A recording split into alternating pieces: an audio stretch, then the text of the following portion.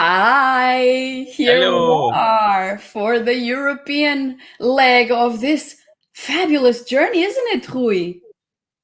Yes, I'm wondering with what's happening this marathon of knowledge and light workers. It's amazing. It's a pleasure to be here with you, Tania. It is a Let's pleasure start. to be here with you too, Rui. It's been fantastic so far, and I'm sure it's gonna just keep on going in that same wavelength. Karen and Nicholas, thank you so much for kicking us off into our stream. And Zane and Geraldine, wow, I also really enjoyed yours. So I haven't been up all the time, but I have been here on and off. And you, Rui, what have you thought of the whole thing? So today we are going to start with an amazing speaker. Our very first speaker bridges science and spirituality through exploring the themes of energetic nourishment using pranic methods of healing and recalibration towards unity consciousness, combining ancient knowledge with modern science discoveries. So let's welcome our dear Cristiana Eltrayan, and let's hear more about this fantastic topic about pranic and breathing and living with the light of the sun. So I invite Cristiana to come on the stage. Good morning. Good morning, Cristiana. Good morning, everybody. So happy to stage is see you yours. guys. Much love to Portugal. Thank you. Much love to Portugal. Yeah, much love to Portugal, and really grateful for this invitation to be with you today. I feel a very buzzy energy from your event there. So you're doing a great job, and I'm really happy to be a part of it. Higher Self Expo. So let's connect to our higher self, right? Right. So that would be the first step to human evolution. That's true. So let's move on. We've chosen the topic. To the stage. See you in the soon. Thank you. Absolutely. We've chosen the topic of today to be free energy and Breatharianism. You know that I'm a big fan of this topic and that I've been working, some of you know me, I've been working on it for more than 10 years at the moment, learning how free energy, universal free energy, can nourish our bodies and can enhance our brain capacity and body capacity. So that's been my field of expertise and research for a long time now, and it's also been my personal practice. Since 2009, I have started this journey again to meditate and see what we can really do with energy. And I've been doing energy practice ever since. So it's more than 12 years now that I'm training on this. And also as a child, I was always interested in the fact that we're all energy and that everything is energy. And I was studying everything that was on paranormal topics and things like that. So for me, that has been a major part of my life, of my childhood, and also of my adult life. And having practiced daily for more than 12 years now, I've been discovering new and vaster ways to connect to this energy field that surrounds and imbues us all. I've been discovering ways to align with it in a way that it can power me up like a battery, and in ways that I can decrease my food intake or basically even cancel my food intake if necessary, to the point where I'm mostly taking liquid food, which means juices, teas, and smoothies. That's my favorite way of nourishing myself now. But beyond that, it has enhanced my capacities. So 10 years or 15 years ago, when I was 23, I had a very agitated life. I had a very stressful business rhythm, and I was all day working at more than 16 hours per day, 6 or 7 days per week. Really, really busy beta brainwave person, very agitated. And that was troubling my health. It was troubling my inner rhythms. It was, disbalancing my whole life. So eventually, I felt called to, at some point, start researching energy work, because that was the only way that I knew of that could get me back in balance. And having started to meditate daily, my life started to change. I've noticed that I can change my food very easily. I became vegetarian, and then I became vegan really quickly. I had already been vegetarian in my adolescence since 17, but as my life got busier, I kind of forgot why I had chosen that. So I had to go back to that, and as my energy would raise and as my frequency would go higher, I would basically change my food intake to a higher state. Because when your frequency gets higher with a certain energy practice, you cannot put the same fuel in your body. You can no longer consume the same foods. It's not possible. Even if you try to do the same, actually your body is suffering, it's getting bloated, you're getting pains and aches all the time, inflammation, headaches, brain fog, all that stuff that comes from food. It's because of the way food is impacting your general rhythm and your vibration, right? So when the vibration raises through some energy practice, you have to change your food intake automatically.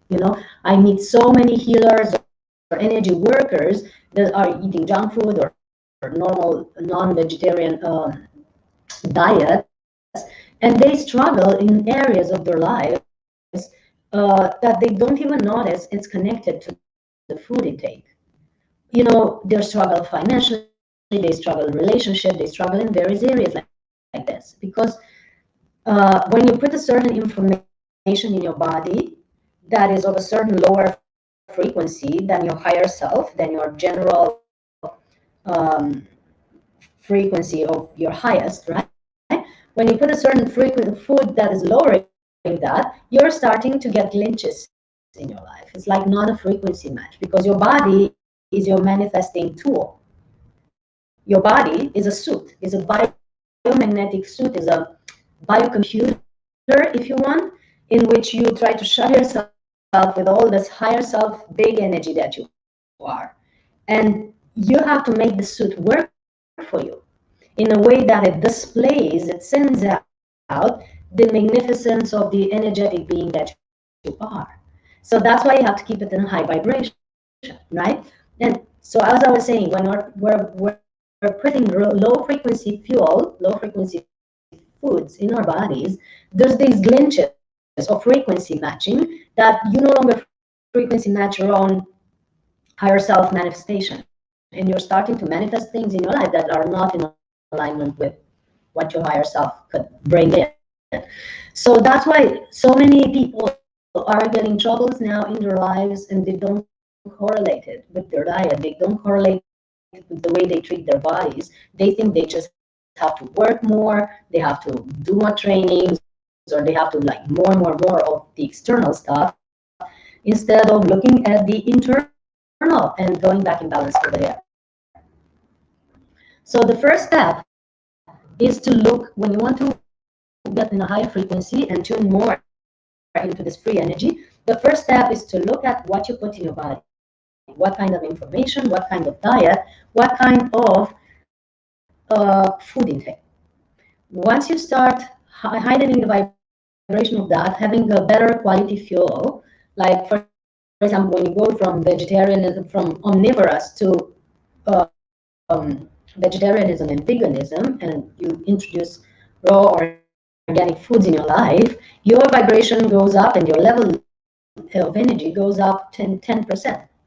When you start putting liquid food that is raw, organic, and quality as a priority, as a majority, you're having 100% more energy in your body. 100% more of your body's capacity as it is now. Imagine that. Can you like even encompass what would be to have 100% more energy? So that's why we're recommending people to be very mindful to their diet and start reconsidering what they're choosing as food intake. Maybe diminish from cooked food and omnivorous to more raw and vegan, and then slowly, as you practice, as you do your daily meditation or some yoga or some qigong or the energy work that you're doing as healers, all of you listening now, as you do that, your body frequency raises, your food habits change naturally, you don't go back into the same emotional eating, and you start having a higher frequency of your body, and your life is starting to get an upgrade. I would love to see if there's any questions or comments. I would love to see how many of you have noticed an upgrade in your lives with just changing diet. But I mean the whole life, not just your body health or the way your energy feels. I mean the whole way of manifesting life, the whole way of being human. Like people's when they go through our processes, for example, through our trainings that we do with pranic nourishment and with detoxing their bodies and with aligning to source and to their higher self, people have a total upgrade also in their relationships. They're having an upgrade in their businesses and abundance. They're having upgrades in their sexuality, because check it out, sexuality is about inner energy, right? They're having upgrades in the way they think, so they no longer see the world in a pattern of conflict. They see the world in a pattern of collaboration and resolution, and let's come together for a better result. So all of that is changing when you change the information that you put in your bodies, because your bodies, I'm going to say this again, are your manifesting device. So you're basically manifesting reality and doing human through this device, through this biocomputer. That's why now it needs to be upgraded and realigned. We're doing many things to help people upgrade on this topic. We're having training we're having a training every month called the Pranic Process Online. I'm gonna. Cristiana, do you have a headset maybe? Yes, I do. Do we Because need the it? sound is really, really tricky and people are having trouble understanding. Oh, really? I'm gonna come back in a second with my headset. Okay, thank you very much. So we'll just wait for you to come back and have a short chat with Karen here. How much time do I have left? You still have another half an hour. Okay. Cool. I'm coming back. So, okay, we just have a chat here with Karen. You still have another half an hour. Okay. Cool. I'm coming back. Okay, just have Karen. How you doing? Oh, you popped me on. I didn't even have my lights on. Yeah, but it's just to say hi to you. Hi, darling one. How's it been? And Rui. There's Rui. Rui. Hey, Rui. Cristiana is back. Okay, great. So we're moving on. Hopefully it's gonna work now.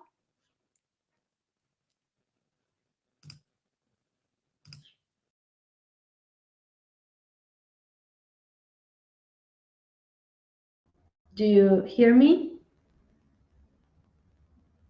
Yes, Cristiana, please take it away. Go ahead. Thank you. Is it okay now? You hear me? Okay. So I hope everybody is fine with the sound at the moment. I'm loving your comments. I normally just channel or download information. So basically, I have no idea what I was saying before. I'm just tune back in and pick it up from where we left it. I was talking about how to upgrade our bodies, yes. And I was saying that we do many things that help people go lightly with this upgrade and go more into natural nourishment and even liquid nourishment and even pranic nourishment. Pranic nourishment means being nourished by prana, energy, chi, mana, or life force, where you increase your level of energy or your body's capacity to be powered up by source, basically, and you decrease your food intake. That's something that humans are naturally doing now. If you look at what's happening on the planet, you see these veganism trend going up by the day, and all the companies, choosing to include vegan products in their rhythm. You're seeing that many people are going on fasting and are going on a liquid diet for a longer time, or just fasting of all sorts, like let's say dry fast or water fast or juice fast. So that's a lot going on as well. Seeing people taking a longer time during the day without food. So that's called intermittent fasting. So they're going 16 hours without food, or half a day or one full day, and they only eat mornings or evenings. So the whole consciousness of the planet is changing, and the way people are seeing diet and the way they are treating their bodies is also changing. Many people with this whole seclusion time, lockdown time that have taken healthier habits, have started to work on their bodies and reconsider their rhythms. So that's a very, very good evolution that we're having on Earth right now. So naturally, as we moved into this evolutionary step, we're also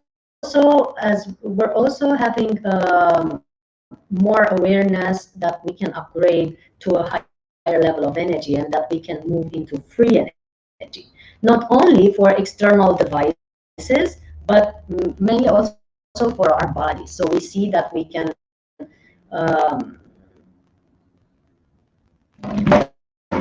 see that everything is connected, everything is one. We can feel other people's energy more powerfully and all that. So it's basically tuning into a higher flow by the day. We were saying that we do a lot of things to help people upgrade. One of the things we're doing is a monthly training of 8 days, the Pranic process online, where every day we meditate with people, we give them, we do exercise together for energy work, we recommend the methods of detox, and we go on juices for an extended time so that people detox their bodies, their emotional fields, and their minds, and for 8 days they change their entire life in meeting us online for 1 hour, 1 hour and a half per day. And that's a beautiful experience that we've been sharing since 2013, and we've seen so many people's lives changing with that. We also have a Pranic festival in Romania with people that are nourished by light, chi, or prana, without the need of taking physical food for more than 10 years or 20 years, some 5 years or more, that are only doing liquid diets or even just water for an extended periods of time. I know this sounds very far-fetched to some and very weird, and I totally understand it, but since I've been knowing these people for more than 10 years and I'm close friends with some of them, I truly know that they are for real. And I've lived with them and traveled with them, and you can see some videos of them on my YouTube and on my Instagram, which is Eltrayan, and YouTube is Cristiana Eltrayan. You can see them, and you can know that this is for real, and you can meet them in person in August 15 to 18 to the Pranic Festival in Romania.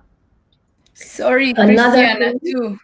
Sorry to come in again, but there's still an issue with the sound. Yes. We are suggesting maybe if you enter, if you get out of StreamYard and come back in, maybe it will fix the issue, because it's not very easy to hear. Sorry about that.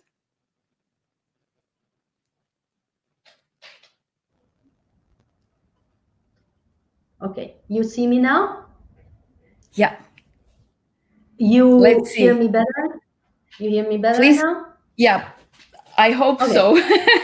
Okay. No, just sorry tell me to interrupt. if it's interruption. Yeah, it's okay. Okay. Sorry. Okay. I'll remove myself. Thank you. So I was saying that every year in Romania we have this event for 4 days where we can meet all these people and see that they are, you know, the way they are living, the practices that they have, they share with us. And I'm one of the speakers, so you're actually seeing me now. And it's a great like family event, you could call it, light family, where we help people understand and get informed on this lifestyle.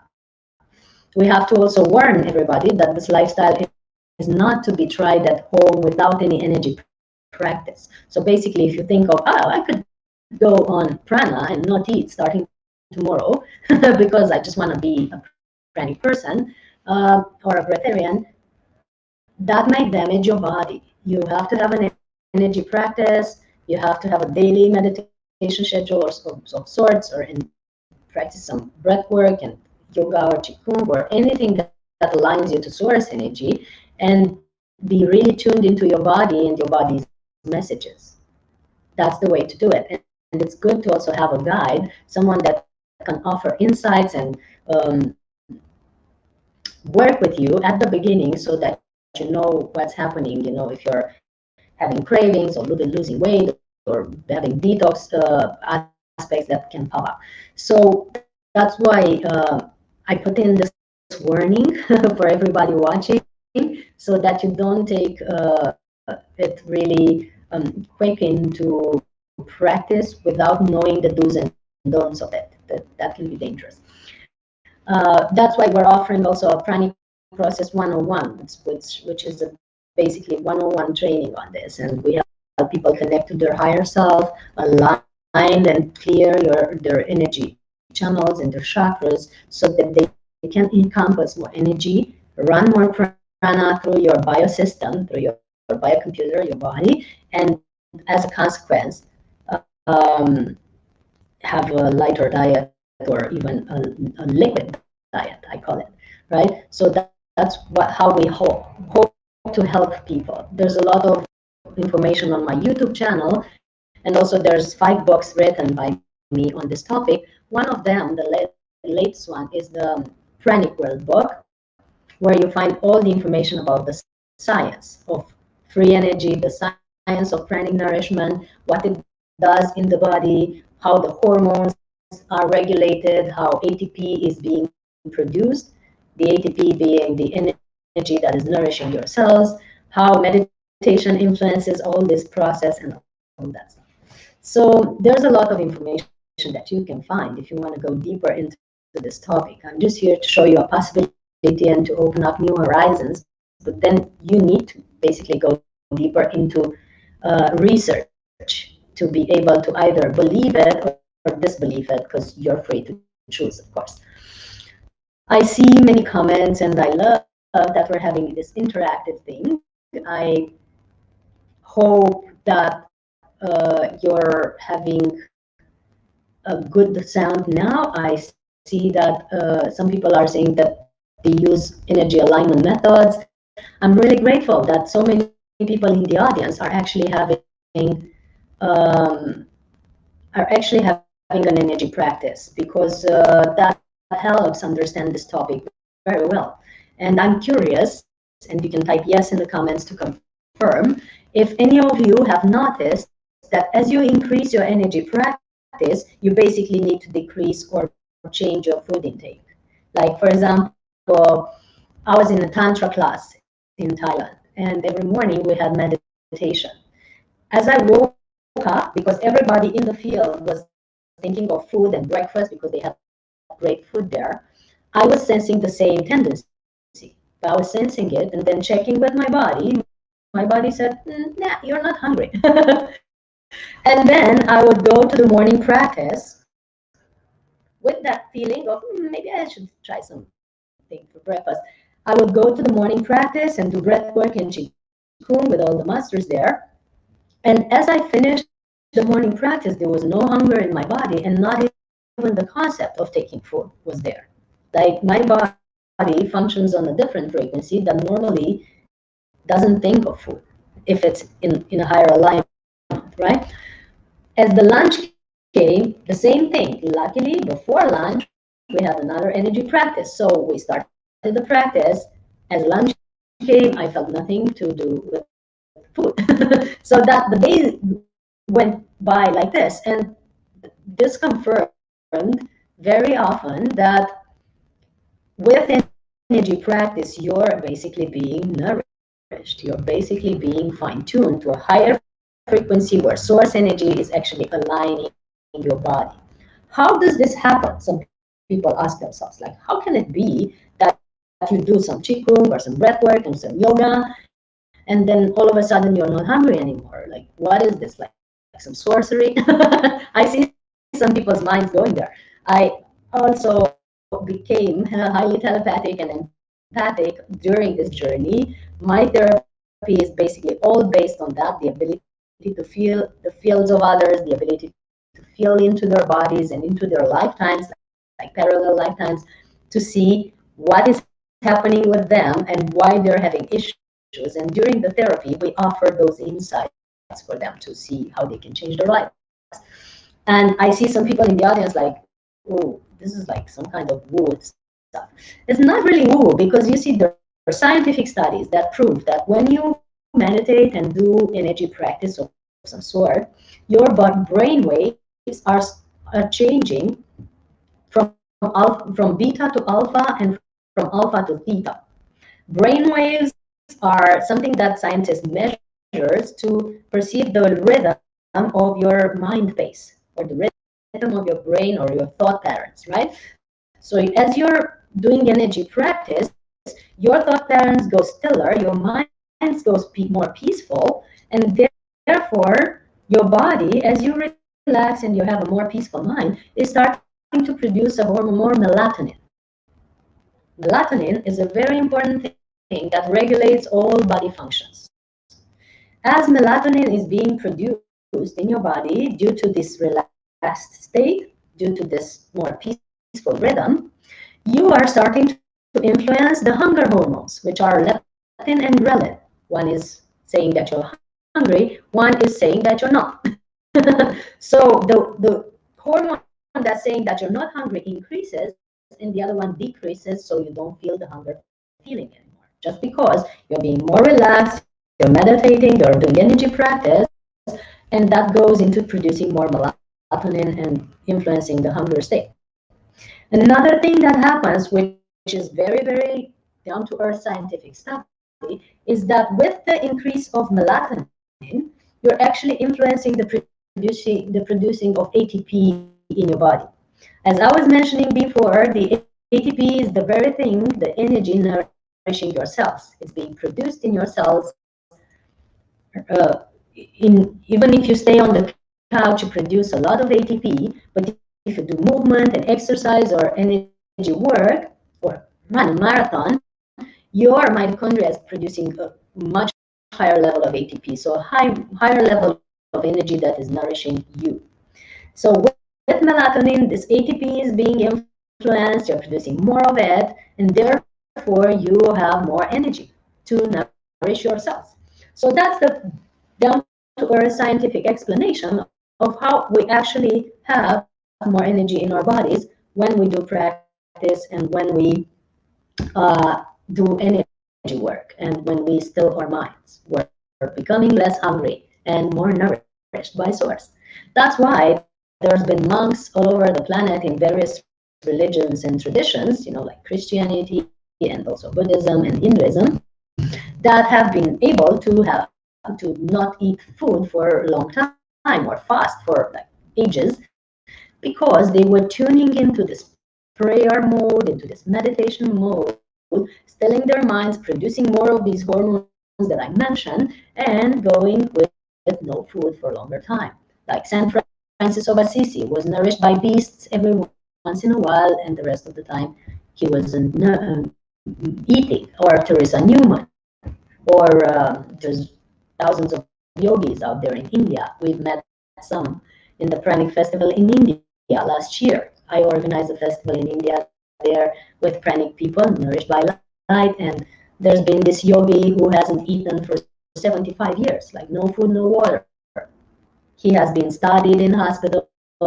He has been monitored for 14 days by the Ministry of Defense, all scanned. You can see the studies. You can see my videos on him on YouTube, all for real, and he was having this ability. If you read the autobiography of a yogi, which is written by Paramhansa Yogananda, it's an iconic book of spirituality, you see there a reference to various sages, but mainly Giribala, a woman from India who just got this ability in her childhood, and she hasn't eaten ever since. The reason for all of those people being in that state is faith and energy practice. Both of them has to come together. If you're having energy practice, but your mind doesn't believe that there's a source and that you can be nourished by it, it's not going to work. If you're having the belief, but you're not doing any energy practice to still your mind, it's not going to work. So both of those things, belief and energy practice, have to go together. Yeah, so in my book, the Pranic World book, we talk about all the people that we've met and how they did it and how they managed to stay nourished by source for a long time. You can also meet them in Romania very soon. In India, we have the next Pranic Festival. For those of you asking themselves, I see some people asking in their mind. The next Pranic Festival in India is March 3rd to 8th. So yes, I see that doing yoga and karate complements meditation. Yes, and any type of energy or body work complements meditation as well. Somebody says, absolutely, I just listen to my body. Certain foods are just not being accepted by my body anymore. So high, such high percentage of humanity is having the same experience. Like certain foods, they just don't work for you anymore. In my view, we shouldn't insist on taking those in, because it just creates damage to our bodies, like I was saying before. What I suggest is that you listen to your body, give up emotional eating, and start working with your emotions and heal your traumas. That's very important. Heal your traumas that make you go into emotional eating or binging or whatever is connected to emotions. And once you process those things, and that's part of the one-on-one work that we do, you get lighter on your diet automatically. Like there's no reason to take all those things that do harm to your body, right? You don't need them anymore. When you really check, you will see that most of your eating is habitual or emotional. No need for most of the things that you put on your plate. So you can basically right on reduce your foods to 50% or less of what you're taking. Another thing that's happening on the planet, and is very important to know, is that as Schumann resonance, the core of the earth frequency, as this core of the earth frequency is rising, and it's been measured scientifically as Schumann resonance, we are raising frequency of our physical bodies as well. Our bodies is made of the same elements as Mother Earth, as Gaia.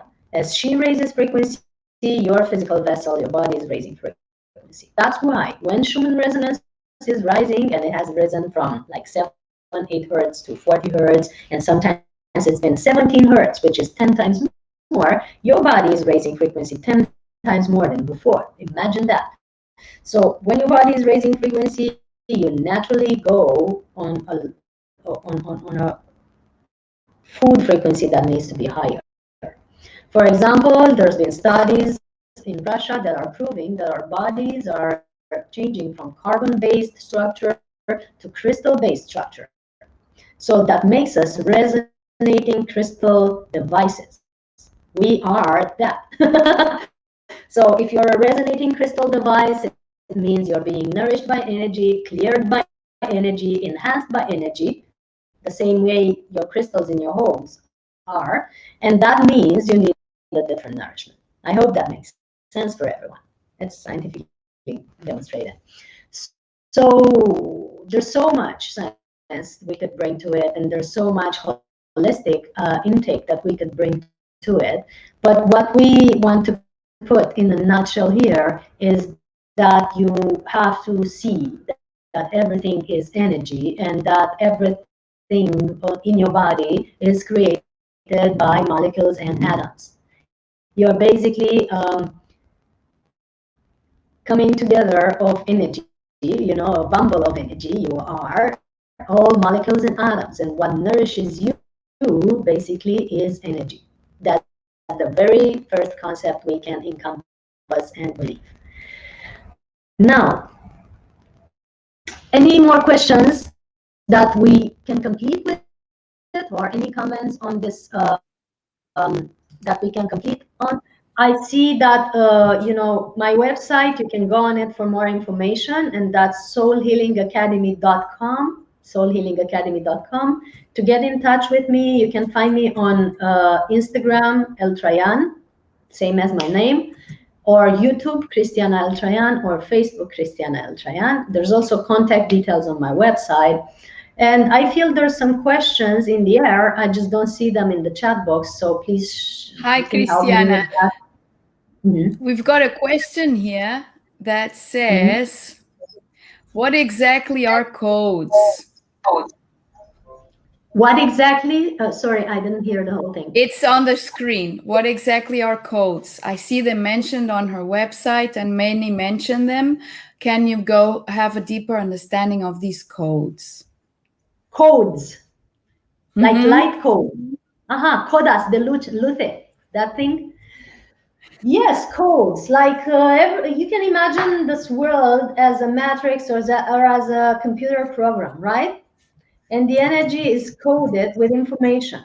We could say that when people are opening their energy to the fullest, they actually see, like literally, they see the matrix structure. Sometimes they download symbols. Many of you, and you can type yes in the comments, when you had a spiritual revelation, you just had symbols coming at you. You just saw them like on a screen, right? Some just see certain, and I feel some people in the audience are really resonating with what I'm saying. Some are just downloading information like in blocks of energy, and you get certain jolts of energy in your body, certain goosebumps or energy rushes in your body. Some are just getting feelings like pains or relaxation or heat or cold or all that stuff. These are energy blocks or energy codes, I call them, the energy information blocks that are recoding your system, are reinforming your system, are upgrading your biocomputer.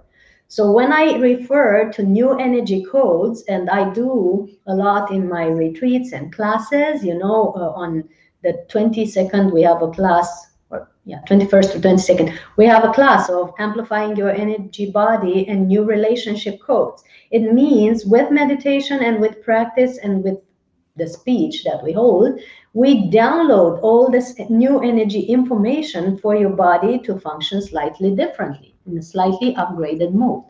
So if you look at your body as a biocomputer, you could call these codes like the new information that is being written in it, so that it can function in a different way, in an upgraded way. And we're sharing this to you right now as we speak. It doesn't need me to do like some very complex energy practice. As we speak, with the speech and with the energy that we transmission, we download these codes for everybody in the audience. We can do a brief meditation even, or a brief exercise to work with that, to like maybe demonstrate more of it. We only have 4 minutes, so maybe it's a bit tight. Time is like very relative to me. Let's see. We'll stay here. We'll stay on screen because apparently the sound is better now that we're on screen. Yes, okay. We needed all of you to be here for this download. See how these things work. So yeah, I invite everyone to center in your hearts. Center in your hearts. I'm loving this audience. I'm loving you to the fullest. And imagine, every one of you, that you're in a light column from the center of the universe to the center of the earth. A light column like a cylinder all the way around you and through you, from the center of the universe to the center of the earth. You start breathing this light from the light column, from the cylinder of light. You can see it as energy. You can feel it as tingles in your body or heat or cold. You can imagine a color around you, and whatever color comes, that's the energy that needs to come for you. Start breathing this light into your body with the inhale, and with the exhale, release everything that you're ready to release into this column of light. This is pre-programmed, this column of light, pre-programmed to dissolve, transmute, transform everything you release instantly, transforming it into pure love. A deep breath, drawing more light into your body, filling all your organs and cells with this light from the column of light from the center of the universe. And with the exhale, release everything that doesn't serve you. Another deep breath in, drawing more light into your body, opening up your cells.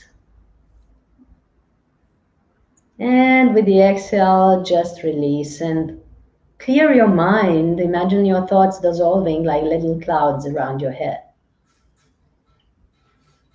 You see, sense, or feel that you have a connection cable from the heart of the central sun, the highest of the highest, or the heart of the universe, coming down to the top of your head and down into your heart.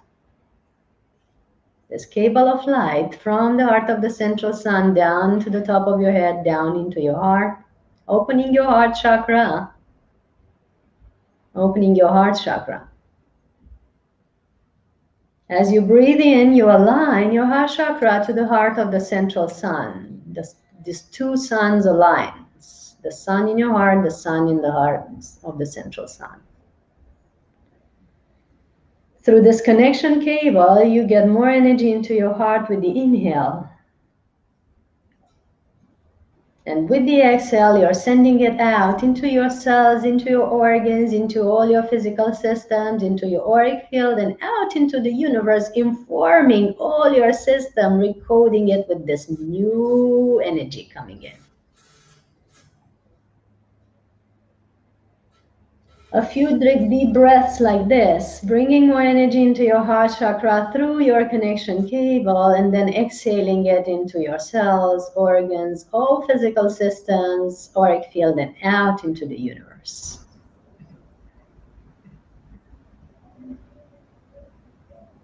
Slowly, you let this energy flow into your lower chakras and all the way through your feet and down to the soles of the feet. From your heart down to the soles of the feet and into your roots. And notice your roots growing into the center of the earth like a big tree.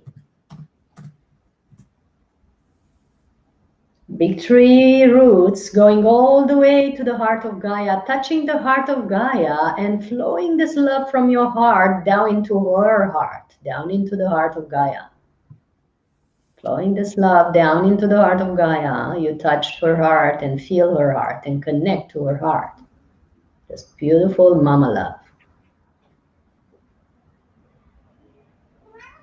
And in the heart of Gaia, there's a sun, and all these three suns are now aligned. The sun from the center of the universe, the sun in your heart, the sun in the heart of Gaia, all in alignment now. as you breathe. We let the energy, love from the heart of Gaia come up through your roots. She sends love back to you, all the way up into your soles of the feet, ankles, calves, knees, thighs, all the way up to the hips, all the way up to the base of your spine, filling your body like a gentle golden energy, all the way up through your spine to your heart, opening your heart, mixing with the yang energy from the center of the universe. Doing this beautiful yin and yang dance into your heart. The yin from the center of the earth, sun, the yang from the universal sun, mixing into your heart sun. And this earth mama love energy going up on your spine to the top of your head, filling your whole body. Ah, it feels so good. Springing Thank through you your so shoulders, much, Cristiana. Thank you so much for this moment. forming It's the been bubble of wonderful. energy around you. Sorry to interrupt you, but we have to move on to the next speaker. Otherwise, she will have less time on her time. Thank you very much. Thank you. Okay. Come back Thank you, into your Cristiana. body. See you next was- time where that is. Thank you. Thank you very much. Thank you so much. Thank you. Namaste. That's Blessings beautiful. to all. Bye Blessings. Very beautiful. bye. Blessings. Thank you. Okay, so thank you very much, Cristiana. And we are now moving on to our next speaker, Mahima. Mahima is from India, and she is on our Europe stream right now. And she is a filmmaker with decades of experience producing fictional TVs, documentaries, and human interest stories, many times unraveling superstitions by applying a rational scientific lens. Let's welcome her onto the Higher Self Expo stage. Thank you for being here, Mahima. Hello, Tania. Hello, everybody. Thank And you. Warm wishes from India.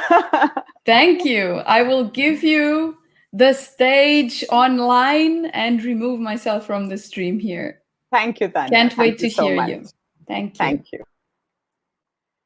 Hello, everybody. As you already heard from Tania, I make documentary films, and I've been doing it for the last 2 decades. Now, science has not been my subject, and it has not even been my strong point. But somewhere along the line, I think universe has a way of teaching you. So starting from school to college, and then understanding science vis-a-vis the social conditioning or the place where we live in or we grow up in, what it teaches us about life. That involved a lot of understanding as to how science and spirituality were interwoven. But the work which I did, which I took on later on in terms of making films, that was instrumental in giving me a clear understanding as to where science and spirituality merge and where they overlap with each other. It's like where science ends, spirituality begins, and vice versa. Now, in common language, science is understood as something which you observe, which you identify, then describe, give it a description, then get into investigation, and then probably with evidence, you explain it. But on the other hand, spirituality is formless, is actually walking the path of the unknown, the unseen, and it has no evidence. Of course, you see the result at the end of it, but it has not got a process.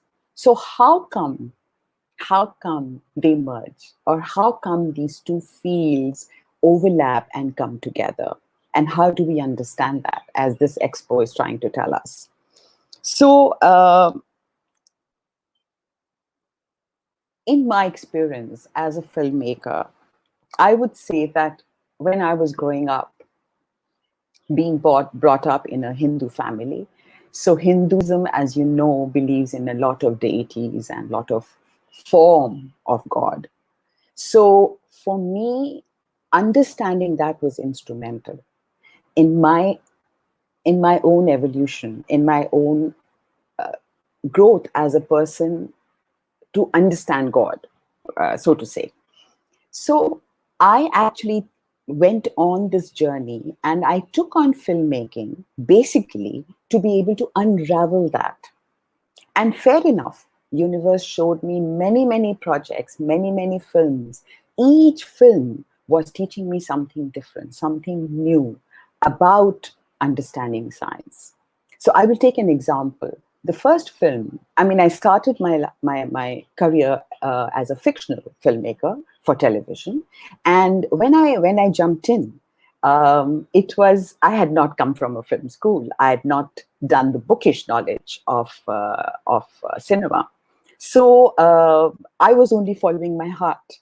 But when I got into the field, I realized that there is a science to cinema. There's a science to filming. And I remember so many times I made these faux pas and everybody in my team would come and tell me, "Ma'am, you're crossing the line of access." And I don't understand that, because for me, what really mattered was how impactful the scene was in terms of bringing out the right emotion. How much anybody who's watching it is going to be impacted or is going to be inspired by that scene, and how much will they be able to relate to it. So it was something like for me, it was like, for everybody actually, they thought that I was goofing up and I was making huge mistakes. But because I wanted to really listen to my heart, and because I really wanted to do as something that was really touching the other person, I went along, not really following the book, not really getting into the empirical knowledge of what cinema actually taught. And of course, there were big bads and there were people who were pointing a finger, but that really didn't bother me, because somewhere I knew that it was probably setting the foundation for me to where I had to walk later on. It was probably preparing me for a place where I would probably walk later on in my life. So as luck would have it, and as the play of the universe happened, I was restless during the making of the entire fictional career. I was restless. I was not stimulated enough. Of course, I'm grateful because it actually brought sustenance in my life, but I knew it was not something, it was not a calling from my heart. So I jumped out of my comfort zone and I jumped into a place which was unknown. So I started exploring that area. And the first film which I made, I remember, was on the oracles of Ladakh. They are actually the shamans from India. So when I made that film, I started reading up a lot about them just to be able to understand what is shamanism.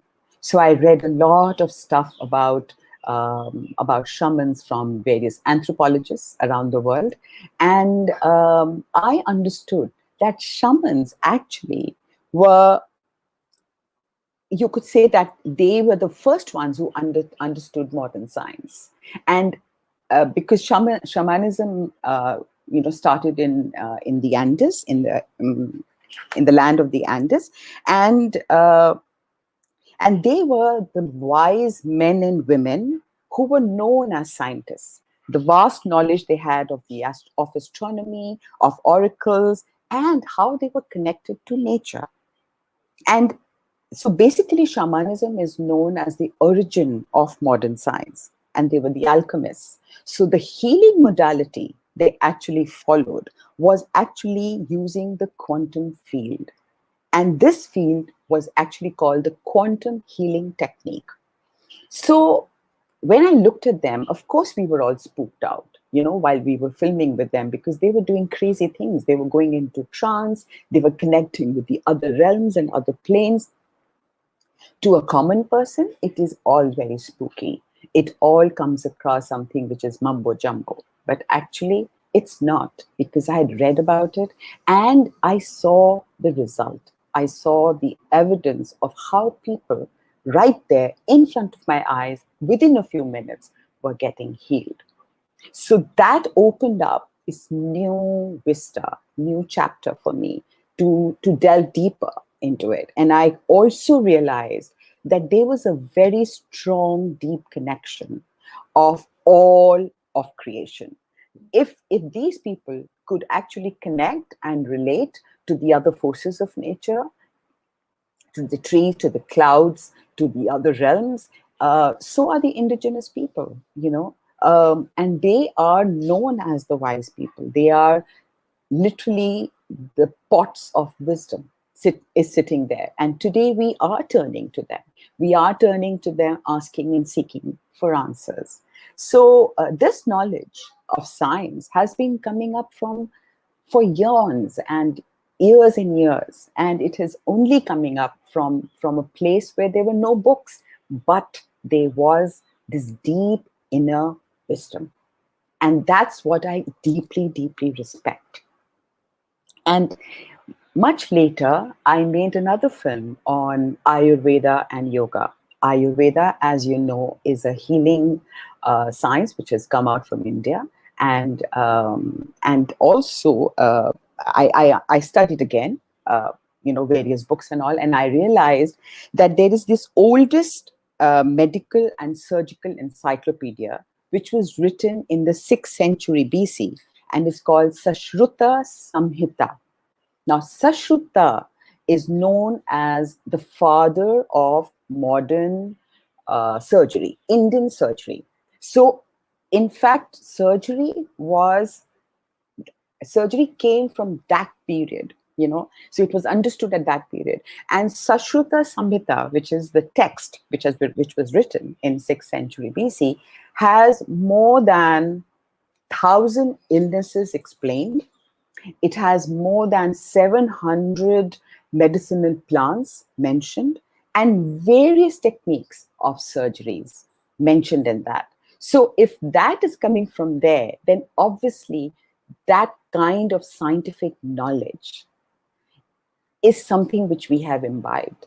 And Sushruta Samhita actually also provides the foundation on which Ayurveda is based. And Ayurveda is very scientific. So while we were making the film on Ayurveda, I remember we had taken a group of Dutch people who had flown in from Holland to India, and we had all gone to this place in Kerala, which is the hub of Ayurveda. And every day they would get their regular checkups, and they would get their treatments, and they couldn't figure out that how could something like mud on your stomach could heal, say for instance, huge serious ailment in your stomach. Or how could water therapy heal you? But not realizing that each of these, whether it is water, whether it is earth, or whether it is any plant, they all have a soul, and they all listen to human beings. They all understand the language of healing of human beings. So if that connection is there, and if that deep inner connection is made with anything in nature, be it clouds, be it trees, be it plant, be it earth, be it water, anything, it talks back to us. So there is a science to that. There is a science. And then it also brought about a lot of interest in me to explore this further.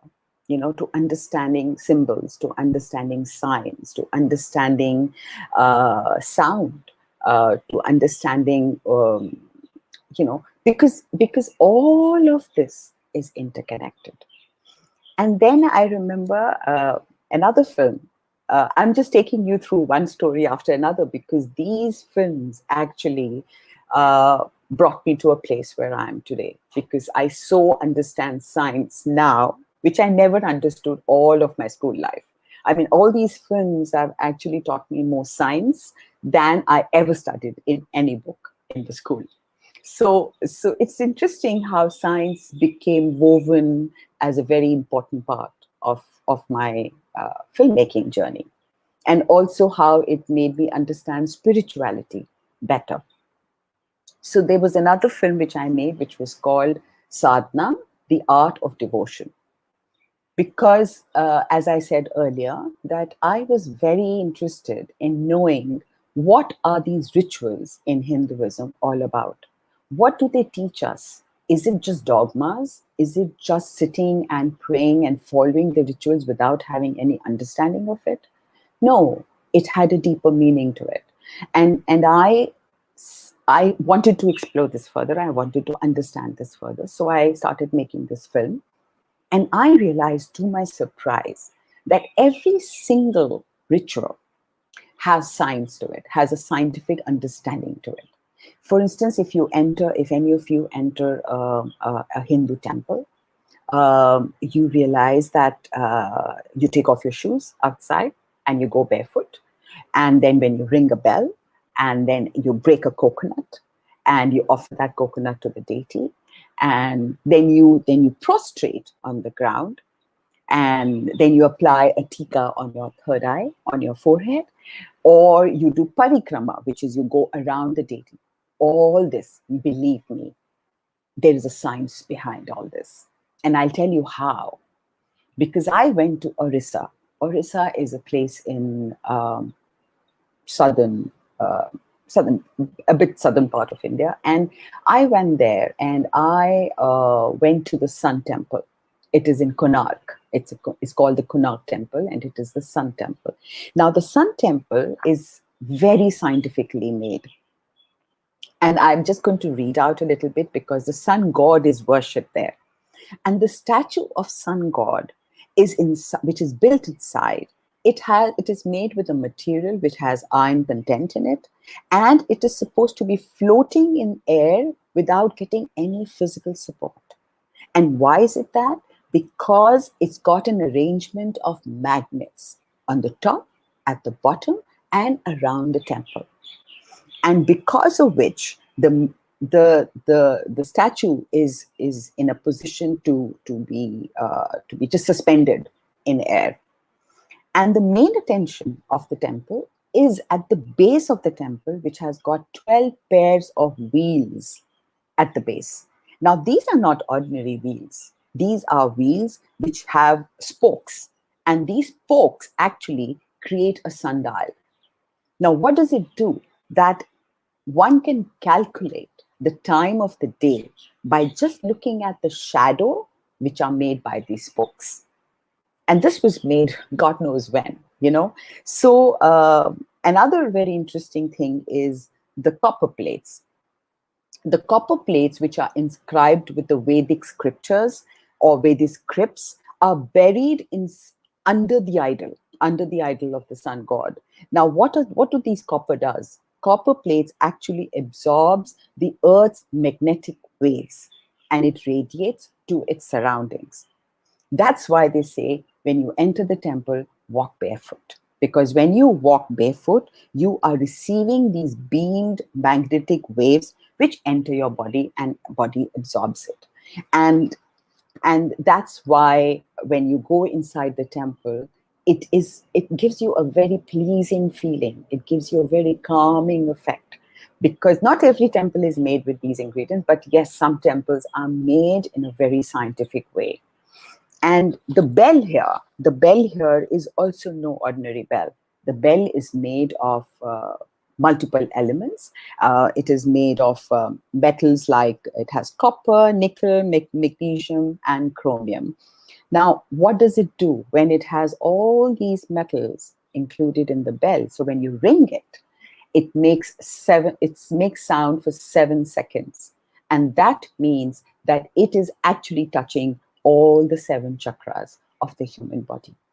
So just doing this opened up this new understanding of even Hinduism for me. Because I realized that it's not just about dogmas, it's just not about the rituals. It is how you imbibe what has been gifted to us in terms of this huge wisdom, huge knowledge, like the earlier speaker also spoke about the autobiography of a yogi. She spoke about various modalities like pranic healing and all that. They're all coming from a period when there was the understanding of human body in a very scientific way. So when we study this now, we've got to put the two together.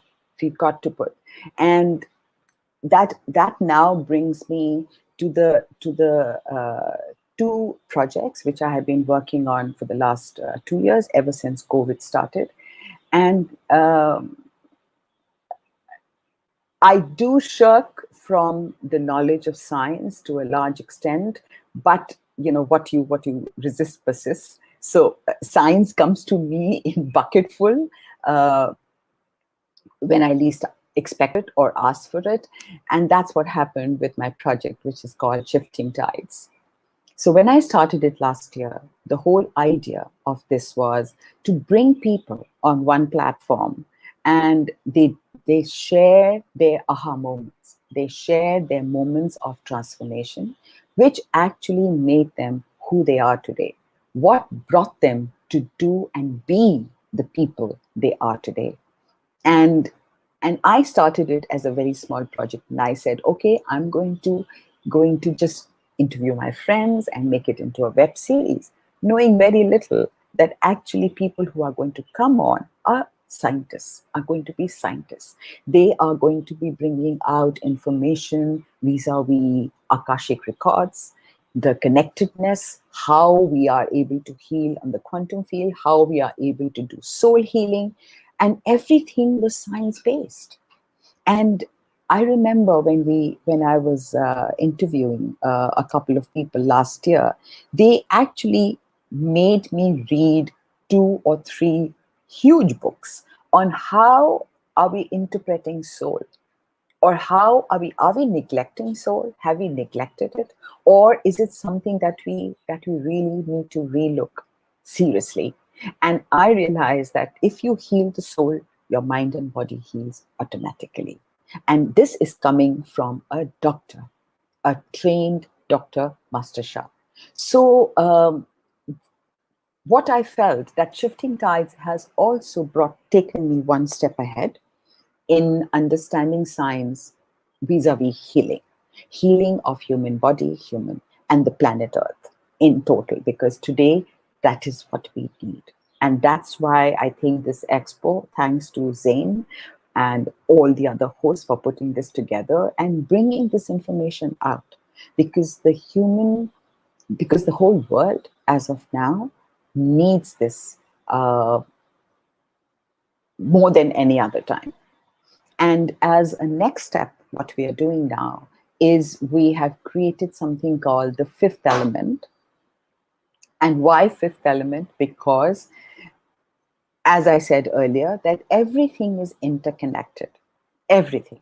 And even the elements, the 5 elements, they got to be all together and in harmony to be able to have harmony outside. Because if any of the element is in misalignment from one another,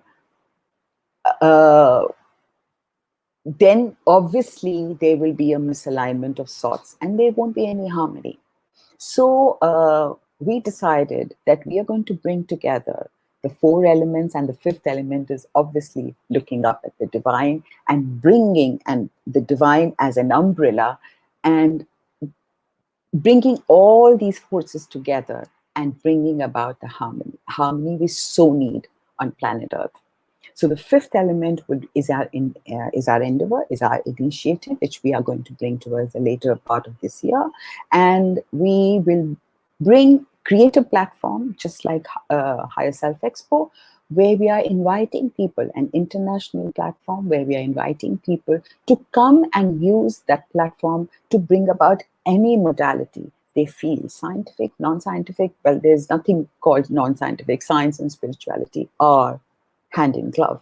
So anything to do with science, spirituality, as a healing modality, as something, whether they're using sound, whether they're using fire, whether they're using water, whether they're using any element to heal, that is an element which will actually take humans to another level of growth, of transformation, of rejuvenation, and of healing.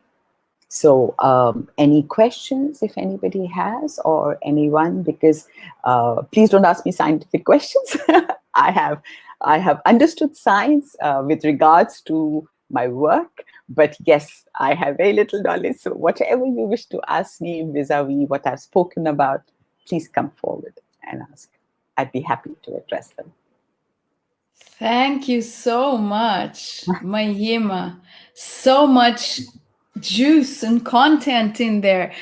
Really, really lovely.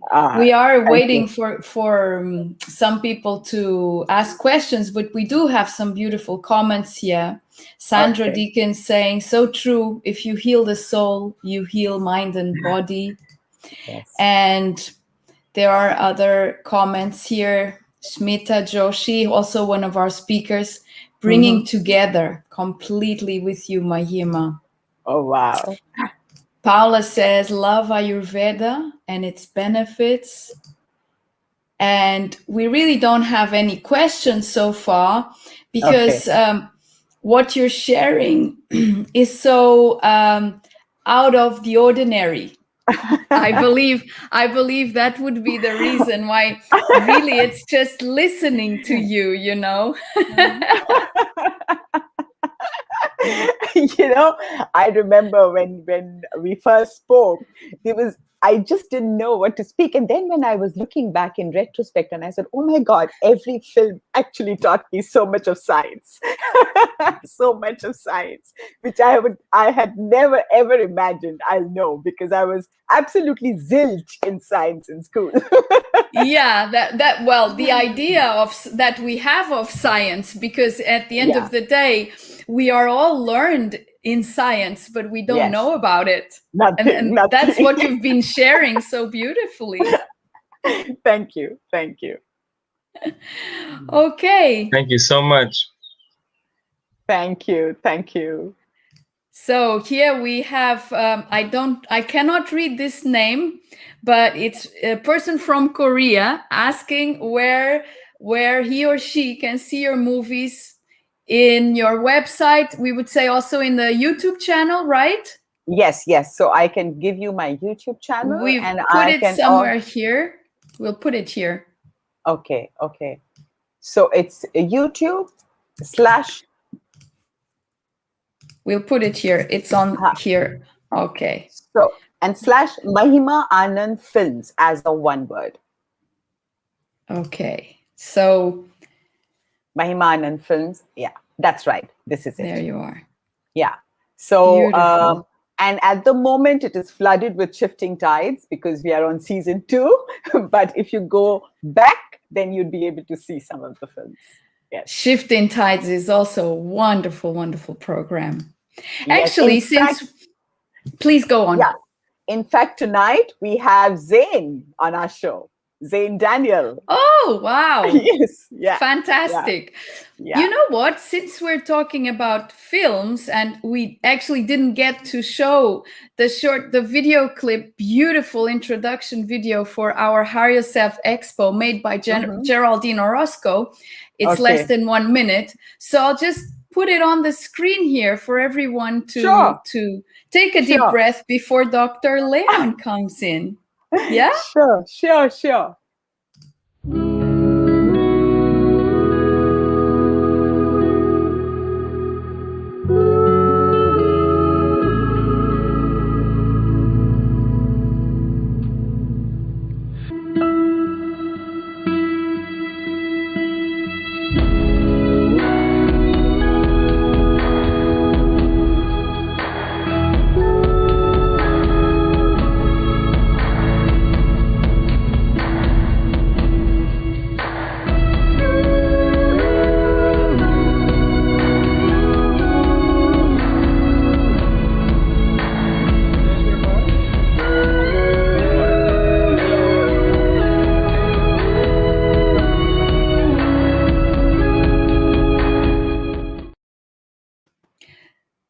So that Beautiful. It's beautiful. Very well made. So it classy. is, isn't it? And you're the Yes. pro.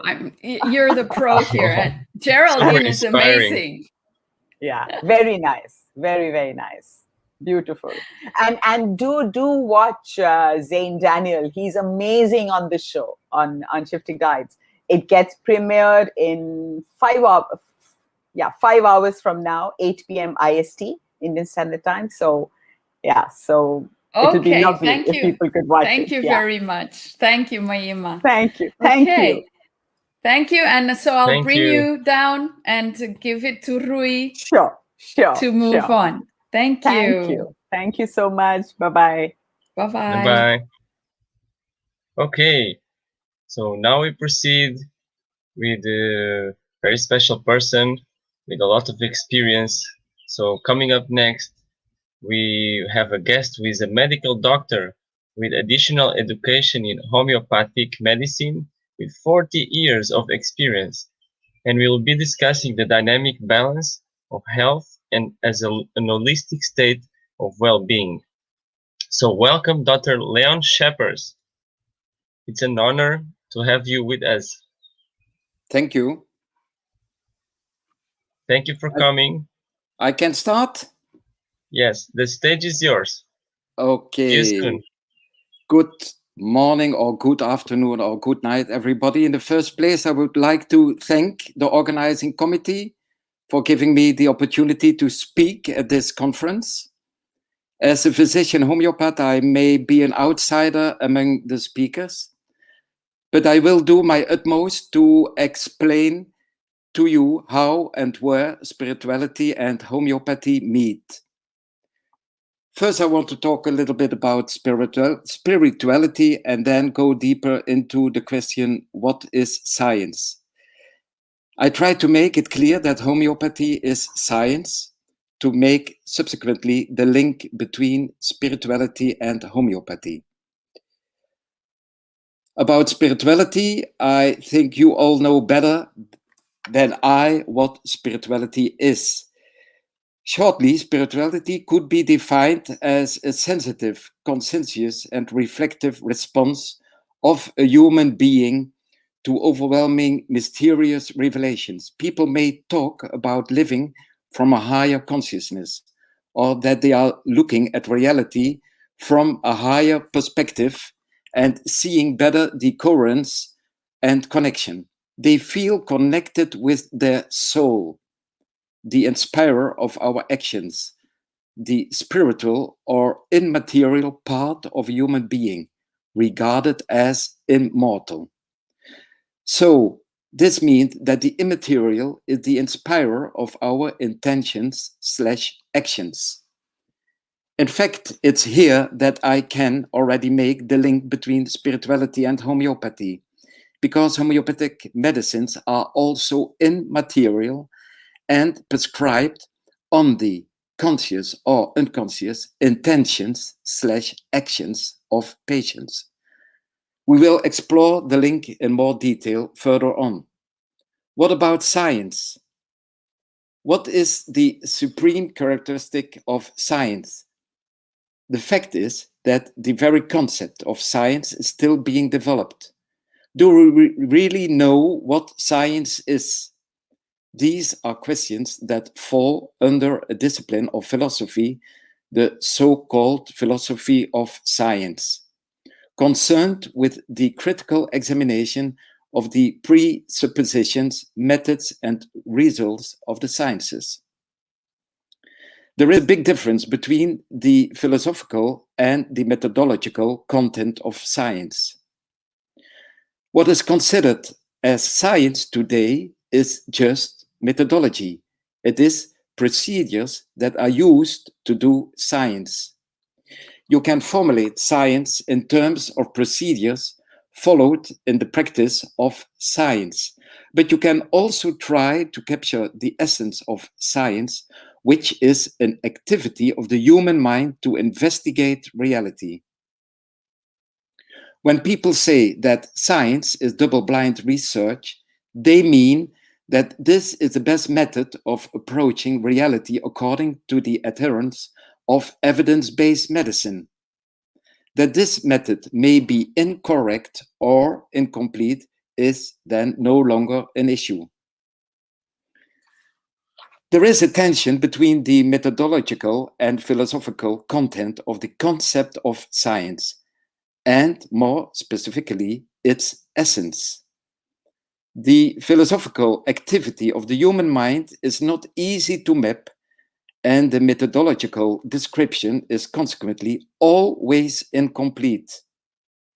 As a result, tension arises between methodology and the actual mental activity that science represents or should represent. The battle over the scientific rigor of homeopathic medicine is still being fought in this field of tension. This comes to the fore in the application of statistics, for instance. The statistics that scientific research uses are based on the idea that you can apply statistically collected data about groups to individuals. So if the chance of a heart attack in the total population is 1 in 100, then this chance also applies to everyone. This reasoning is part of the causal analytic thinking carried out by conventional medicine. The problem is that this reasoning is incomplete because it does not consider the different constitutions of the individuals. Constitution in the sense of the natural condition of the body or mind, the disposition which on his turn stands for character, soul, mind, heart. There are people for whom, because of their disposition or constitution, the chance of a heart attack is considerably higher than average, while other people will never have one. They have a predisposition for other diseases. If you assess someone solely on the criteria that he or she has in common with other people, then you only measure the similarities, which as such consist of demonstrable organic changes that look rather similar in different people. One person's ulcer looks like another's. What lies behind the symptoms, the cause or the breeding ground, gets no attention. The system thinking of homeopathic medicine, which attributes an important role to a person's constitution, runs counter to this analytic thinking. The concept of constitution contains certain potential ontological possibilities investigating the essence that lies behind perceived reality, which may or may not express themselves. For example, a person may be said to suffer from intestinal disorders under unfavorable conditions. Another has a greater chance of developing joint problems, for example. Whether people will actually suffer from those complaints depends on the circumstances in which they themselves and their general condition. The following example is provided to clarify the difference between the causal analytic thinking of conventional medicine and the system thinking of homeopathic medicine. If you produce too much stomach acid, you will get an inflammation of the stomach. This is analytic thinking that takes into account only cause and effect. In this case, the increased gastric acid secretion is the cause and the gastritis the effect. The question as to why this increased gastric secretion occurred is not asked. Has the patient experienced anything that has disturbed the normal course of events?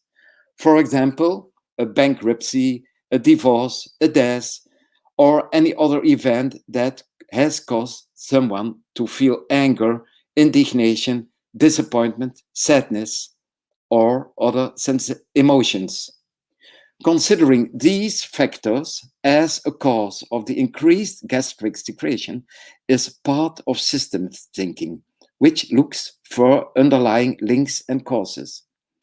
This way of thinking is in principle applicable to any medical problem. What does life to a person, and more importantly, what does a human being do with life? How do you deal with the calamities of life? How do you process them? All this is contained in our constitution. This constitution determines our vulnerability, susceptibility, and predisposition to certain diseases. The concept of constitution thus encompasses our character, our mental disposition and personality traits, as well as our physical characteristics and physique. In short, it defines who we are as human beings and our susceptibility to everything that can threaten us. One of the major differences between homeopathic medicine and conventional medicine is whether to think in terms of the patient's constitution. During the 19th century, conventional medicine cast aside the concept of constitution because it could not be measured or observed using conventional methods. By concentrating on individual organs, conventional medicine lost sight of the bigger picture. One consequence of this is that the phenomenon of syndrome shift, the observation that if you suppress a certain symptom, other symptoms often appear, is not paid any attention.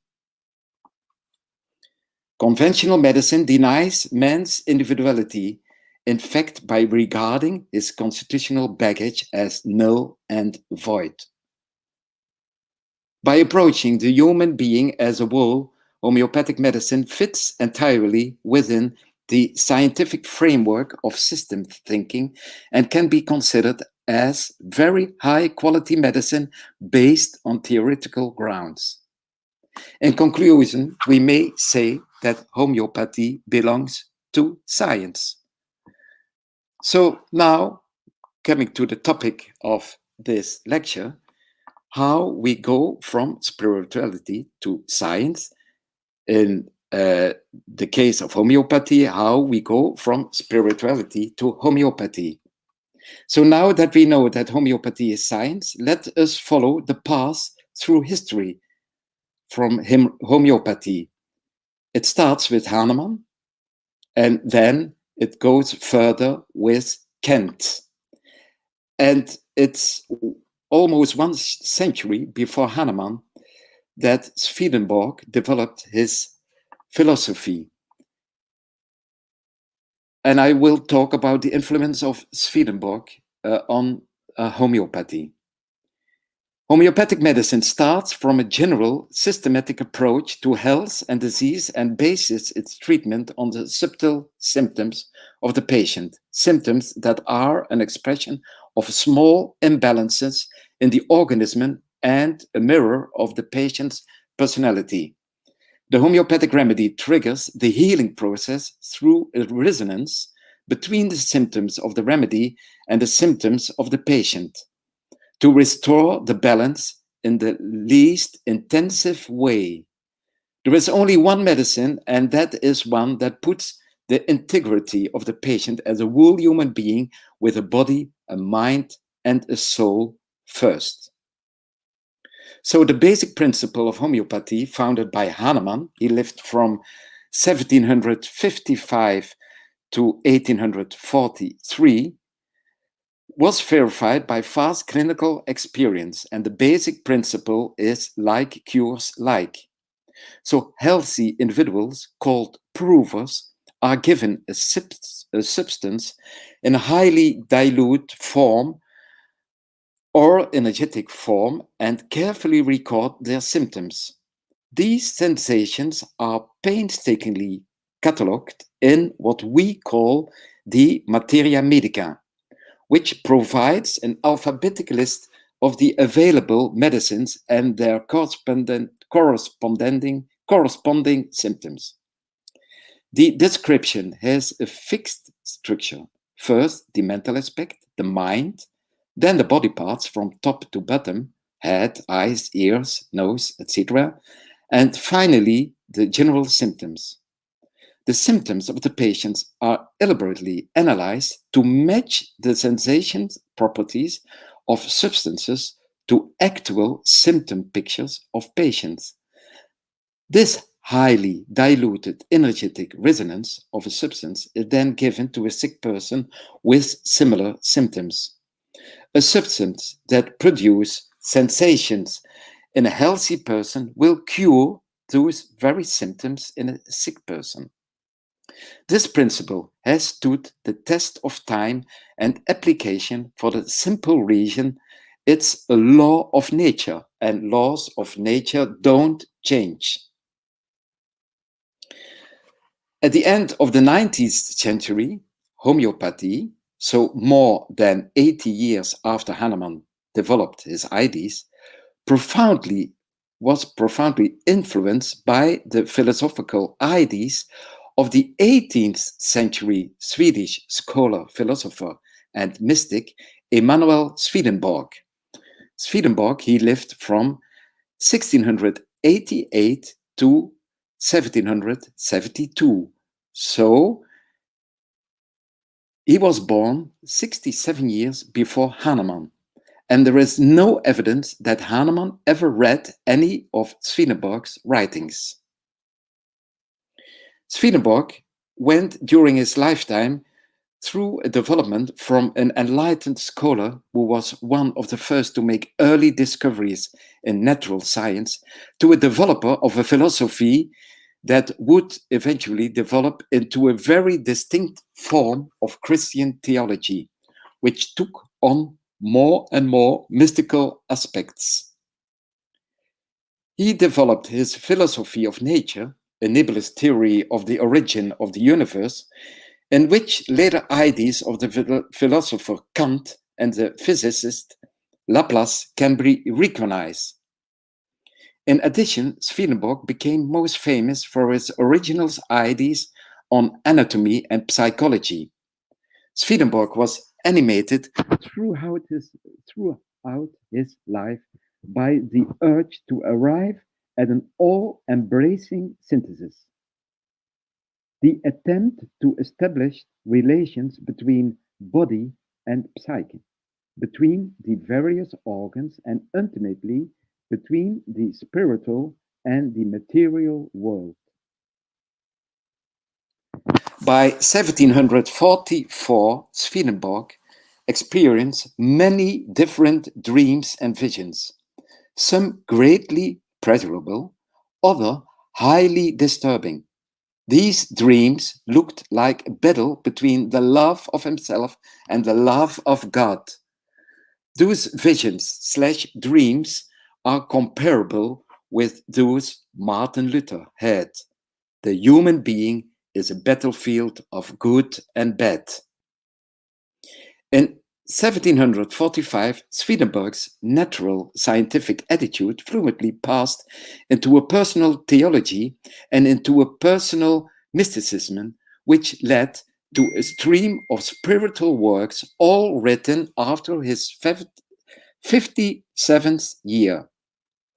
His best-known spiritual work is Arcana Coelestiana, 8 volumes, 1 volume a year from 1749 to 1756. While not denying the historicity of the stories of the patriarchs and the exodus of Egypt, it explains them as describing symbolically the process of spiritual growth and struggles in each individual person. Around 1784, Swedenborg's philosophical ideas reached the east coast of America and immediately fitted into the intellectual climate of the time in that part of the New World. The intellectual movement was largely based on the rise of the new scientific approach to nature, but there was also room for traditional thoughts on the fundamental unity of creation and the old Platonic philosophies. In this synthesis between the scientific and the mystical, Swedenborg's philosophy fitted perfectly and led to the formation of a new kind of denomination called the New Church, whose members became known as Swedenborgians. Although the modern Swedenborgian Church still bases itself on the theology of Emanuel Swedenborg, it must be emphasized that Swedenborg himself never founded a church during his life. In this milieu, there was room for a personal Christian view of life, which effortlessly went hand in hand with the rise of the contemplative scientism of the Enlightenment, which did criticize an exaggerated trust in the efficacy of the methods of natural science applied to all areas of investigation, as in philosophy, the social sciences, and the humanities.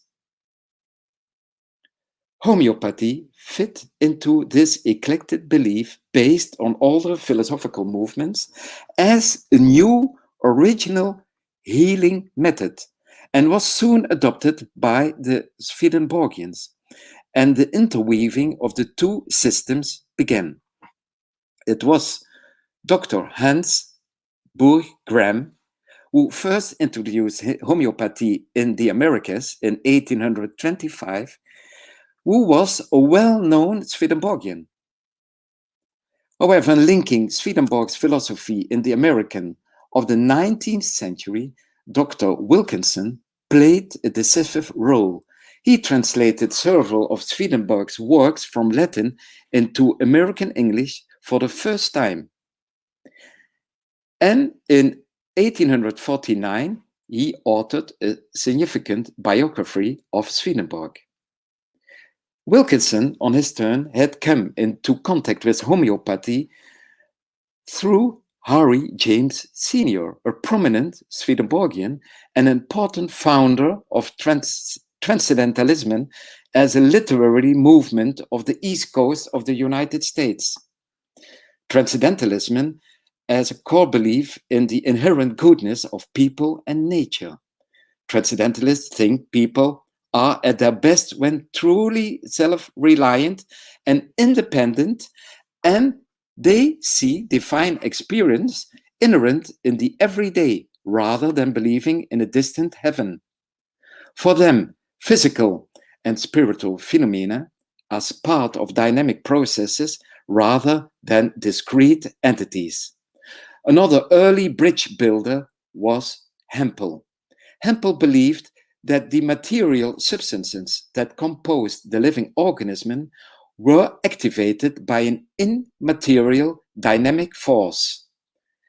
And so it happened that a century after Swedenborg wrote them, his works came into contact with a new intellectual current and therefore with practitioners of homeopathy, which immediately triggered a chemical reaction. The ties between the Swedenborgians and homeopathy became very close, and it was therefore easy for homeopaths to associate with the new church. Many homeopaths saw in the philosophy of Swedenborg an elaborate system that could help them to give homeopathy a more solid foundation. For Swedenborg, it was fundamental that there was a mystical correspondence between the spiritual world and our material affairs. Swedenborg thought that the form and the function of man, the microcosmos, was modeled on the spiritual higher reality, the macrocosmos. Everything that existed had and happened in this higher world reflected what was similar in the worldly reality on Earth. It is this concept of correspondence that was already very old and was already found in various ways in the alchemical tradition before Swedenborg. It's a pure symbolism in which everything in the outer world, visible in nature, has a spiritual equivalent in the inner world. The correspondence doctrine is the central point in the theory in which Swedenborg connects the spiritual world with the material reality. Swedenborg's followers found in Hahnemann's homeopathy a scientific system that corresponds exactly in terms of medicine with the principles of the correspondence doctrine. So Swedenborg studied anatomy, but did not consider it only as something objective in itself, but wanted to see the anatomy of the body also as the kingdom of the soul. So he distinguished three hierarchical structures. At the top was the soul, with the will as its motive force, as its feelings. For this level, Swedenborgians use the term singular, unique, or own, the absolute necessity. The middle level is the reason, with the intellect and intention. For this level, the term particular is used, the most important necessity. The lowest level carries the imagination, the memory and desire, and even lower influences the bodily functions. The last level of the psyche is called general, the less important level, not a necessity. This part of Swedenborg's teaching appears in several places in Kantian homeopathy. We will talk about Kant later. Firstly, it explains Kant's emphasis on the need for hierarchy of symptoms. In other words, determining which symptoms fit with Swedenborgian layer of the psyche. As we saw above, there is no evidence that Hahnemann ever read any of Swedenborg's writings. This was not the case for Hahnemann's followers, who not only referenced Swedenborg's teachings, but openly embraced homeopathy as their preferred system of therapeutics. They made the connection by concluding that disease was an aberration of the spirit, and that all physical manifestations of disease had their counterpart in spiritual disorder. Disease derived from intemperance and ungoverned mental passions that ate away the interiors of a person and eventually destroyed a person's exteriors. So now we come to Kant. He was the principal catalyst for this conjoining of ideas. He lived from 1849 to 1916, and he constructed an uniquely Swedenborgian approach to Hahnemannian medicine. So first we had Hahnemann. At the beginning of the 19th century, he developed his theory. First we had Swedenborg, then we had Hahnemann, and then we have Kant. And it was Kant who incorporated the ideas of Swedenborg in the philosophy of Hahnemann. So the Swedenborg ideas as a human being's interior and external worlds, the influx from the internal to the external, and the dependency of the will on the divine. So Hahnemann, he published in 1897 his best-known repertory. What is a repertory? A repertory is an alphabetic overview and classification into headings of symptoms mentioned in the Materia Medica. We talked about the Materia Medica before. So Hahnemann in his time, he only was using the Materia Medica. But Kant made out of the Materia Medica a kind of dictionary, the repertory. So consider the repertory as a kind of dictionary and a symptom index to the Materia Medica. For each symptom, it mentioned the relevant homeopathic medicines that exhibit that symptom. The first chapter deals with the mental symptoms that a person may have. The repertory then covers all parts of the body from head to toe with the possible symptoms. This repertory, with the principle of hierarchization of symptoms, was highly based on the ideas of Swedenborg. So Kant got to know Swedenborg through his second wife, Clara, who was a Swedenborgian. And Also, Garrett Wilkerson, we mentioned already before, was known as a homeopath and translator of Swedenborg. There is no direct evidence that Kent read Wilkinson's translations. According to Wilkinson, there was a direct relationship between the higher potencies that comes with successive dilutions at different levels of spiritual rarefaction, moving from the various parts of the body to the muscle, nerves, fibers, and membranes, and finally to the brain, mind, and soul. He believed that the time was coming when the world would discover new insights into action as we go Swedenborg's spiritual accomplishment. This challenge was to reveal the medical position of his materialism, open its mind to a more theological pathology, and use the law of correspondences to understand the condition of the body and the soul. For the new church physician, the human body became a spiritual organism whose treatment required a carefully constructed correspondence between material science and revelation. So Kent correlated Hahnemann's infinitesimal medicines to Swedenborg's doctrines of degrees.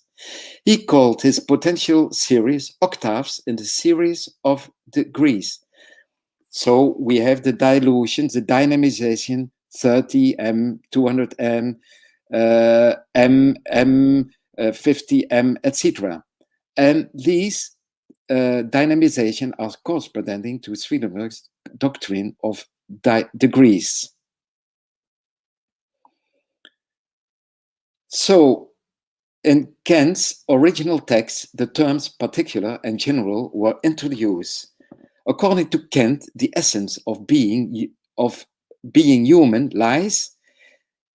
The human being has a will and understanding. The cadaver does not will and does not understand. The combination of these two, the will and understanding, constitute man. Conjoined, they make life and activity. They manufacture the body and cause all things of the body. With the will and understanding operating in order, we have a healthy man. According to the three levels, Swedenborg, the doctrines of the degrees of Swedenborg, in parallel, we have the use of the repertory by Kant. And there we have first the symptoms that these are relating to loves and hates, of desires and aversions, Swedenborg's soul. Next are those belonging to the rational mind, the so-called intellectual mind, Swedenborg's reason. And thirdly, those belonging to the memory, Sweden's memory, the third level. So the hierarchization of symptoms Kant is introducing in homeopathy is an echo of Swedenborg's doctrine of degrees. And the so-called Kantese series in the potency steps derives something essential from Swedenborg. He had a complex conception of infinity, which stated that infinity should be approached in steps. The path to infinity proceeded in certain degrees. This is exactly what homeopathy is doing when it's using higher and higher potency dynamizations. So the essence in man's nature, according to Swedenborg, is regulated by the basic spiritual impulse. And this corresponds to Hahnemann's idea that illness is mainly caused by dysregulation of the vital force, the dynamis. The Swedenborgians always regard illness as a disturbance of the inner psychic core of man, and therefore illness is always a psychic problem with symptoms and facets of the patient's mind and spiritual existence. In modern time, we can mention the theory of cognition. So we saw already above that homeopathy can be considered as a very high quality medicine based on the theoretical grounds of system thinking. The cognition theory underpins this even more. The cognition theory can be encapsulated in two sentences. Living systems are cognitive systems, and living as a process is a process of cognition. This statement is valid for all organisms, with or without a nervous system. This is what we call the Santiago theory of cognition, or the complexity theory, and it is a directly consequence of the theory of autopoiesis, a system capable of reproducing and maintaining itself by creating its own parts and eventually further components. Cognition emerges as a consequence of continuous interaction between the system and its environment. The continuous interaction triggers bilateral perturbations and are considered problems. Therefore, the system uses its functional differentiation procedures to come up with a solution. The resulting complexity of living system is cognition, produced by the history of bilateral perturbation within the system/environment scheme. So cognition is the essence of the life process. All systems are cognitive processes. As conclusion, we may state that health is a state of well-being resulting from a dynamic balance between both the physical and psychological aspects of the organism, as well as from its interactions with the natural and social environment. Disease is a result of instability either through a disturbance of the dynamic balance or through the emergence of new forms of order, is what we call breakthrough. For homeopaths, disease is a continuum that starts prior to pathology manifesting itself. In the homeopathic perspective, symptoms are any limitations of freedom, whether mental, emotional, or physical. The homeopath's job is to match an energetic resonance of a substance to the total picture that a patient is exhibiting. Health entails the capacity to free oneself from particular problems, where in chronic disease states there is an inability to move through this. So homeopathy is a subtlety of human holism and individuality as a basis of medical prescribing, with medicines aimed to change precisely this quality to produce health. Homeopathy is thus a science based on never-changing basic laws of nature. In nature, it is a systemic tapestry and reflection of the states of human being. It's there that Hahnemann conception regarding health, disease, and cure coincides with spirituality. The source of health and disease is not material, but spiritual. The materialists, with their pathologist theories, the move towards theories of disease based upon infectious agents, denied the holism and the immaterial life energy, the homeostasis, governing and integrating the process of the body of human beings. So we can say it's all in the mind, it's all spiritual. I give some short examples. An example of a gardener.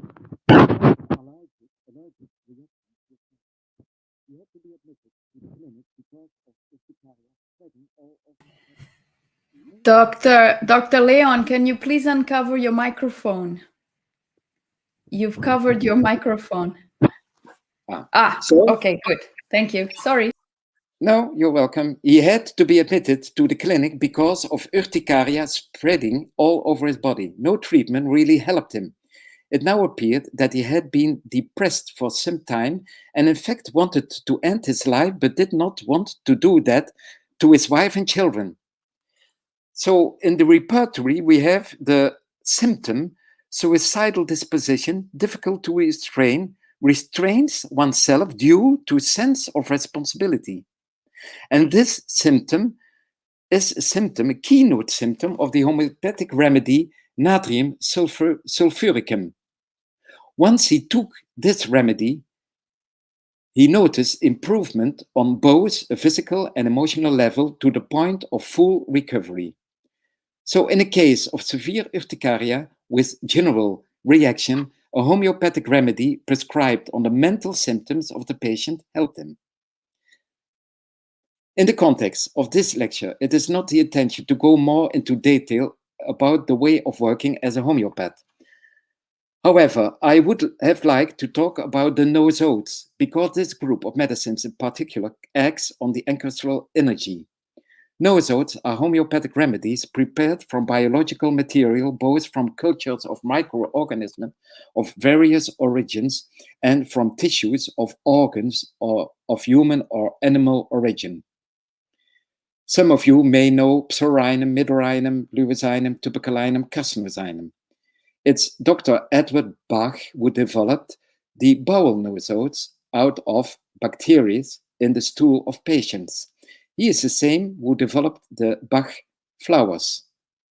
Especially in children cases, nosodes are very important because more than an adult, they are still influenced by the ancestral energy. The family history then becomes very important. What illnesses occur in the family? What events have taken place in the family? Were there special circumstances during conception? How did the pregnancy go? How was the relationship between the parents during the pregnancy? How is the relationship between the parents now? How did the delivery go? Any problems in the first days of life? But nosodes prescribed for adults can also release a lot. For example, I think of a patient who, after taking carcinosinum, made from the breast of women affected with cancer, spoke of being more anchored in her body and feeling the medicine working immediately.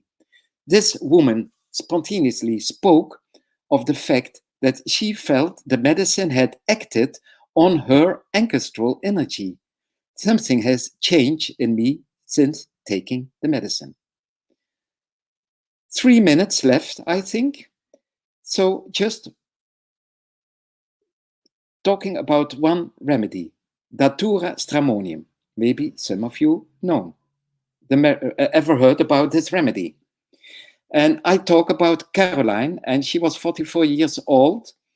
And I saw her in early December 2009 for an acute headache with a very high fever that has lasted for 3 days. She suffers so much that even lying is trying. She cannot keep her eyes closed. When she does close her eyes, strange and nonsensical thoughts come to her. Her stomach is bothering her, and she cannot eat due to persisting vomiting. The most prominent symptom is a severe pain in her head, neck, and shoulders. She compares it with the fits to stabbing spikes. Her eyeball also hurts when touched.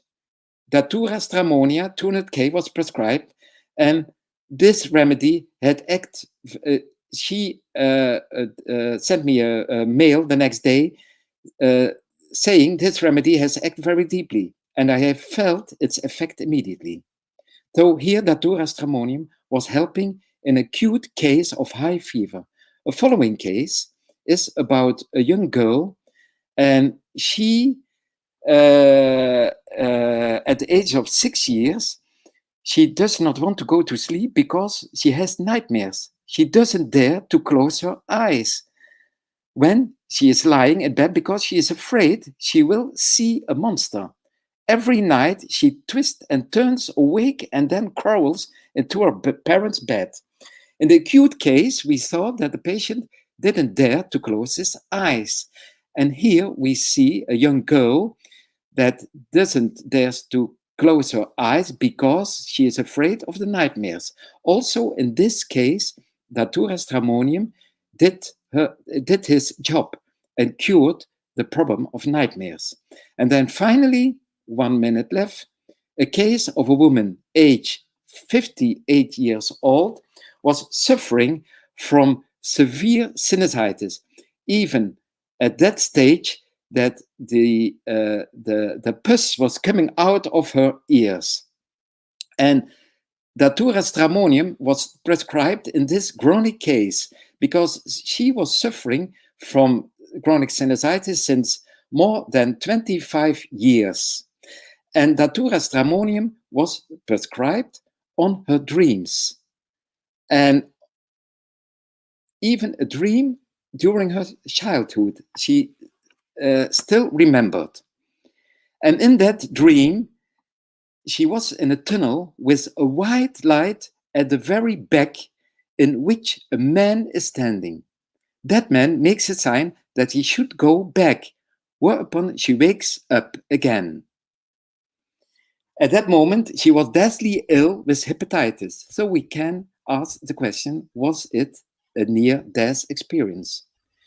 At a later stage in her life, she had dreams about being in a tunnel, seeing a bright light in the back of the tunnel, etc. So this is a very important symptom of Datura stramonium 200K. So Datura stramonium cured this wife from a chronic sinusitis through the symptoms of the dreams we did use as a homeopathic physician. And what was her response after the cure? Do you want a drug to cripple a herd of wild horses with? That's the first time they ever crippled me like that. I had no strength left. I had no power to open another bottle of water. It was during the first 5 days after she took the medicine. So the fatigue was terribly. The pain was terribly. Even more pus was coming out of her ears. The first 5 days after she took the remedy. This is what we call an homeopathic aggravation. But after 5 days, all the symptoms subside and she was cured permanently. So I hope my speech has captivated you. Homeopathy is science with a spiritual base working at the crossroads of science and spirituality. It is in this sense that my lecture, From Spirituality to Homeopathy, fits perfectly in the framework of this beautiful, organized conference where science meets spirituality. For those of you whose curiosity to know more about homeopathy has been piqued, I can highly recommend my book, Bodyguard.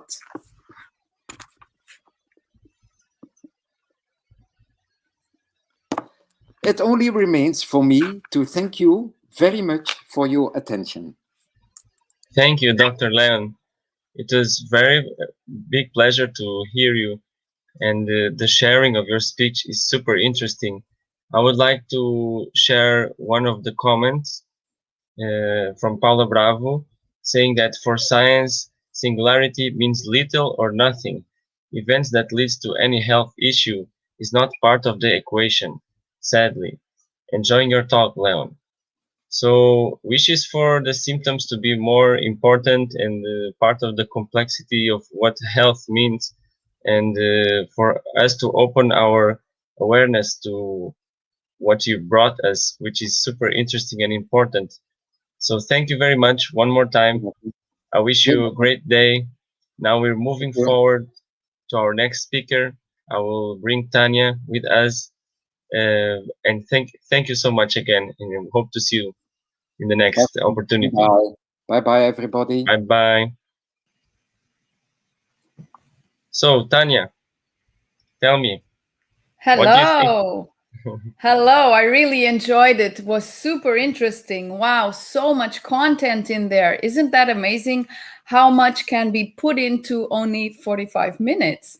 And next, we have, nonetheless, Dr. Ervin Laszlo, who is really a living legend. I would like to introduce him a little bit. He has an absolutely outstanding curriculum and life experience. He's a philosopher and systems scientist, has published more than 101 books, 4 of which this year only. and hundreds of articles. He is the recipient of various honors and awards, including honorary PhDs in several countries and also 2 nominations for the Nobel Peace Prize. He is the founder of the prestigious Laszlo Institute of New Paradigm Research and the international think tank, the Club of Budapest. Let's give Dr. Ervin Laszlo a very warm welcome. Hello, Tania. Hello. Thank you for the introduction. I look forward to being with you. So, thank you very much. So I will give you the stage for you to share about your theme, the Akashic records, and whatever you feel is within this, where science meets spirituality. Thank you very much. Tania, let me say I appreciate this opportunity, but I won't take all that time. Okay. What I have to say, I can say concisely and briefly. We will interact then when you finish the part when you're I'm going to finished, share. I'll tell you now. I'm finished, and we can talk, and we can have also questions if you like. Very good. Yes, that's an excellent cue. So please ask questions, people. Okay, so I'll remove myself and then we'll come back in. Okay. Thank you. So hello, everybody. I wish to address the topic of this conference, of this whole show, the higher self. Whatever else I have in mind, I think is secondary to this. The higher self is the title of this show and this initiative. And I want to say why I think it's important. In fact, why I think it's absolutely crucial today. We are at a critical turning point. It's a historical point. It's a tipping point. We know that the old system that we have created is crisis prone. It's producing one crisis after another. It's produced the virus crisis. It has produced the immigration crisis, the conflicts, the wars, and now the weather and the heating up of the atmosphere, the climate crisis. All of these things are coming about seemingly almost at the same time. They are not accidental. We have produced a system that removed ourselves from a healthy path, probably hundreds of years ago. The modern age, with its trust on technology and making technology serve immediate and selfish ends, has removed ourselves from the path, which is the path of all life, the path of cooperation, the path of integration, of joining together. And yes, let me say that right away, the path of love, unconditional love for all things, for ourselves as part of the world and for the world as part of us. This detour of humanity could be a dangerous one.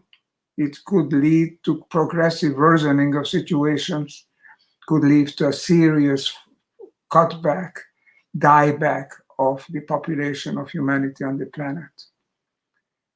But what is wrong and what can we do about it? We have created a path in which we come first, I come first, me, mine, and I. All of these are just the main parameters, and never mind the rest. We thought of ourselves as being above nature. We thought of each of us as somehow being outside of the whole rhythm of nature, of life on Earth. We are putting ourselves as an independent species and people above, beyond the ken of what is going on in the world, in this universe, which dates back 13.8 billion years to the Big Bang, this biosphere, which dates back maybe 20 million years in its present form, and its humanity, which in its form is perhaps 20, 25, 30,000 years with its consciousness, willing consciousness that we now have. This is a tremendously ongoing, delicate, and complex and highly integrated system. We have entered on it, created arbitrary divisions, separations, destroyed the balances, and now we are feeling the after effects. But what can we do about it? Yes, what we can do about it is to address our higher self. Our higher self is the deeper level of our consciousness, for psyche.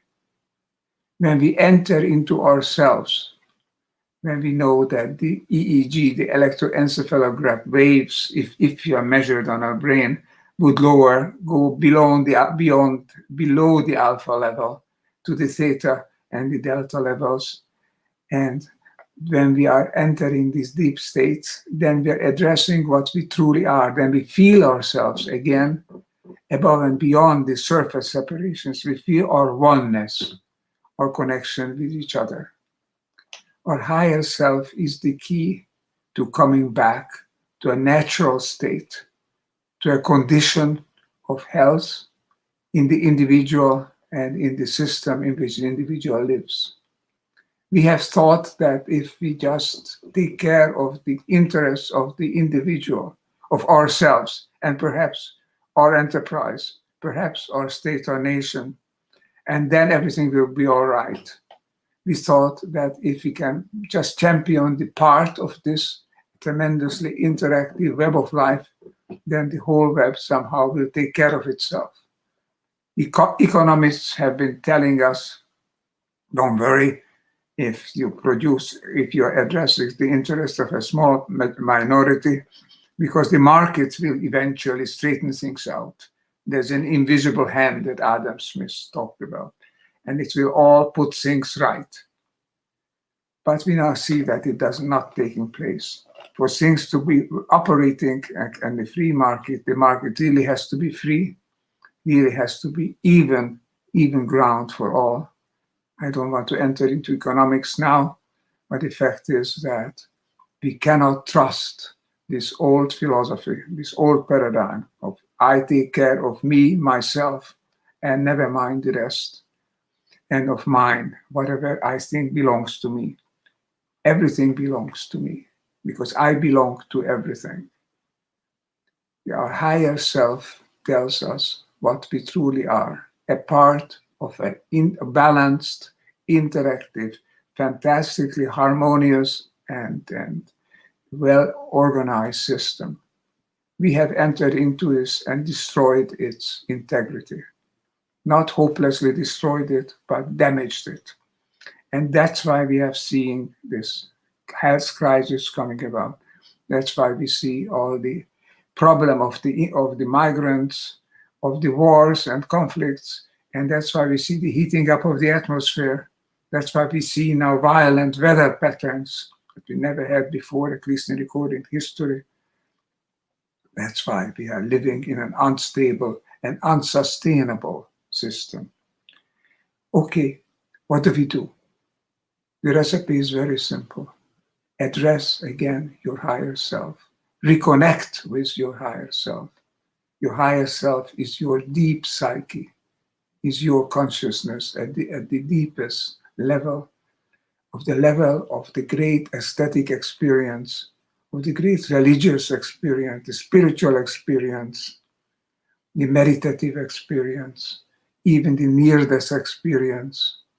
And if you know there are records of experiences, even follow physical death, also of the after-death experience. Our deep self is our higher self.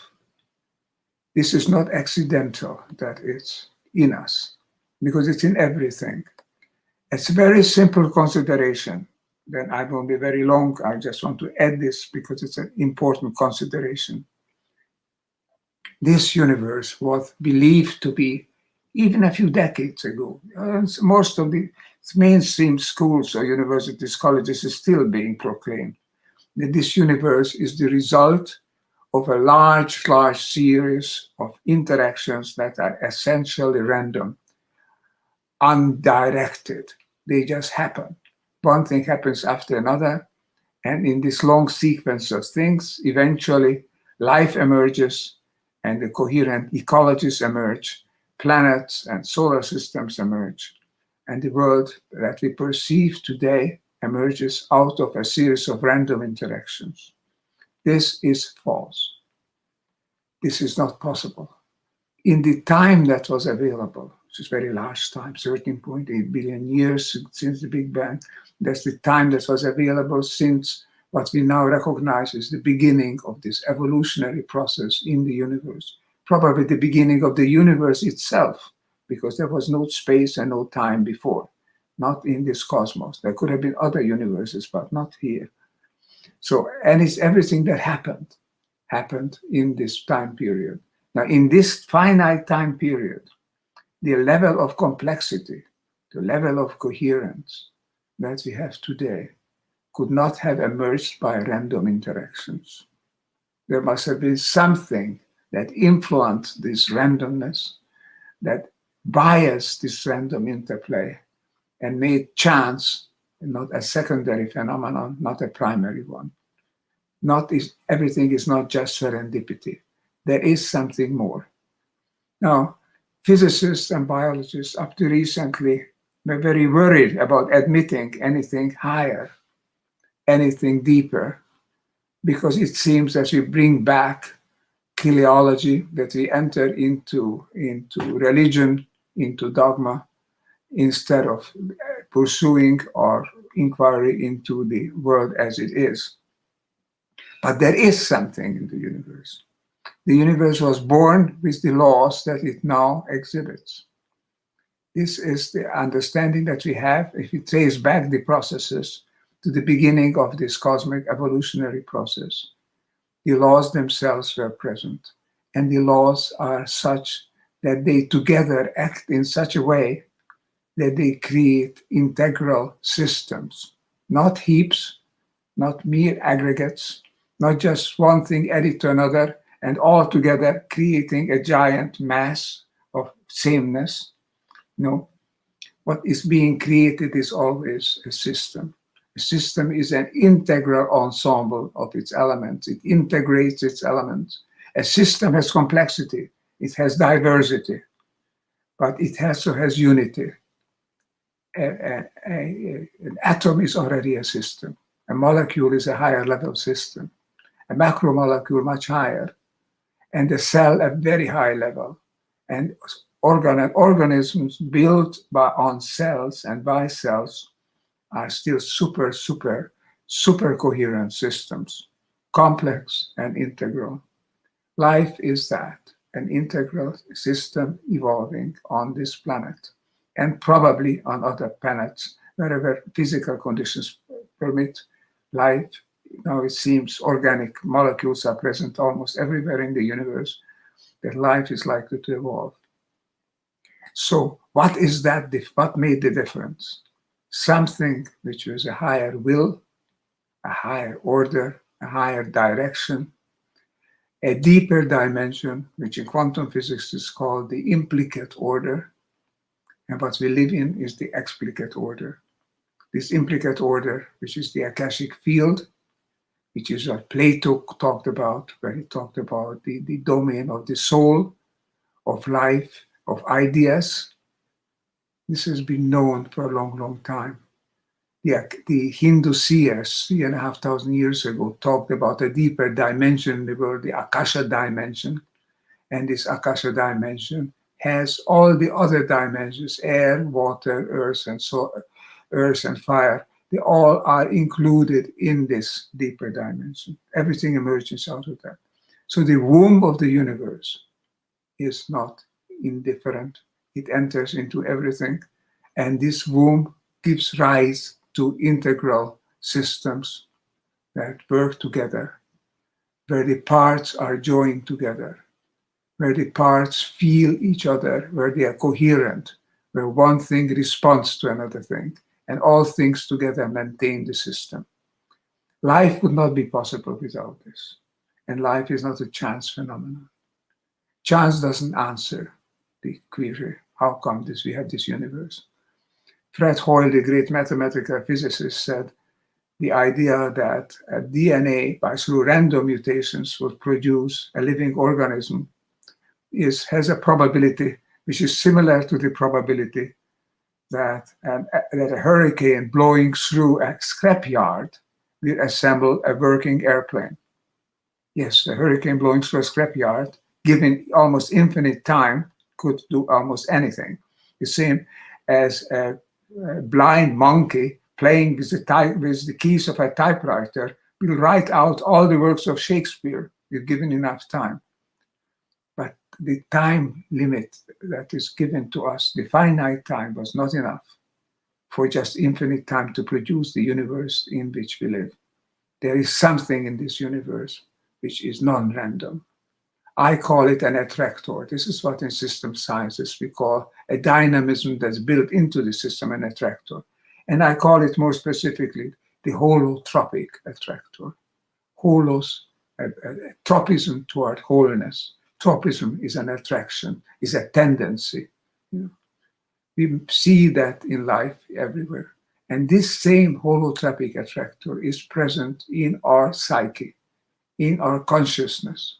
Actually, it's there in every quantum of every cell in our brain, in our body. This holotropism is our true nature. And our higher self has this holotropism, has this tendency toward oneness, toward integration.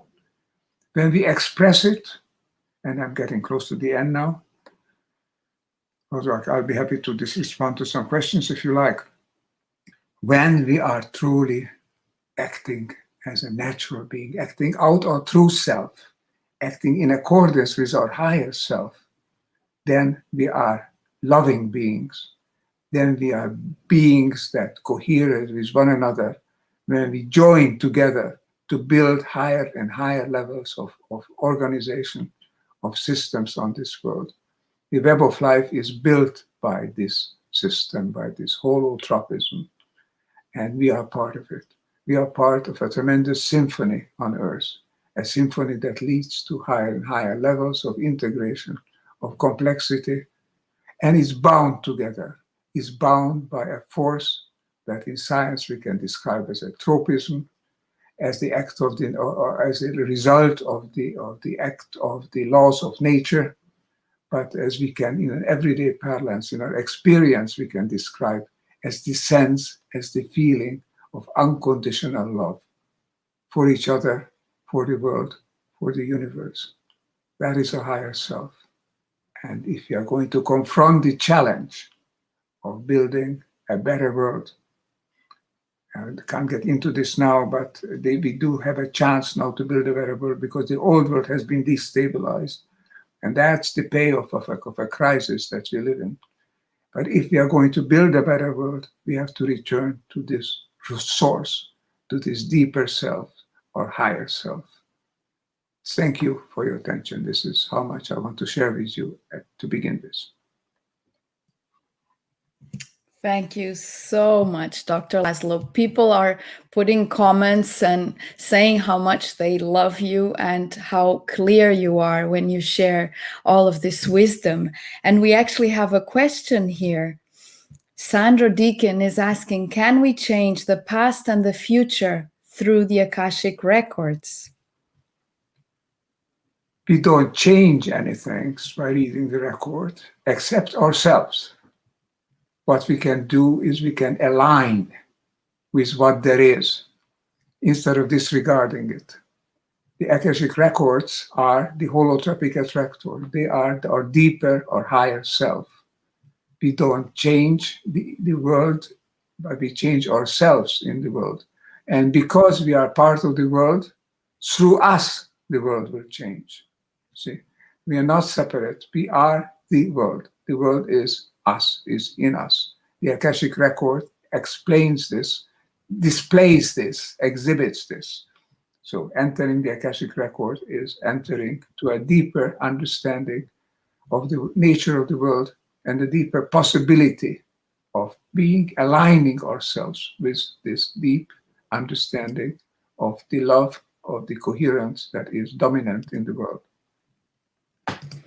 Okay, so basically realizing that we are whole That's it. And exactly, we are whole.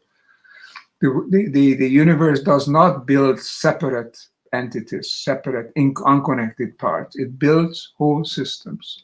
We are whole systems. Would you share a little bit more about systems science?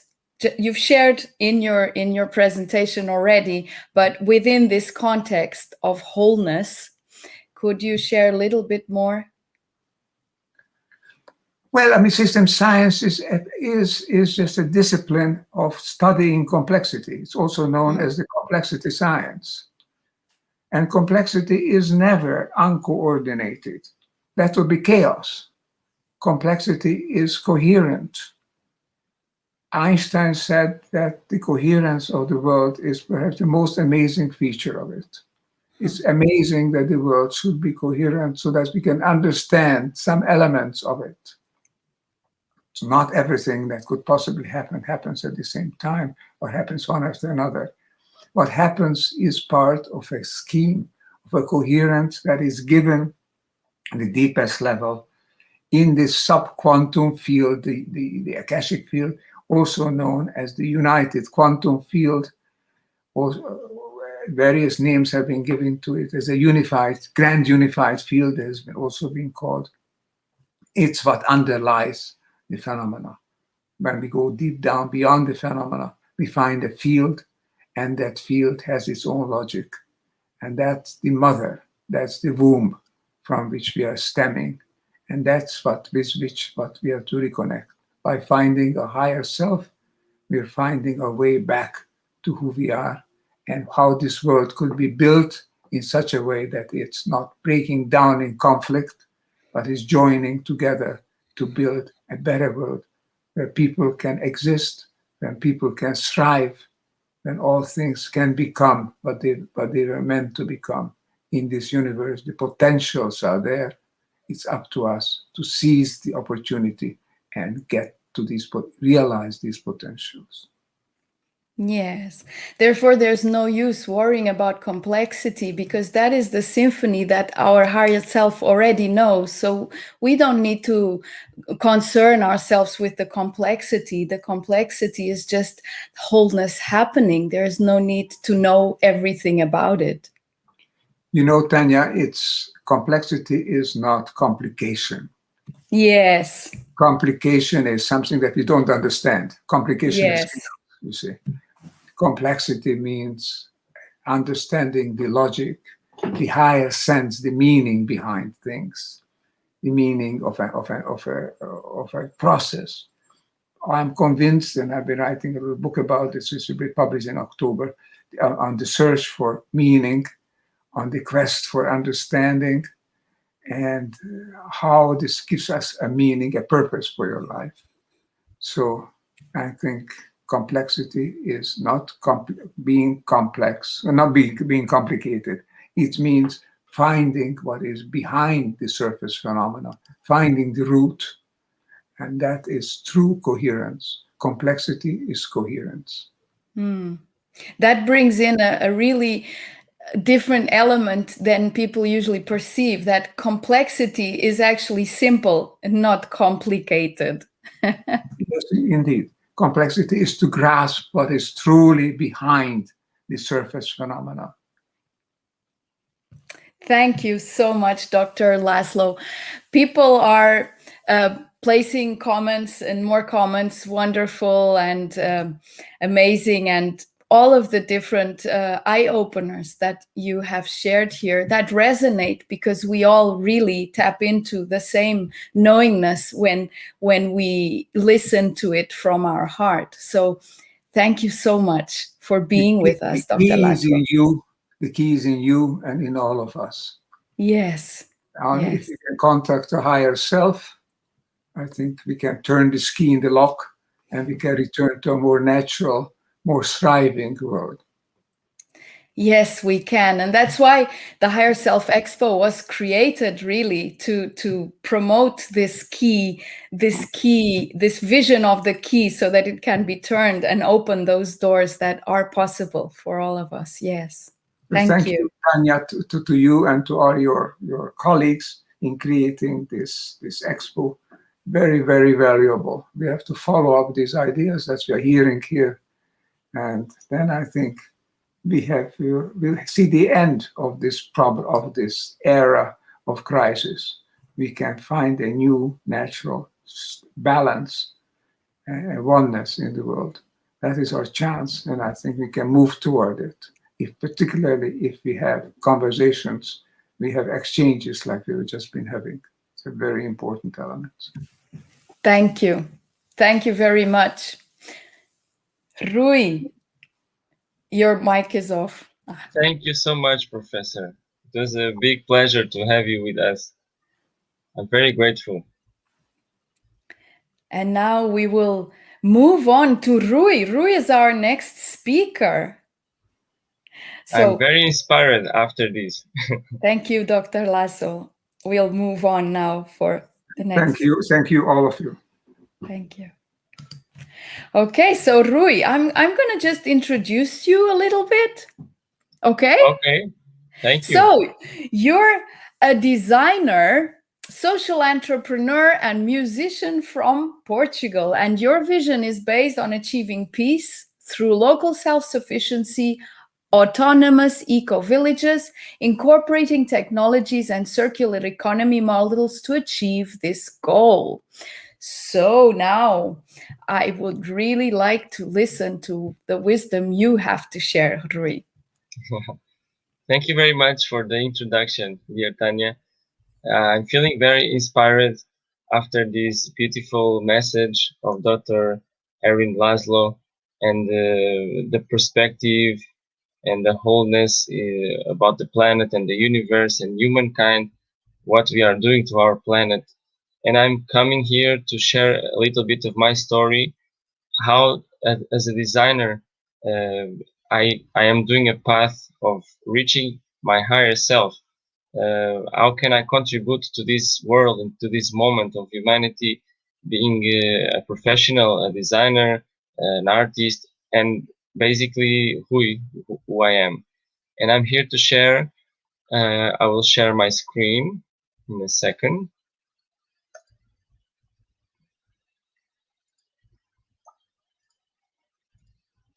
Okay. Let's try again.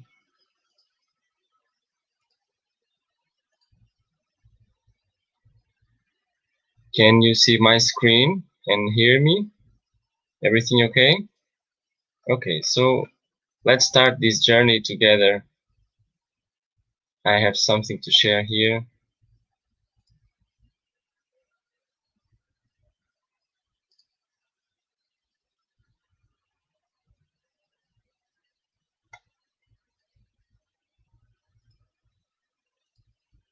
Okay, so this is the vision that I channeled for this moment and for this time in my life.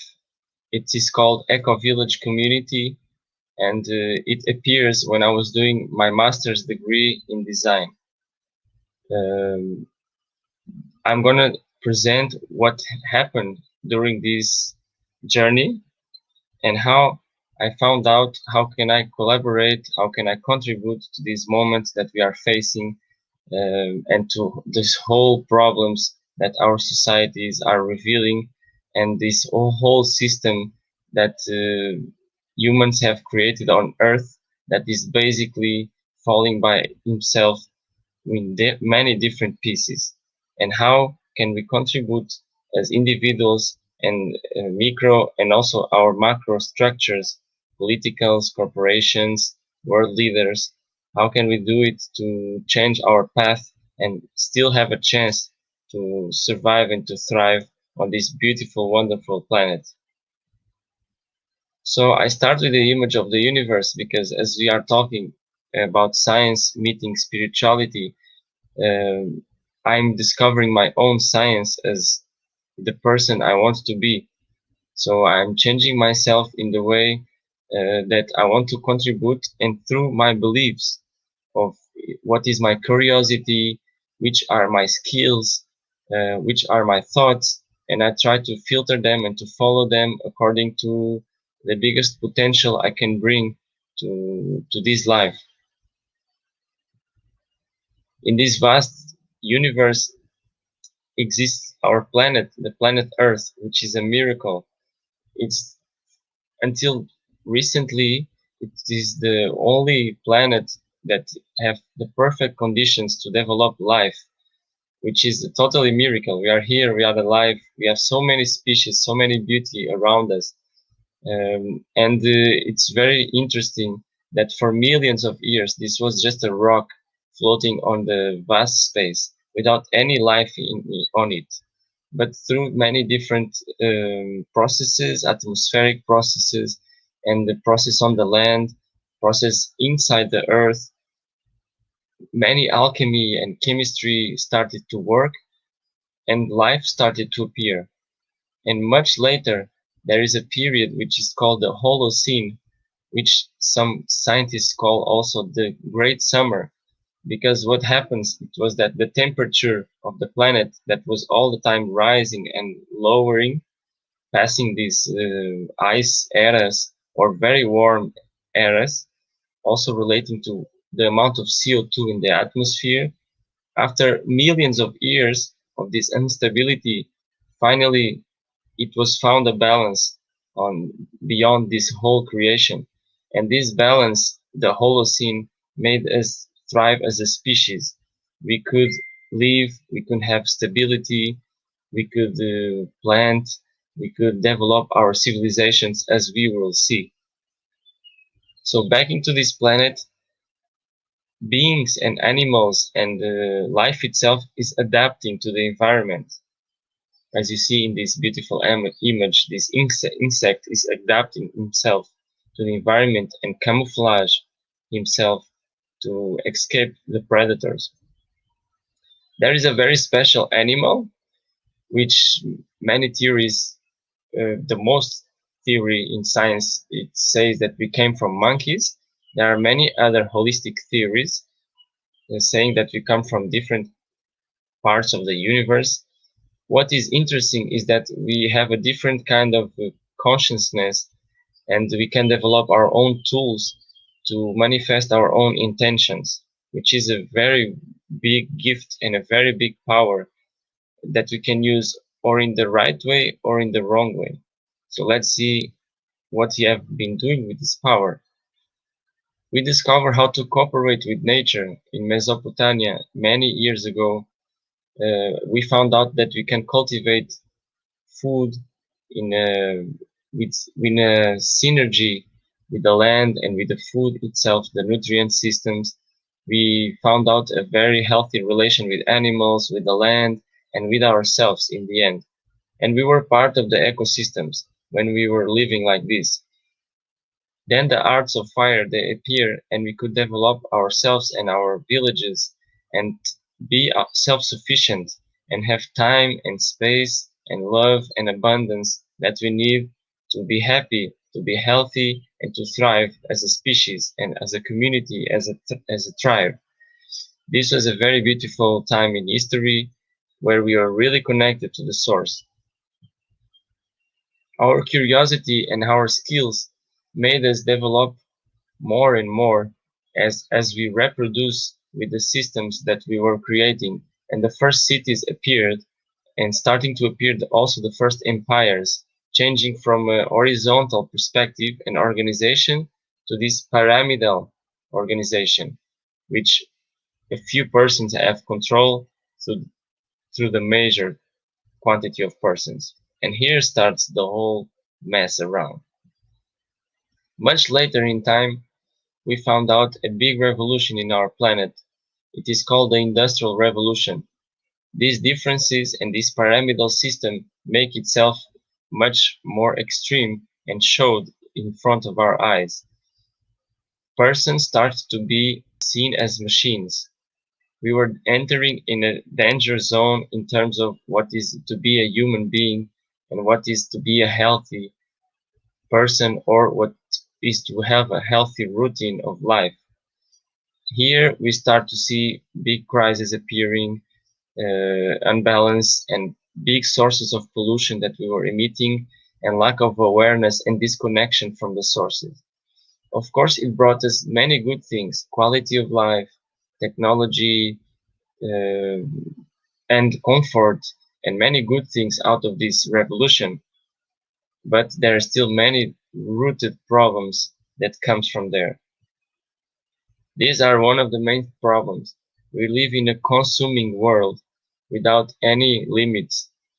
A child know more brands than they know types of plants. We are the most disconnected humanity that all the time existed in this planet. We are seeing massive competition, we are seeing massive destruction, we are seeing massive amounts of persons living routines that are not healthy. They brought disease, they brought mental disease, they bring disease also in the collective and trauma in the individual and collective levels. Also, they are creating such an unbalanced world when a few countries, they detain the whole richness of the planet. This was a system based in exploiting resources and also non-respecting the environment and the limits of our planet, which now finally we are starting to see, and we really hope it's not late enough to do the change. We can see here the source of pollution of the countries. We can see that money is started to be a way to control population and not a way for life being in abundance or for persons to live well.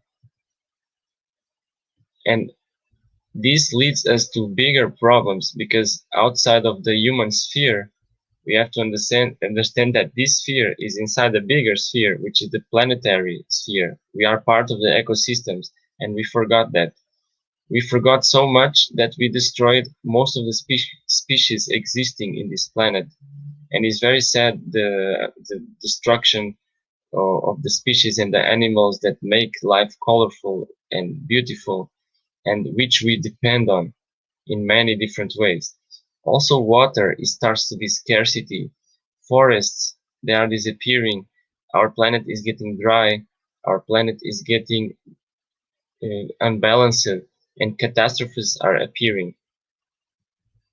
So I found out a big problem when I was doing my master thesis, because as a designer, I also found out that many errors, many mistakes was made by designers in the past. We live in a world full of plastic, and this is one of the biggest problems. When designers invented products that they are very good because they use plastic to last a whole lifetime, they never thought that they will be lost in nature and integrated in the nature cycles. Also, planet obsolescence. There are many companies doing projects and products that are not meant to last and to be efficient. They are meant to be made to solve. And this is totally utopian because we don't have resources, space, or time. And I'm not cooperating with this kind of thinking. So being as a designer, I try to find out in my own way, what can I do to contribute to this problem? Where are the solutions? How can I collaborate and find out persons that are doing a different path? So I try to put the puzzle together, and this vision appear, Eco Village Community. I will just share a little bit about the methodology. This is the brainstorm of the contents. Then they evolve a little bit in a more strategic and organized maps. And this is the final mind map of the whole thesis, which we called a divergence and convergence methodology. Because we start in the center, we don't know nothing. We diverge to all the directions. We found out knowledge in the most vast areas with bigger amounts of information. And then we converge again and we filter this information through the research process. And in the center, we just have very specific keywords, which we intercalate and we combine to find different hypotheses. And from these hypotheses, we develop them a little bit into concepts. And from all these concepts, we just choose one concept to proceed and to develop the solution. So this is a thesis project using an advanced methodology of divergence convergence. And if you think about divergence, convergence is something that we are constantly doing in our lives as human beings. Every time we sleep, we are filtering information from the day. In the weekends, we are filtering the information and the energy of the week. Every year, we live in cycles, and this is a cycle of knowledge. So going to diverge to get the bigger amount of knowledge you can, of course, not wanting to find everything, but when you have something consistent, filtering this knowledge in the center, combining and finding different hypotheses to proceed. In this thesis, I was researching science, ecology, green building, natural building, sustainability, anthropology, sociology, green marketing, and many areas that are going outside of the design sphere, because design is always a multidisciplinary and transdisciplinary approach, because each problem is different kind of solutions, and it involves many areas. This is the central part, which we call the triangulations, that develops the concepts and then to choose a final concept to turn into a solution. This was the first concept, more about the planet, the mankind and the planet. This was more connected to the brain with the enigmatic space, which is what you see, and a dispositional or functional space, which is behind what you see. For example, our bodies, you cannot see the organs which they are making them work. And the third concept was more into what is reality and what is our interpretation of this reality. In the end, I choose the first concept between mankind and the planet, and these are the first sketches about the topic of the thesis, which was sustainable constructions. After 1 year of studying, I had 1 month to find out the solution. As Einstein say, if I have 1 hour to solve a problem, I will spend 55 minutes thinking about the problem and 5 minutes to develop the solution. Because once you really understand what you want to solve, you have to go really deep in which is the problem, how it manifests, how it behaves, and all this information will get inside your subconscious, and you will find the solution much easier when you have the whole information. There are 2 drawings, one more organic, because in this moment I found out that a solution could be an eco-village or a sustainable social model, a self-sufficiency, local sustainable model for finding peace and for finding our integrations as human species to this planet. So I designed first an organic model, more with the right part of the brain, and then I designed a more geometrical, using sacred geometry with a more rational part of the brain.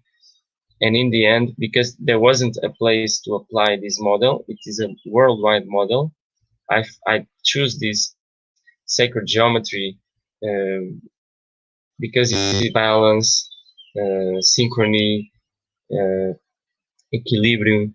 These are the modules of the super adopt technique that I choose to be used for the constructions of the houses of this model.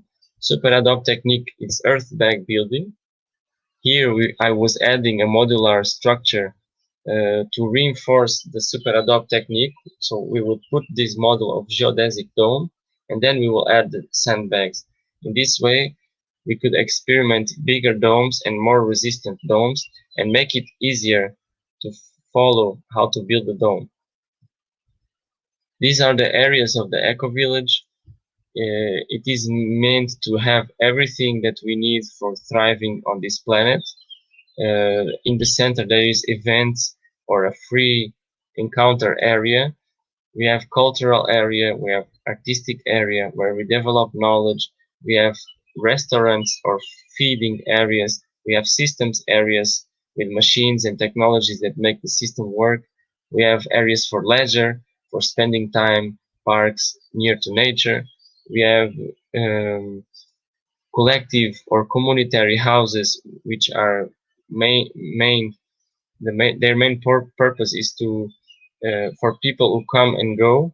And we also have private houses, which people who maintain the space and actually live there, they use them.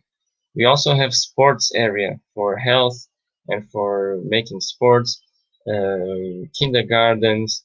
We have also health center, and around at this time I was calling permaculture area, but it's permaculture is all about everything. So it's a philosophy that people will live inside. Now we call it production area, which is the outer ring, and have to be much bigger, at least 5 times bigger, according to the population that we put here. We are still studying this model and applying its concepts to the reality, and inspiring the world with this vision. So as individuals and collectives, we can discover how to build these models on Earth as we see possibility to survive in our planet and to live an abundant life and to achieve peace. Because once we have all the resources we need, there will no be more wars or violence. And this is the super Adobe. This is to be the main one for building the domes and the structures of this eco-village community, because it's from Cal Earth, California, and is one of the most resistant and worldwide technique. It was chosen to build houses on the moon by NASA. So, and it was created to help victims of catastrophes because it's very resistant and very easy to build in a group. These are some 3D images of the model itself. And with these, I'm developing the concept of smart village and have 3 main principles. Local construction. So this is how we can transpose this model to a real situation with 3 principles. Local construction with the local materials and local services. 2, production of local resources, water, energy, food, tools, and living in a permanent culture that we can create. And 3, the self-sufficient in a regional level, because these dots, these points, these eco-villages alone, they cannot be sufficient by themselves. But if they trade with other dots and they compensate the lacks and the plus, we will find a real society and we will imitate nature in the way that is the most efficient way of doing and of collaborating and trading information and resources. So this is the concept of smart village. We also want to close the cycles locally, use natural building techniques, communitary development through social design techniques, biologic agriculture, and regional development. But never forgetting the cities, because they are still the biggest problem that we are facing. We need to have a more conscious consumering in the cities. We need also to adapt biologic agriculture in verticals and hydroponic and aquaponic systems, renewable energies, intelligent networks, water management, and ecological transports. This is the Venus project from Jacques Fresco. It is one of the main inspirations for this thesis, and this circular model, which I found out it can be easily made with less resources, with less materials, and more approachable to a group of people to join together and to build the solution that the Venus project, which is being made from 1920s, 1930s, very long time ago, and humanity could follow this direction. But unfortunately, oil industries and other industries took advantage on this planet, and there's a big resistance in path to change according to this. So after my thesis, I received some awards and best student award also. And this gives me empowerment and motivation to continue and to pick this academic work into real life. So I start going on events, entrepreneurship events, activism, and sharing this project into many different places, to many different persons and contexts. And this is my first permaculture design course with my dear friend Elder Valente, one of the speakers that we will introduce in the next hours in this European leg. And this moment changed my life because I discovered more solutions, more tools to make the difference. As a designer, how can I design society itself? How can I design nature itself? How can I design social systems integrated in nature? And also through technology. And this was so strong that people are still connecting. This group of people is also about uh, creating healthy environments and healthy communities. These are the main three ethics of permaculture, which is earth care, people care, and fair share. And these are the 12 design principles which I really recommend you to research about and to use in any kind of project, in any kind of area of your lives. These are some designs, some images from the internet of designs. How can you design nature to be more efficient? These are just some inspirations. This is a food forest, a dry toilet. There are designs which take 10 years to see the results. And that's the biggest power of humanity. We can reproduce, recreate, and restore nature as in another scale and with awareness. These are gardens, many different permaculture design projects and solutions. Apply to the land. Each element is very important in the way that is contributing to the functions of the land. This is Terra Alta, one of the main beautiful projects in Portugal, in Sintra. And then I went to learn also how to build. With Barbara Alfarc, I came to learn Super Adopt technique and to understand better how with my hands I can make the difference also. So I went to learn in this course back in the days 2013, and we built this beautiful dome with Barbara and Mercedes, two architects from Spain, which legalized this technique in Spain. Through my process, I passed also in different places such as Alentejo, with another association with friends, learning taipa and techniques with natural building and local resources.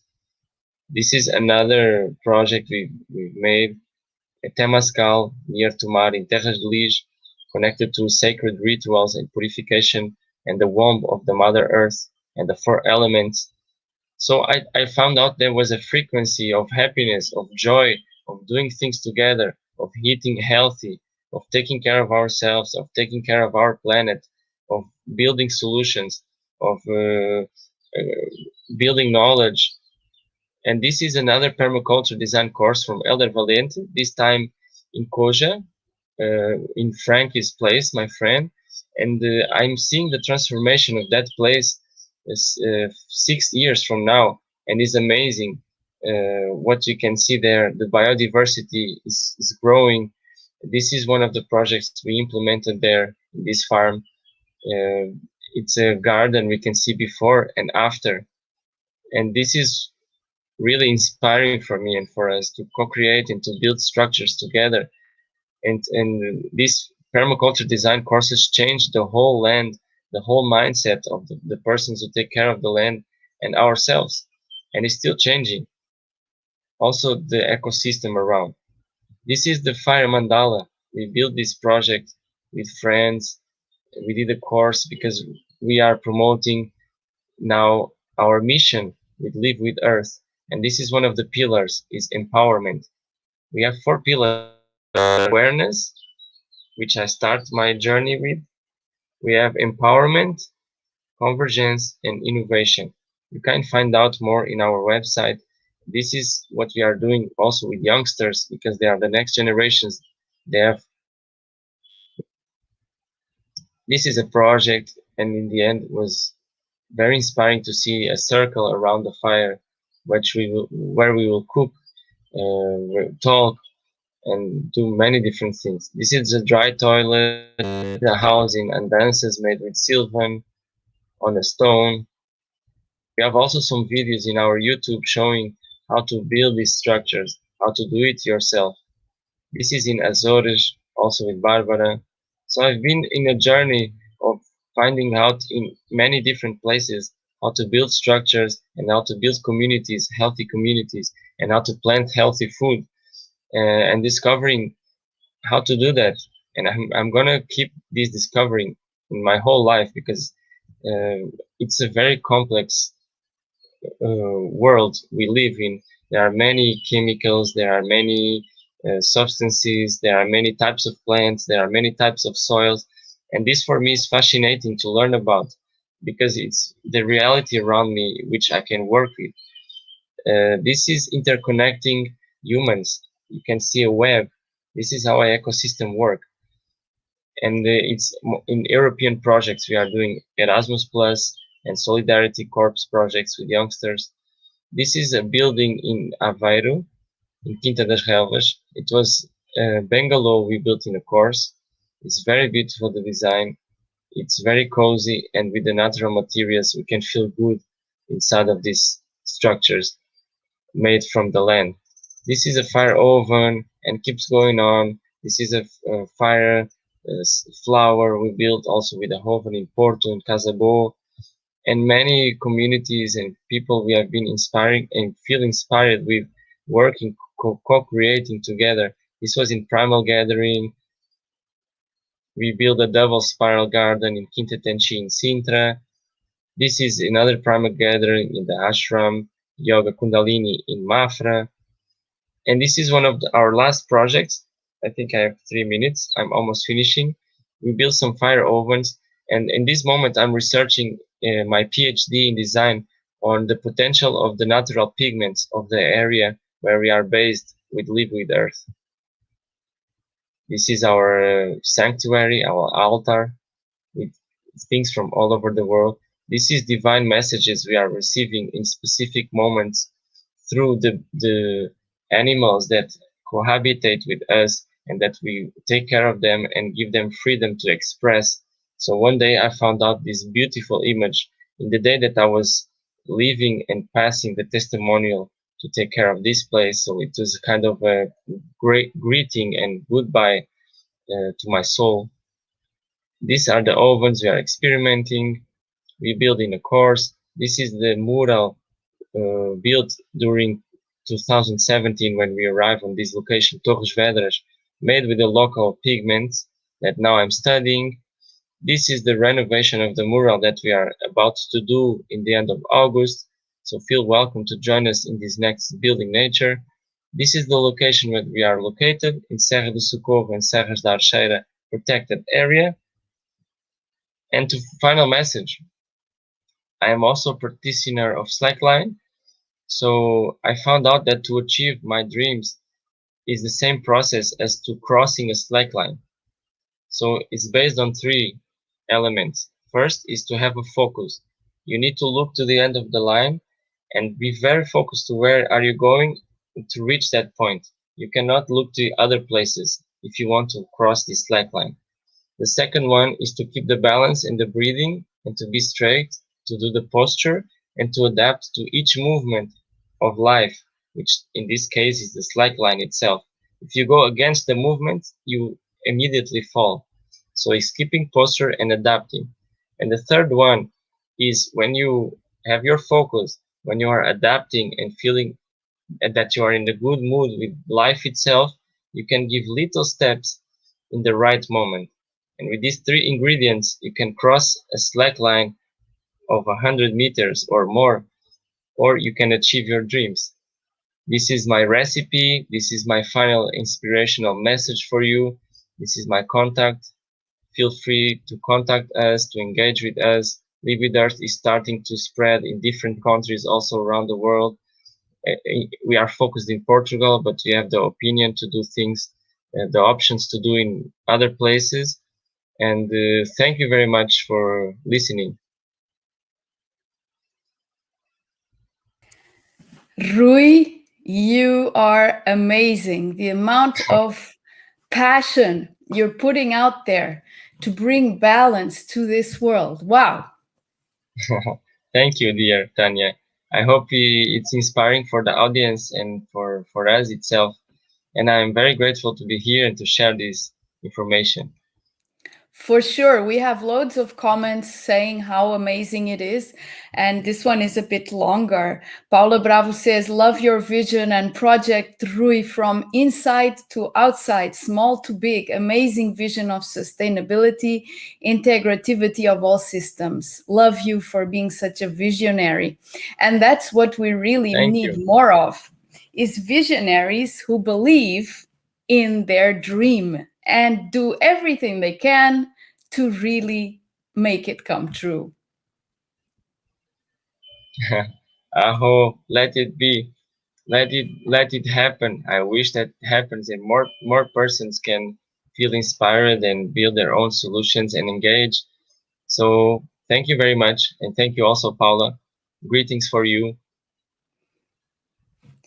Thank you so much, Rui. So we proceed. Yeah, let's move on. What an inspiring follow. So I'm so honored to follow after you, Rui. Thank you. Thank you so much.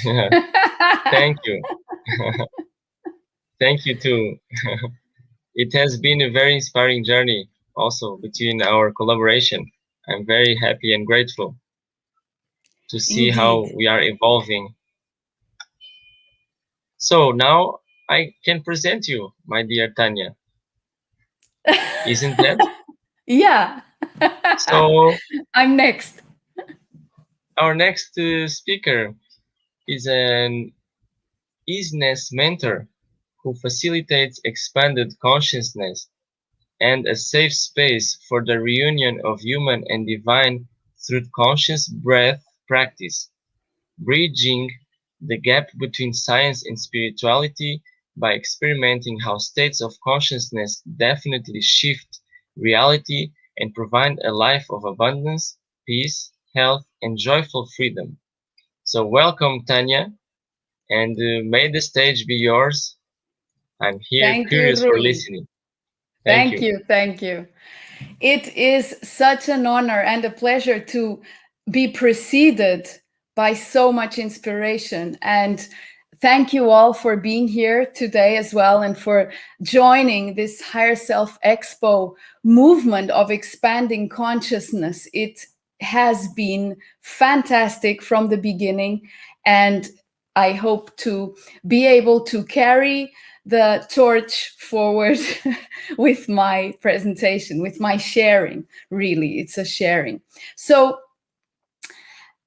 Zane, the creator of this Higher Self Expo, when he presented this theme, where science meets spirituality, he says he has this saying, and it is that spirituality is the science that science hasn't caught up with yet. And so I'd like to give that a twist.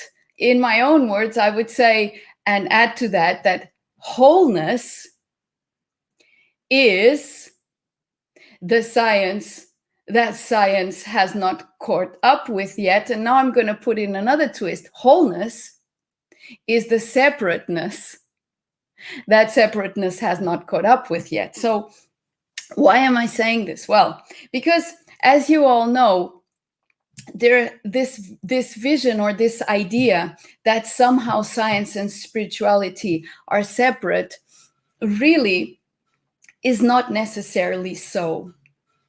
Because science, what science brings to us is a perception, a vision of the pieces, of the parts. But the parts are, of course, intrinsically belonging to the whole. So basically, if we come to clearer understandings of more of the parts, we can then make sense of the whole.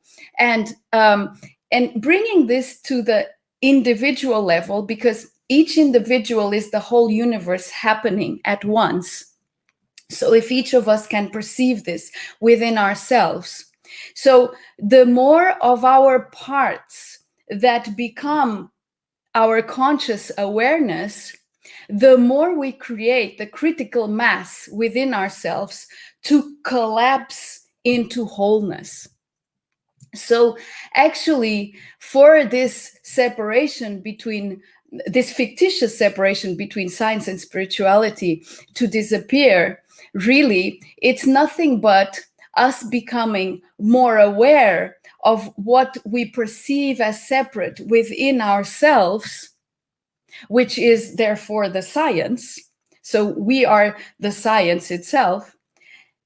And then as we perceive and allow ourselves to release this illusion of separateness, then bring back together into the wholeness, which is the spirituality of who we are. Actually, I would say, as a human being, I am the science of spirit happening moment to moment. Therefore, there can really be no division, no separation. But if we coin that term science in more modern approach, then we would say that science is the advancement of knowledge through the research and exploration of hard and soft sciences. And here again, we can open our vision to realize that science is not just hardcore math and geometry and all of that. It's also all of the soft sciences, which actually part of what Rui was sharing, it has those soft sciences included. All of the social and humanitarian sciences are considered soft sciences. It's just a terminology. So really, the idea of science goes way beyond it being something complex, something hard to understand. It is actually us. It is us. And as human beings, therefore, it is within us, it's intrinsic to us, this knowingness of the parts of the science of who we are. And interestingly enough, I'd like to bring about the root of the word science. It comes from the Latin scientia, which is from the verb sire, which means to know. And then in Portuguese, we have a word called, for consciousness, our word is consciência. So if we divide that word, we would say con, which means with, science, scientia. And knowing that science, scientia in Latin means knowing, knowledge, so with knowledge. But then we can take it further. And if we say the word science itself, it's to be knowledgeable. And the word conscious, all from Latin root, means to know what is right, or in other words, knowingness. So as you see, there is really in consciousness, so consciousness is all, whether we can perceive it or not, is all that pertains existence. And therefore, science is in that, is contained in that. And I would like to invite you to go on a journey where this separation happened in the more modern times, and how we can eventually release that separation within ourselves, and so move forward in a more cooperative stance between science and spirituality, and therefore between human and divine, because it means exactly the same thing. This cooperation, which then we realize has never been a separation, because there is no such thing. We are just one human being, the spirit having local experiences through non-local consciousness, if we allow that awareness. So how did the divide come to be? Actually, it stems back a few centuries, not that many really. And it actually happened in the old days here in Europe. And what happened is that that science and all of the knowledge was belonging to the domain of the Catholic Church. And at that time, they were the ones who were the scholars, who were learned, and who had access to all of the knowledge that could lead them to evolve scientifically. So that was a domain starting in religion, actually. And then with the time of the great explorations, of the great discoveries, where first Portugal and Spain started exploring the world and, as is said, discovering, well, for us it was new, so we can consider it as a discovery.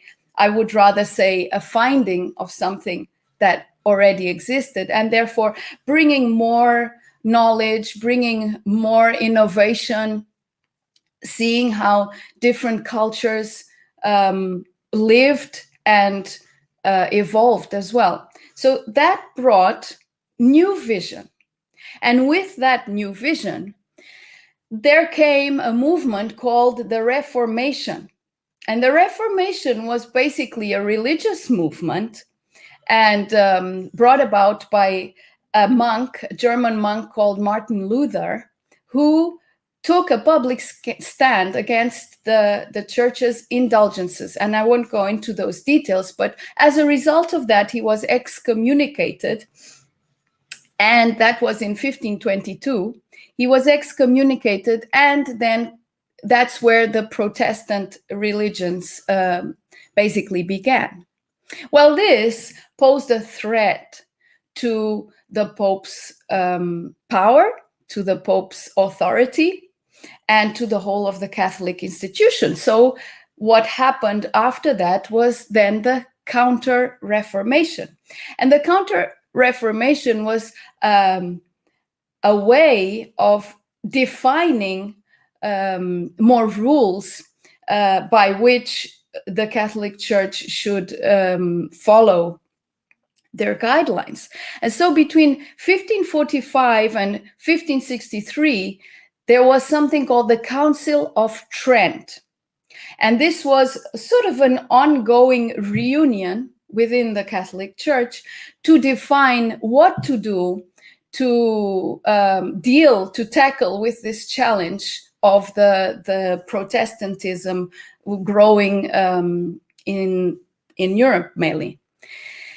And from that was born the Index, which was a book which contained all of the books, or sort of a catalog, which contained all of the books that could not be read by people of the Catholic faith, and the so-called Holy Inquisition, which had been around since the 13th century, gained new strength.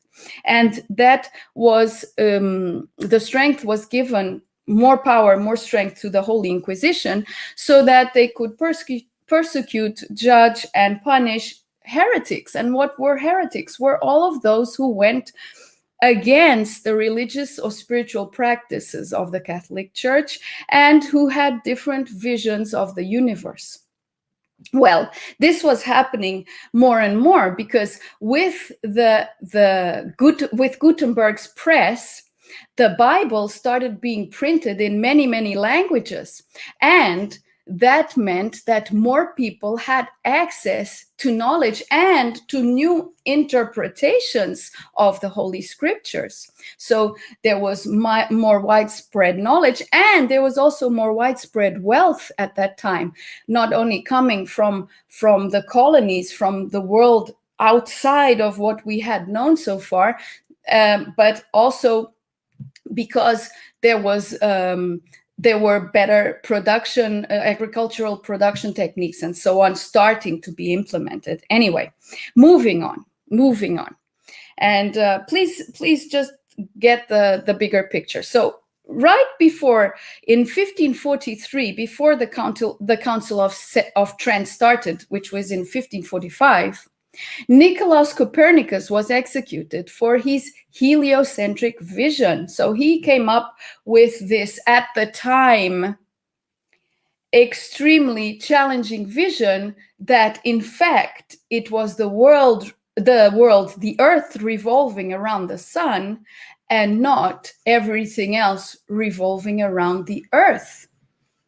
This was a very, very visionary stance at that time. So Nicolaus Copernicus was executed for that. Later on, in the 1600s, Galileo Galilei, already with the telescope, was able to confirm these findings by Nicholas Copernicus. And he came forward and he wrote a book where he shared these findings. Well, of course, the Inquisition was on top of the case, and they had a trial, and he was severely punished and made to refute what he was postulating. So he was made to say that that was not true, and he is said to have muttered, "And yet it moves." So he just said that, okay, I admit that it's not true, to spare his life, which was then lived in imprisonments, because he was imprisoned until he died in house imprisonment. But this created for me the fundamental rift, the fundamental separation between what we now perceive to be science and religion, because of course after that no one really wanted to come into what was held as dogma or scientific knowledge within the Catholic faith. But actually the word religion means to reconnect. So through what I am going to share next, I would like to invite everyone, no matter what faith you have, no matter where you live, whether you do have a religious faith or not, I would like to invite you to please allow in your heart the space in this time, in this day and age, to end this separation, also created amongst religions in the same way that they have been created amongst nations. All of these are fictitious separations. They have just been created to experience different power games.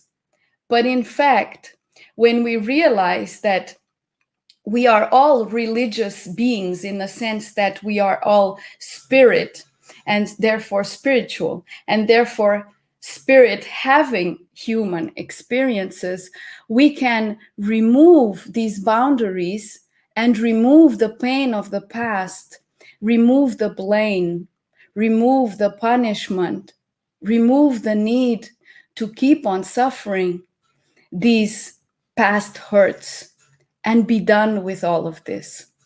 So I will later on in this sharing also do a bit of what I share, which is the compassionate breath, so that we can come to a point of new reunion within us. So long story short,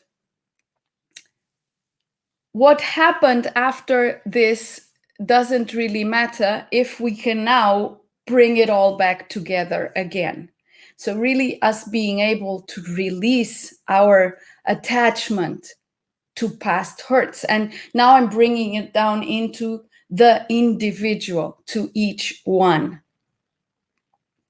So in my case, I have chosen to be a living experiment of embodying isness. And what is that really? So I have chosen to define as my guiding principle that if there is an all-knowing part of me, which is actually not the part but the whole, that can help me navigate the waters of what I perceive as limited, then that is the one I choose to manifest in my life. And so by making that choice of being a living experiment of embodying isness, what I really have chosen to do is embrace unconditional trust. And I've come to realize that unconditional trust in the wholeness of who I am, beyond any limited perception that I may have locally, so my non-local wholeness, has always unconditionally trusted this whole earth experience, which is for me nothing but an experience of limitation in order to bring limitation and separateness through all sorts of an infinite array of possibilities, and then again reconnect to the wholeness which has never ceased to be. So the unconditional trust really has always been within me and within each and every one of you. And this unconditional trust is called, in other words, intuition or knowingness. We all have it. And this unconditional trust leads us to realize what is coined as unconditional love.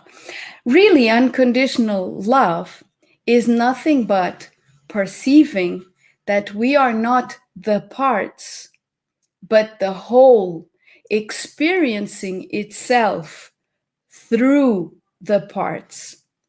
And therefore, there are no conditions on the parts. That's why we have free will. There is just an infinite, vast ocean of possibilities.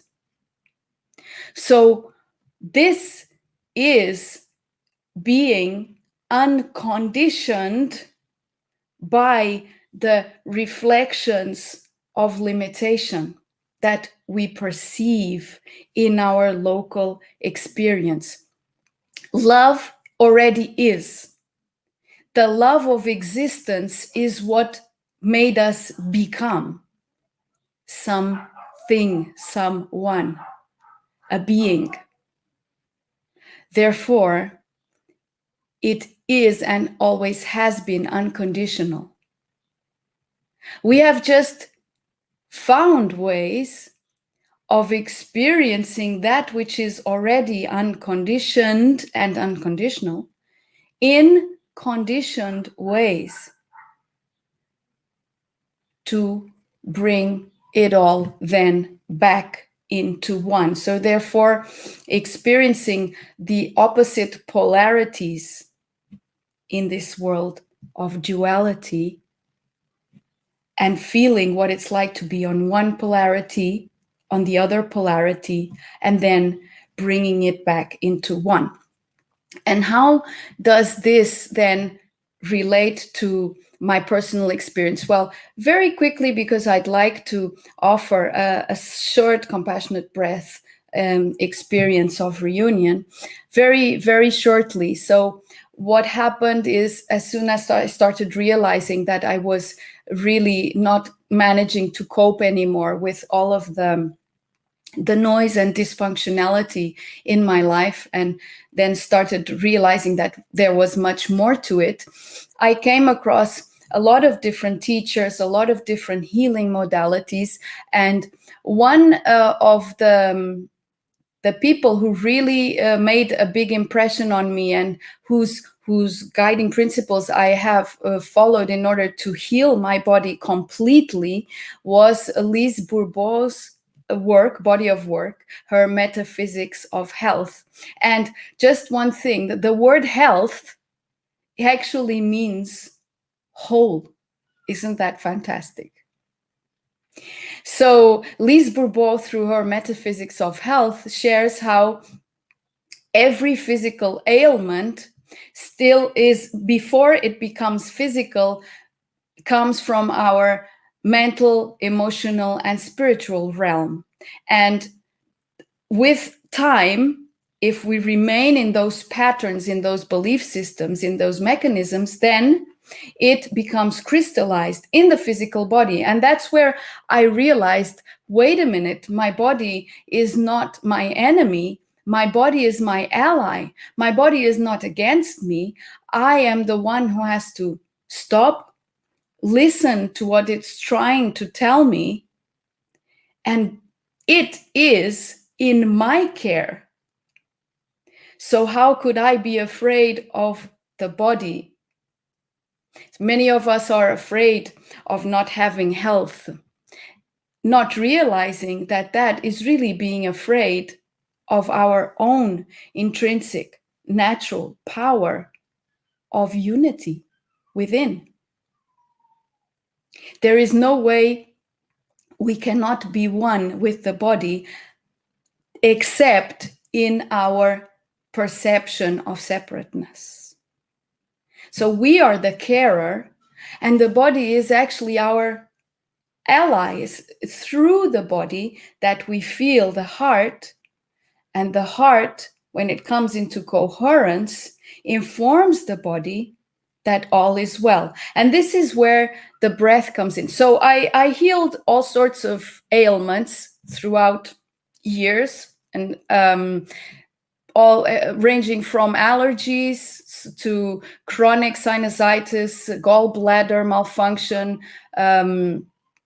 also osteoarticular issues, digestive issues, all sorts of infections, all manner of frequent viruses, including extremely frequent colds and flus.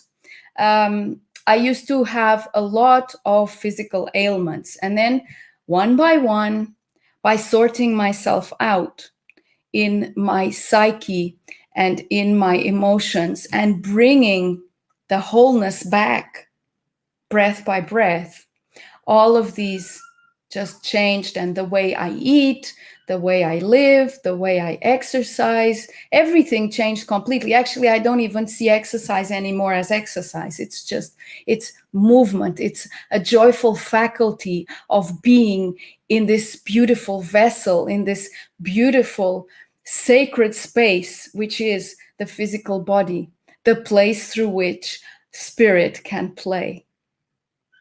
And so the breath, when I came into the awareness of the breath, I started letting go of other practices that were absolutely essential to help me start realigning my consciousness. But then it became, okay, now you've used all of these tools. Okay, now let go of the tools and just remain and just stay here and just be here.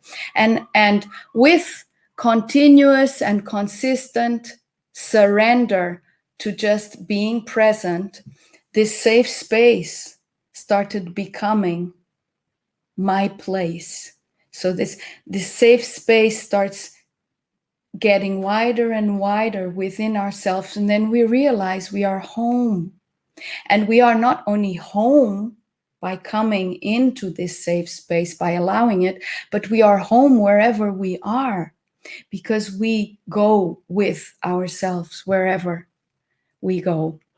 So it's then a staying instead of a going. It is a finding instead of a seeking. And when I had spontaneous Kundalini, now I know it was a Kundalini rising, so it was a spontaneous explosion, which just shut my mind down and just brought me into the full and complete awareness of oneness. So from that moment on, that has never gone away. This consciousness of not being human and divine, not being feminine and masculine, not being me and the other, it's in here 100% of the time. And so my heart came to peace with that mega atomic bomb that blew up inside of me, that atomic explosion of consciousness. And from then on, my experience has been, what is it like to be this embodiment and notice the differences of embodying what we call the free energy body. And this free energy, why? Because it's not trapped by past or future, by past memories and future expectations. It's just being here now constantly. So with no further ado, I'd like to invite you, if you would like to accept this invitation today, to please close your eyes And just take the most gentle, deep breath through your nose, that natural breath, the breath that has been with you ever since you were born.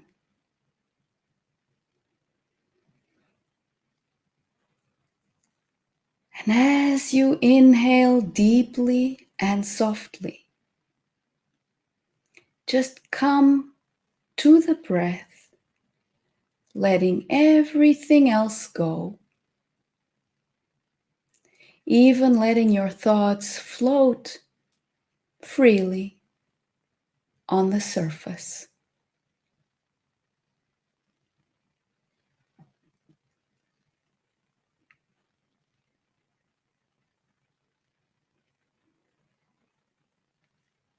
I invite you, as you breathe deeply, to bring the breath down into your belly and allow it to expand naturally, to recede naturally in your own rhythm,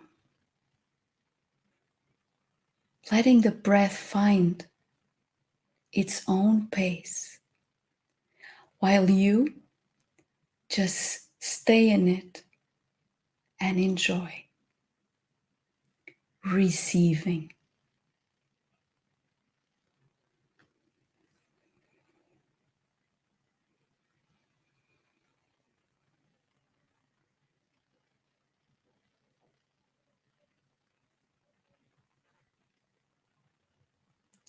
As you focus your breath, bring the focus deep down into your core, down below your navel.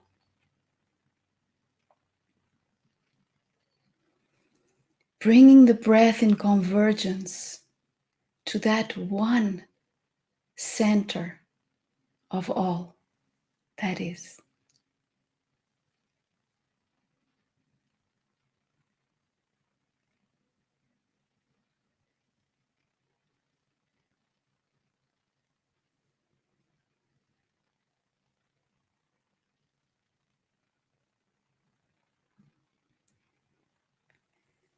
And invite yourself to collapse into this core of you. Just breathing,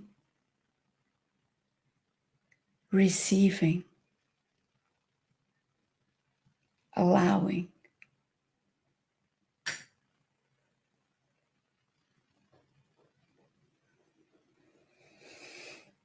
And if you could just choose one major forgiveness that can change your whole perception, I invite you now to allow this in your core to deeply and honestly let go of the pain of the past.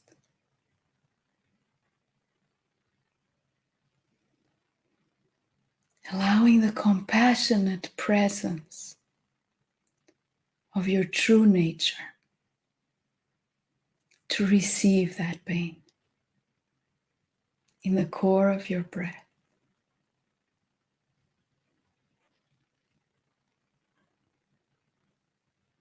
As you give forth the energy that was stuck, so that it can come to its neutral, pure state.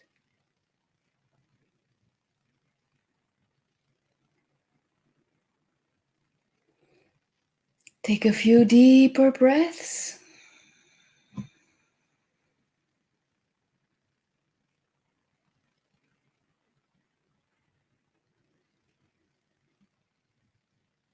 receiving the flow of unity within you. The unity that happens in each breath. And whenever you are ready, please open your eyes. Thank you.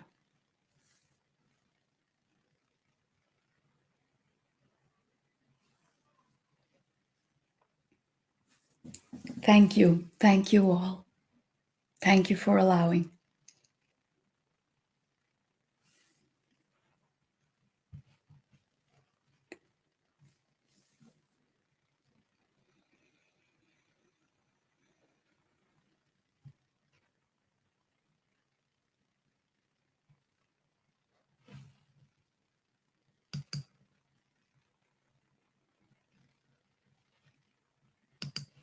Just allow this forgiveness to sink in.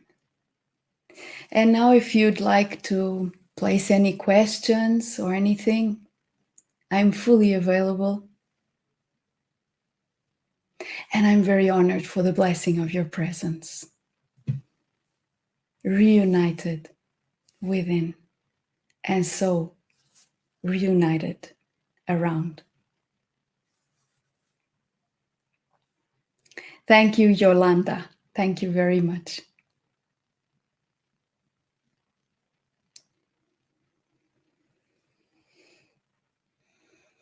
Thank you, Diane. You can find more about my work on my website, and I share a lot of compassionate breath, and it will very naturally and really effortlessly, if you allow, create that critical mass of your knowingness so that you can collapse into the wholeness that you, I, and all of us truly are.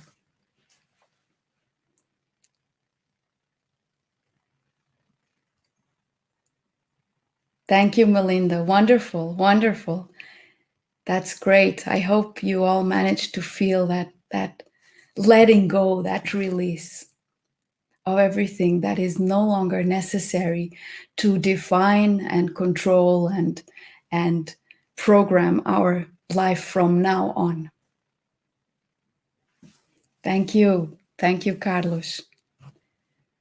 Okay, so I'm ready to move on and give the stage to our next beautiful speaker.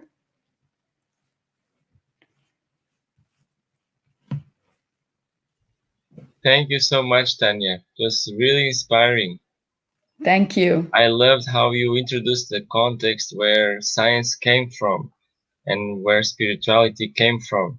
Yeah, it's nice to remember and to have this macro contextualization in time. So really, thank you. I'm very inspired, and Thank I'm you feeling very much. calm. And now I let you with our Yes. next speaker. So see you soon. Okay. See you soon. Thank you very much. Let's move on to beautiful Jennifer Barraccu. And she strikes the balance between science and spirituality by having achieved a broad knowledge and experience from her time in science and connecting it to her inner sense of coming back to nature to restore harmony at all levels. Could you please unmute yourself, Jenny? Hello, hello. Oh, hello.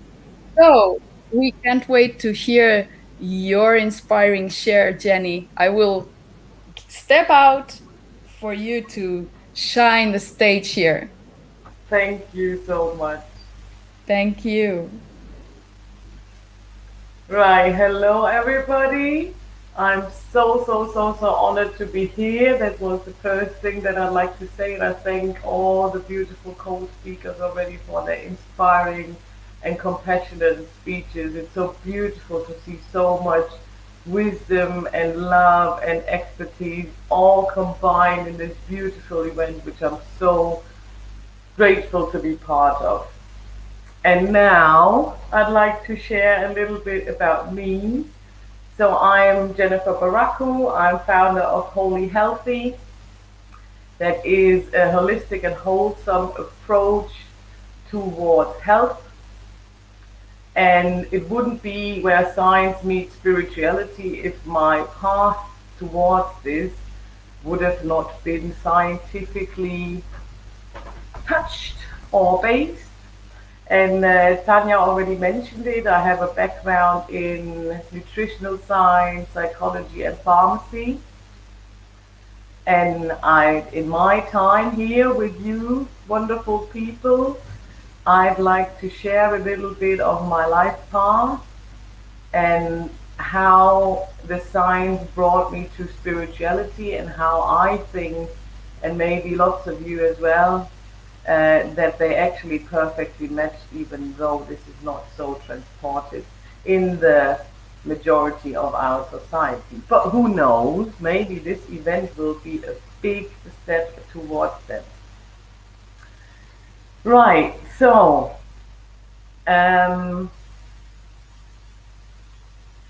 where to start? Oh my God. So I was, in my raising, I was forced more or less, like we all develop protection strategies. I was blessed, now I can say, that I had to be very self-sufficient in a pretty young age. Means one of my protection strategies I developed was really being rational, really being brain-driven, and therefore also being proof-driven, which brought me then into science for my education. So I did nutritional science, and that really raised my interest in biochemistry. What happens in my body when I eat an apple? What happens in my body when I drink coffee? What happens in my body when I'm excited, like now? What happens in my body when I'm sleeping? So all these things I was really interested in, and from there I decided I'll go a bit deeper with that. Never really worked out. I went on a world trip, came back and thought, what to do? Oh well, pharmacy doesn't sound too bad. I won't have much to do there, just waiting all day until Nana comes in and picks up her new painkillers, and that's about it. Easy peasy. Well, that's what I thought. So, it actually didn't turn out like that. I had to learn so much, and it was beautiful, because I thought I learned to help other people healing, or to help other people heal and be supportive. And that's how I entered the pharmacy. Now, can you imagine? Some of you might already, some might not. It didn't turn out like this. I found myself very unhappy very soon, because all I saw myself doing was literally helping to help other people detoxify themselves. And that was not my idea of having this education. Now, why am I saying this so radical? That is my perspective, my own personal perspective from over a decade of work in a public pharmacy in Germany. And I was shocked. I was shocked to see that the responsibility for our health has just been given away to some authorities, to a system that is not designed for people to make them healthy. We have a health system that is a sick system, but I'll come to this later on. What I'd like to share with you now is from the time in the pharmacy, not just that I saw that so many people were given away this responsibility for their own health. It was also that they felt lost, didn't know what to do. And because all of what is expected from us in our society is to function, they feel pressured. So let me just talk you through a normal life path, which I have witnessed so often during that time in the pharmacy, on myself, friends, family, and you might be able to relate to this as well. So let's talk it through. We are born at some point. We raise up with our parents. this is all still, should be eventually, in the ideal case, everything should still be all right then. Then we enter kindergarten, school, we're really busy with our education. From there, we rush into our career. We want to make that money. We want to build up a family. We want to buy that house. We want to have that boat. Who knows? Whatever you desire, but you're on it. And straight from the education, you run into the 9-to-5 job. And there you find yourself in the hamster wheel, constantly running and running and running and running, not knowing then that actually you run straight into your burnout. Now, burnout is one of these modern diseases or dysfunctions we haven't had a couple 100 years ago, 50 years ago. Maybe we haven't had the name, maybe it was already there. But how I see our society has an impact on us increasing diseases, I will talk about that in a second. Let's go back to this life path. We're currently in the 9-to-5 hamster wheel. And it doesn't really mean, I hope you guys are all aware of that this just means 9-to-5. Some people do it 24 hours, some people just have a couple of hours. It's the pressure that is connected with it. The pressure for us to achieve whatever we want to achieve, or got told that it is important to achieve these things. So now we are in the hamster wheel, and eventually the first ailment comes up. The first symptoms come up, and it might be just a headache that's bugging you. It might be that you suffer from heartburn. It might be really minor things, but it's bugging. So you come in the pharmacy and you stand in front of me, and I'll tell you, it's fine. It's your decision what you want to do, but I want to remind you, and therefore all of you guys here, referring to Tania, it's all within. So our body is in constant connection with us, and it's talking to us. It constantly gives us signs, but we're really well trained not to listen to them. This is why we end up in the pharmacy, standing in front of me or anybody else, and looking for this relief, not to having to listen to this anymore, and being actually able to continue functioning, running in our hamster wheel. Now this might work out, and another 2 years go by, and you come back. And I'll remind you, listen to your body, or eventually make a change, because that's all your body is trying to tell you. And then there comes the typical argument, yeah, but I've been drinking coffee the last 35 years, 5 mugs a day, and I haven't had a problem. Yeah, well, this is how you see how capable our body is. But even our bodies have their limits as such. So, again, you're there. Again, you're asking me what to do. I might remind you to listen to your body and change something, because what I've always said is, and I think we can all agree on this, in everybody's life, there comes the time when your body starts talking to you. And then we have a choice. Are we going to listen? Or are we just going to suppress and continue as before? Now, but there's no point in looking for a different outcome with the same behavior. This is just not going to happen. Sorry.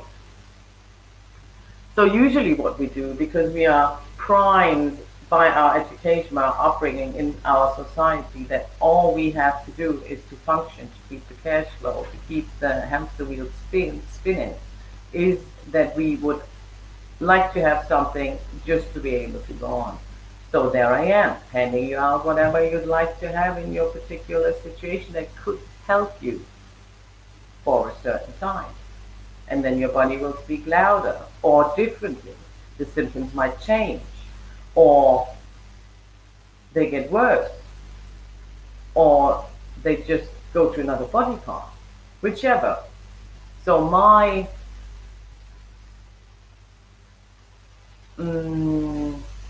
what I've asked people to do is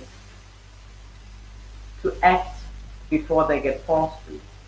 Because when you're not listening to your body, in whichever way, shape or form it might try to express or communicate itself towards you, if you're not listening, it will drag you down, and then you're forced to listen.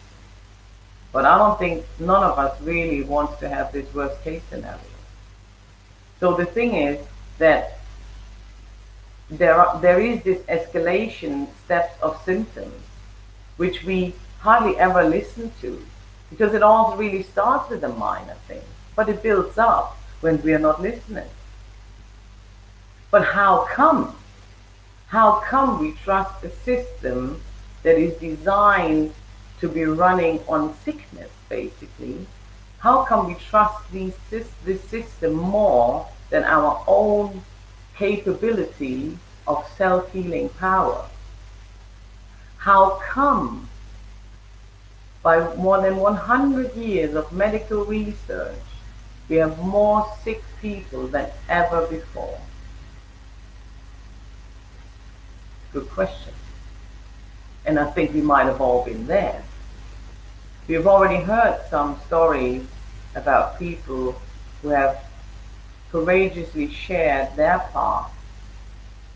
Because let's face it, going from the one extreme of science, what's going on in the spiritual world, it became kind of trendy, which is beautiful because it gets more accessible to other people. We have this wonderful Higher Self Expo here, where there's so much knowledge combined for people to access for free.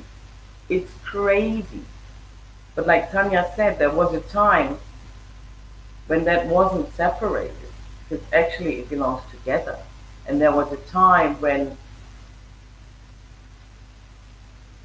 we had this belief in us, in our connection, because that's exactly it.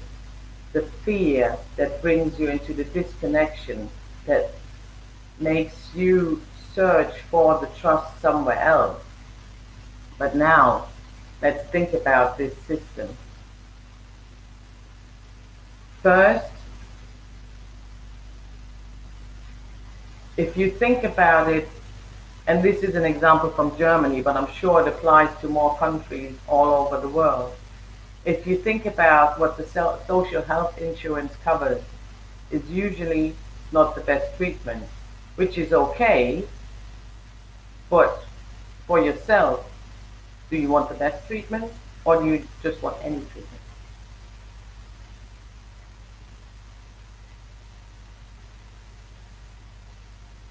So how come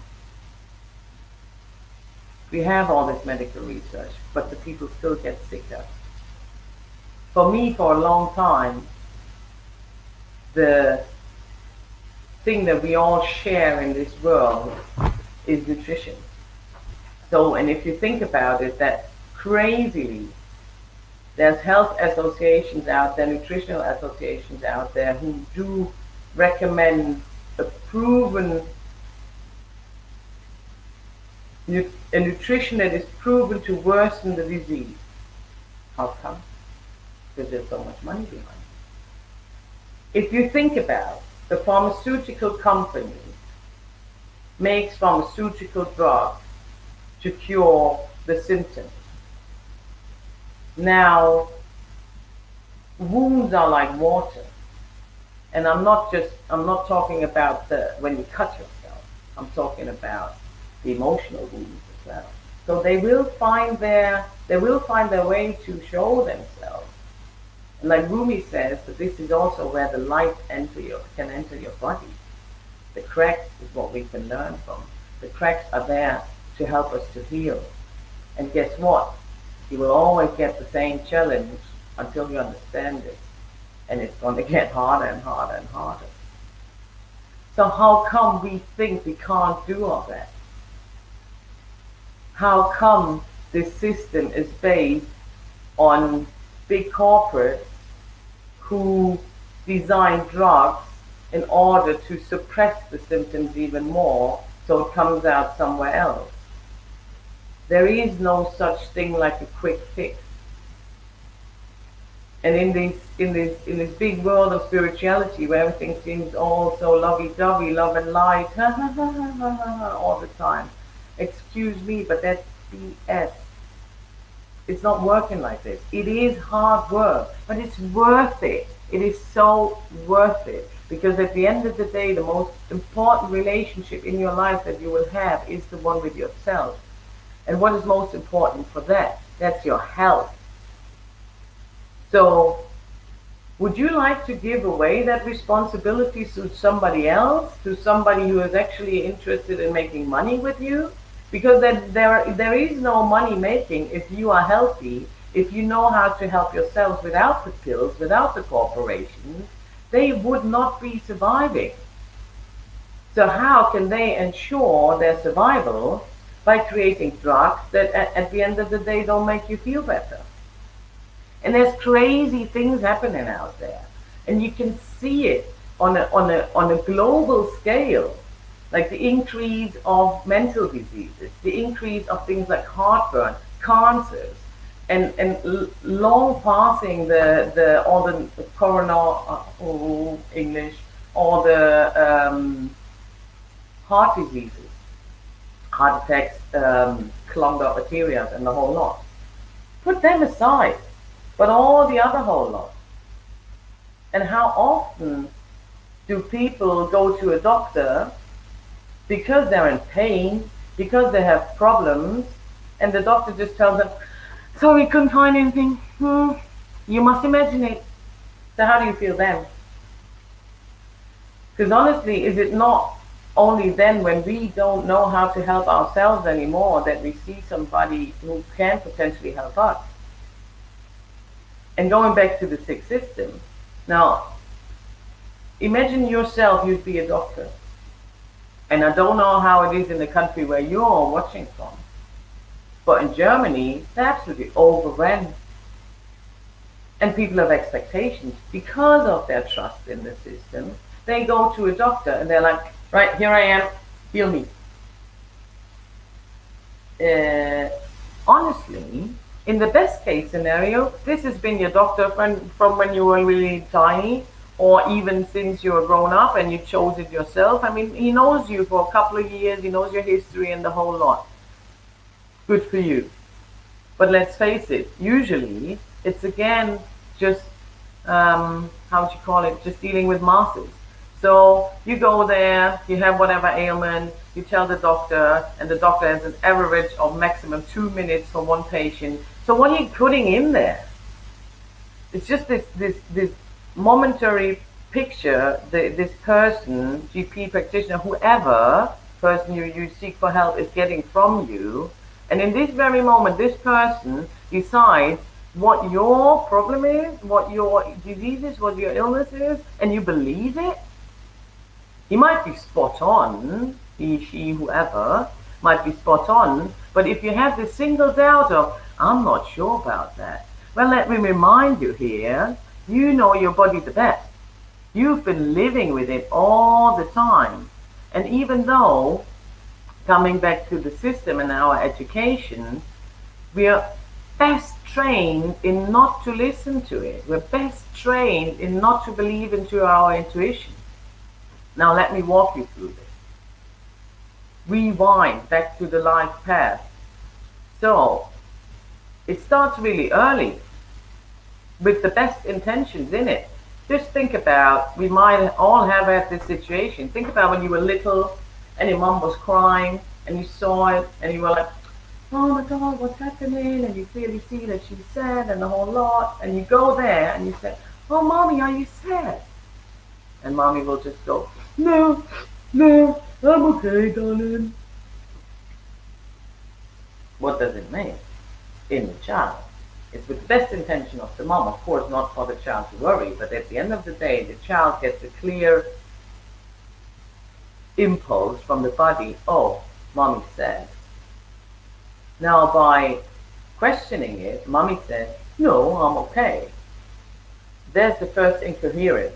That's like, okay, mommy is my God. I can't doubt her authority because that would threaten my life.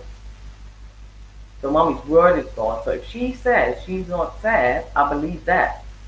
But what does it on the other end? I can't believe my intuition. And then we go to kindergarten, we go to school, and our school system is still based on the system more than 100 years ago, which was created to develop or to create factory workers.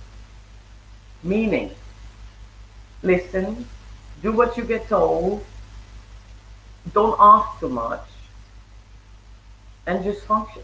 Just do what you get told. Don't look right, don't look left, don't criticize, don't question, just do it. So all these things, they add up, plus the fact that we're generally creating our self-image from the stories that we hear from other people. When you're about 3-4 years old, you recognize yourself in the mirror and you see, okay, hold on, I'm me, okay, this is this person, okay, this is mom, this is me. So you actually perceive yourself as you, as separated from the others.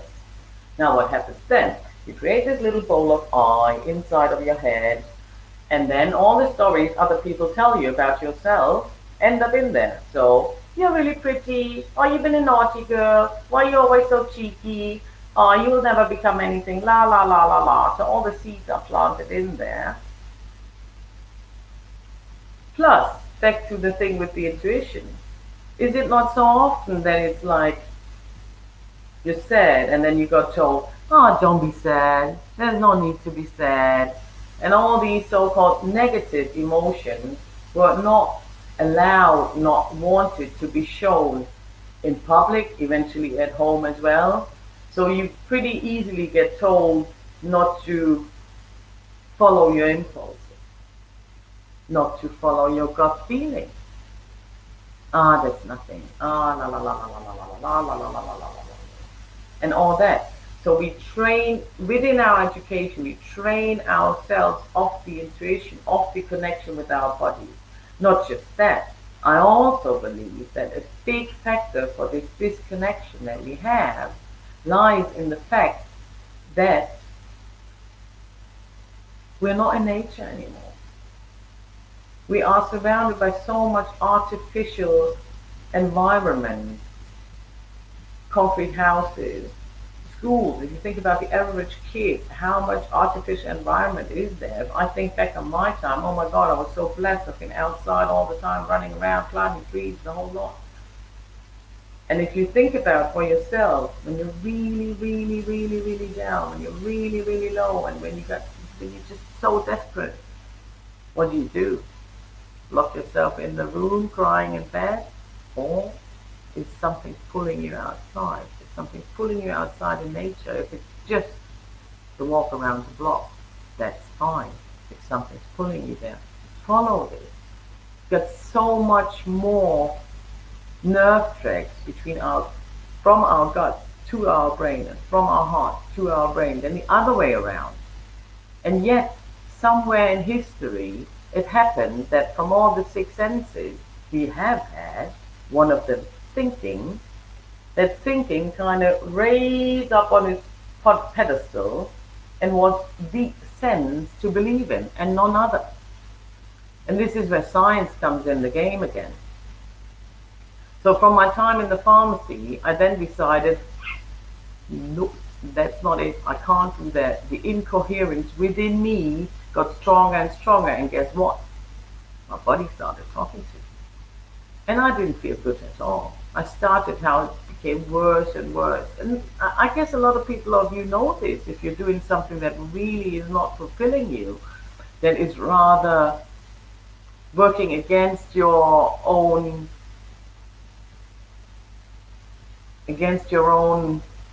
sense for life.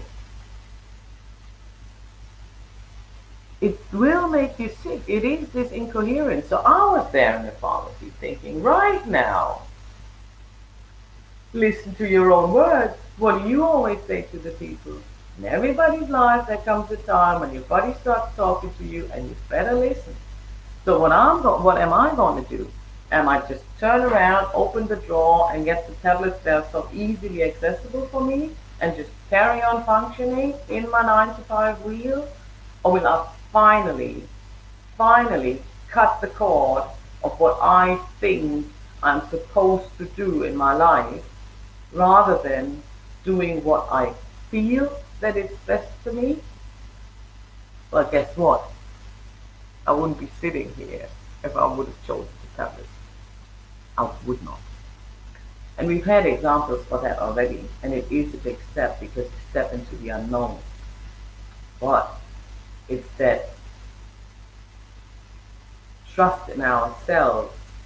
If you think back, and I do that quite often, because for a long time in my life I've always said, if I fall, there's just the ground and it's going to hit me hard. There's nothing and nobody ever that will just hold me. But guess what? We're all still here, so something must have been there. And I'll tell you now, it was you. It was you yourself, because we all have the hero within us. And by all the stories we have got told in our past, it's our choice to believe them or not. And I know this is quite a challenging thing to do, but we all have the choice. And if we'd be just a little more critic towards that system and just ask ourselves, doing something beautiful like Tania just did there, with the breathing, we will find the clarity again. Taking on the responsibility. And this word, responsibility, is so negatively connected in our brains. But what it actually means is that you take back the control in your life. It's okay, everything has its place. Leon said that already, and probably a lot of people here did say that. Everything has its place, and I personally like to use medical diagnosis so I know what's going on for things that I just can't feel. And from there, you go with whatever feels best for you. And don't be afraid to decide, because at the end of the day, nothing is for infinity. You can always decide back, but you could give it a try. Another thing that makes this whole system inevitable to collapse is if you think about the education itself, the education of medical practitioners. They don't know how to speak to people. They don't have the soft skills because they're not trained them. And that's okay, but is there not more to a human's body than, oh, there's a lump, oh, we just cut it out? Why is the lump there? And how come we've ended up just treating symptoms? So from being so dissatisfied in a pharmacy, I decided, right, got to do more. There's something more. And even then, I decided to study psychology for the reason of training the pharmacists with these soft skills. But then I entered the psychology course at university, and pretty quickly I thought, right, nice attempt, because they categorize everything again, which is okay and absolutely necessary to do research. Don't get me wrong here. Everything has its place. But for me and my perception of how a human being functions, that was too simple in that sense. Like, we're all individuals, and we might have some common patterns, we might have some common developments, all the whole lot. But at the end of the day, we are all individual, and this is how therapy should be. And plus the fact that by now, even it is scientifically proven that mental and that our mental body and our physical body are connected, that they're inseparable, but still we treat them both differently. A general practitioner has got no idea about mental diseases. A psychologist eventually has a little bit of an idea. A psychiatrist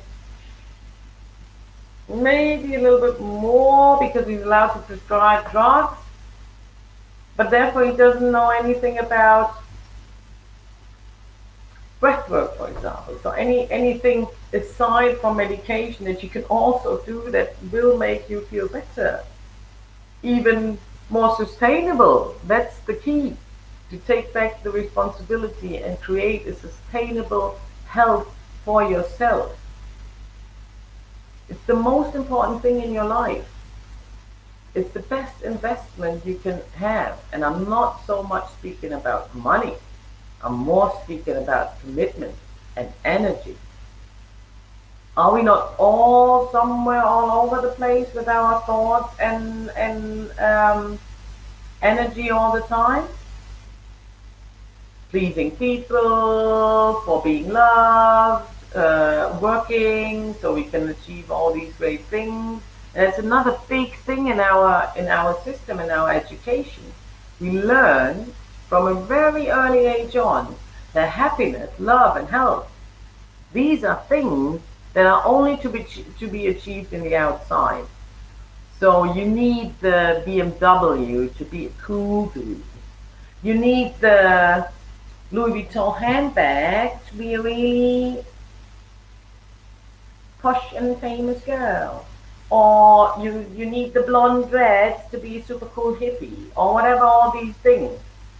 Whatever is there, we get told any attribute, anything that adds to your life. For the basics, happiness, love, and health are things that I believe we all would like to have in our lives. Now here's the news: you can't buy them. You can't buy them. You can't get them with pills or anything. No drug out there. It's all here, and it's all to be relearned. Then it is there. But the good news is, it has been there. It might have been hidden underneath a big pile of ideas, beliefs, values. But at the end of the day, we can take the layers off little by little by little, and then remember what we truly are. And I love language, because remembering is such a beautiful, beautiful, beautiful expression for it. Now, from being in this psychology course, seeing how research and science is handling the whole topic, I felt I need to do it differently. I went back to a pharmacy for a short while, thinking to eventually make a difference there, just locally where I was. And I did, but not so much to the amusement of my boss, because I would have been the one who said, you know what, keep the $50, take a lady out for dinner. That will benefit you more than me selling you this product now. And I've seen so much despair, and I've seen so much helplessness, so much resentment, and it's painful. It's really, really, really painful to see, knowing that we are all able to help ourselves and seeing that we just don't dare doing it. And of course, I'm aware it's the same for me. We're on the same boat, that stepping into our biggest light, into our biggest potential, into our essence, higher self, whatever you'd like to call it, that is a biggie. It is, because we're afraid. But at the end of the day, we got nothing to lose, have we? Particularly when we're sick already. Like, what's there to lose? Can it be any worse? Unfortunately, we often meet the crisis before we actually go into a change. Unfortunately, we need to eat SHIT before we actually learn. But for all of us, the choice is there all the time. And I've learned from a really, really wise lady who was just speaking before me, that it is about this commitment. It's about this dedication, that you are responsible for yourself, that you care for yourself, that you are your own wellness coach. doctor, whatever you would like to call it, but it's you. So then, me in my having all this knowledge gathered, then thinking, okay, I might do it differently, becoming sick, turning 180 degrees. So I had all this scientific based knowledge, which I'm so grateful for that I have it. And I was able to help a lot of people in their terms, as in whatever they wanted. But I've always been the cheeky girl. So I've always been the one who said, yeah, but maybe you want to have a little look-see over there. And it's like, I'm like mermaid, I think it's called, love it or hate it. But sooner or later, a couple of years in the future, you might think like, oh yeah, I remember now, damn it, she was right. Because it's exactly these things that trigger us. It's exactly the things where we tell ourselves, yeah, but it's exactly all of those things that hinder us, that limit ourselves. It's wherever there's fear, there's challenge. There is potential. There's an invitation of life for you to make it better, easier in that sense. Really easier. We try to make everything so overcomplicated, but it's not. It's actually not. And I love nature for its perfect example. It's perfect example of balancing itself. We've had the word balance during this great event here already a couple of times, because that is what it's about. If you think about as well the escalation steps of a symptom, or generally how diseases develop, how it's all interconnected. We've already said body and mind, they're inseparable, but we got more bodies to that. And our brain, the big fear creator, that is just interested in survival. That is why it's the one that's sensing us.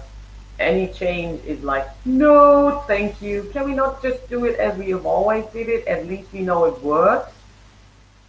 So that's already a biggie. Our minds are in the way for us, because it just wants us to survive, which is a good thing. We can be all very grateful for it, but we shall not make it our predominant sensory information system.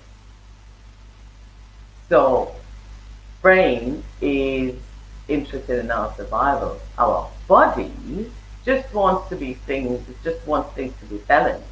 Means our body is constantly trying to create balance. And it does that really, really well. It can do 35 years, 5 mugs of coffee a day, eventually.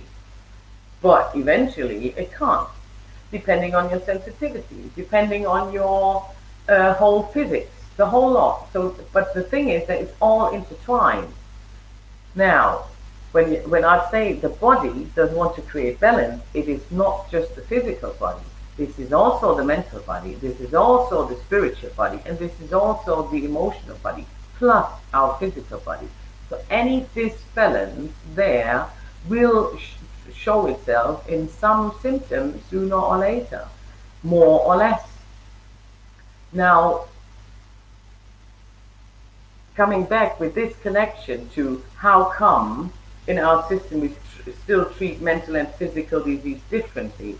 This is now where people like me come in the game, because I've seen it so often. Then you go to XY GP and he tells you, yeah, and that's probably that. You best take these painkillers and these anti-inflammatory tablets, and then you'll be happy out. Just come back then, la la la la la la la. And you can be lucky if your doctor already mentions nutrition. Because all these things, all the things that do make a difference for you and your overall health, they don't have the big perspective. And I'm not saying this to accuse anyone, not at all. We only always know what we have learned. And that's why I'm not accusing anyone for not taking responsibility on so far either. Because I believe by all means that every single person where we get up, that's the best we can. But there's the thing. The resources we have are just obsolete for our society and lifestyle. We just don't have the tools to help ourselves because they're not trained. So this is where I think we should start with. So me leaving university thinking exactly this is what I'm going to do. I'm going to create a program for children, like a prevention program that will actually teach them spirituality, environmental consciousness, to be able to create balance within them and around them. And if we start that with our future generations and bringing it as the core values into them, they will pass it on to their future, to their children, because it is a core value. And this is another thing that's kind of like crazily, because this is another thing we don't really transport. As a human being, we think we're superior to nature, but we're not. Nature has this capacity to balance. We also have, but we don't believe in it. We believe that we can play with nature and play God. Well, we will see what's going to happen, but think about the capacity of nature itself as being part of this nature. We also have this capacity. And that's why I believe if we go out there in nature, this is where is one of the biggest potentials to create this or to reconnect with yourself in nature. Well, guess what? Me having this idea with the kids camp, my professor at that time said, no, this is also, and we can't prove that, and this and that and the other, and la la la la la. So I was like, okay, might be too early for spirituality meets science. Another reason why I'm so grateful for that this event happened here, right now, with hopefully lots of people who are watching this and getting a seed planted in their head that it can be actually different. So the kids camp didn't work out yet. So what to do then? I decided that by bringing all the things that I've learned and they make sense to me, bringing them together with my own life path, I've shaped this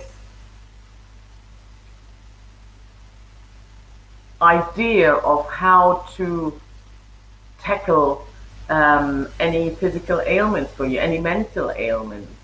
So I truly believe that it is so important, even if it's something that's in your mind and it's like thoughts you can't let go of, or something that is doing your head in. I always include the body in the work, because the body might have saved so much information that is constantly sending these to your brain. So because of this balance, you just won't be able to find your ground. Other ways to create this balance is simply listen to yourself, understanding your body. Well, how can you get there?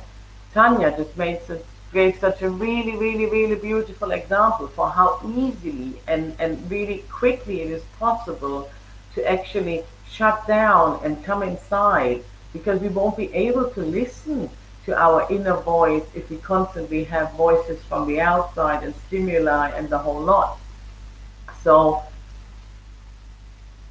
as a reminder for this,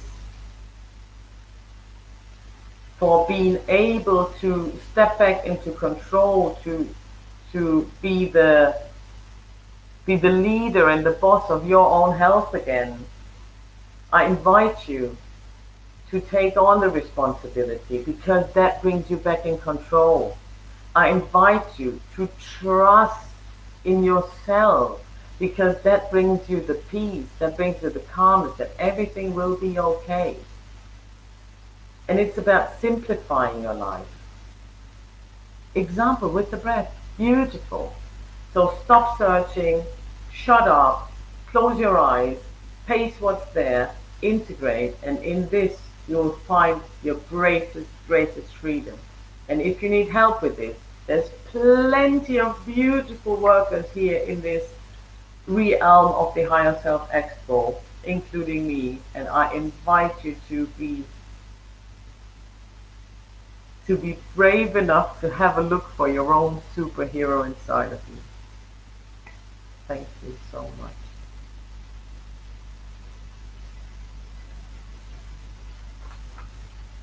Sorry, I was muted. Love that. Find your own superhero inside of you. Beautiful, beautiful. Thank you. That was simple, profound, and transformational for anyone listening, I'm so sure. Thank you very much, Jenny. Is there anything anyone would like to ask in this last moment? Just leaving the door open here.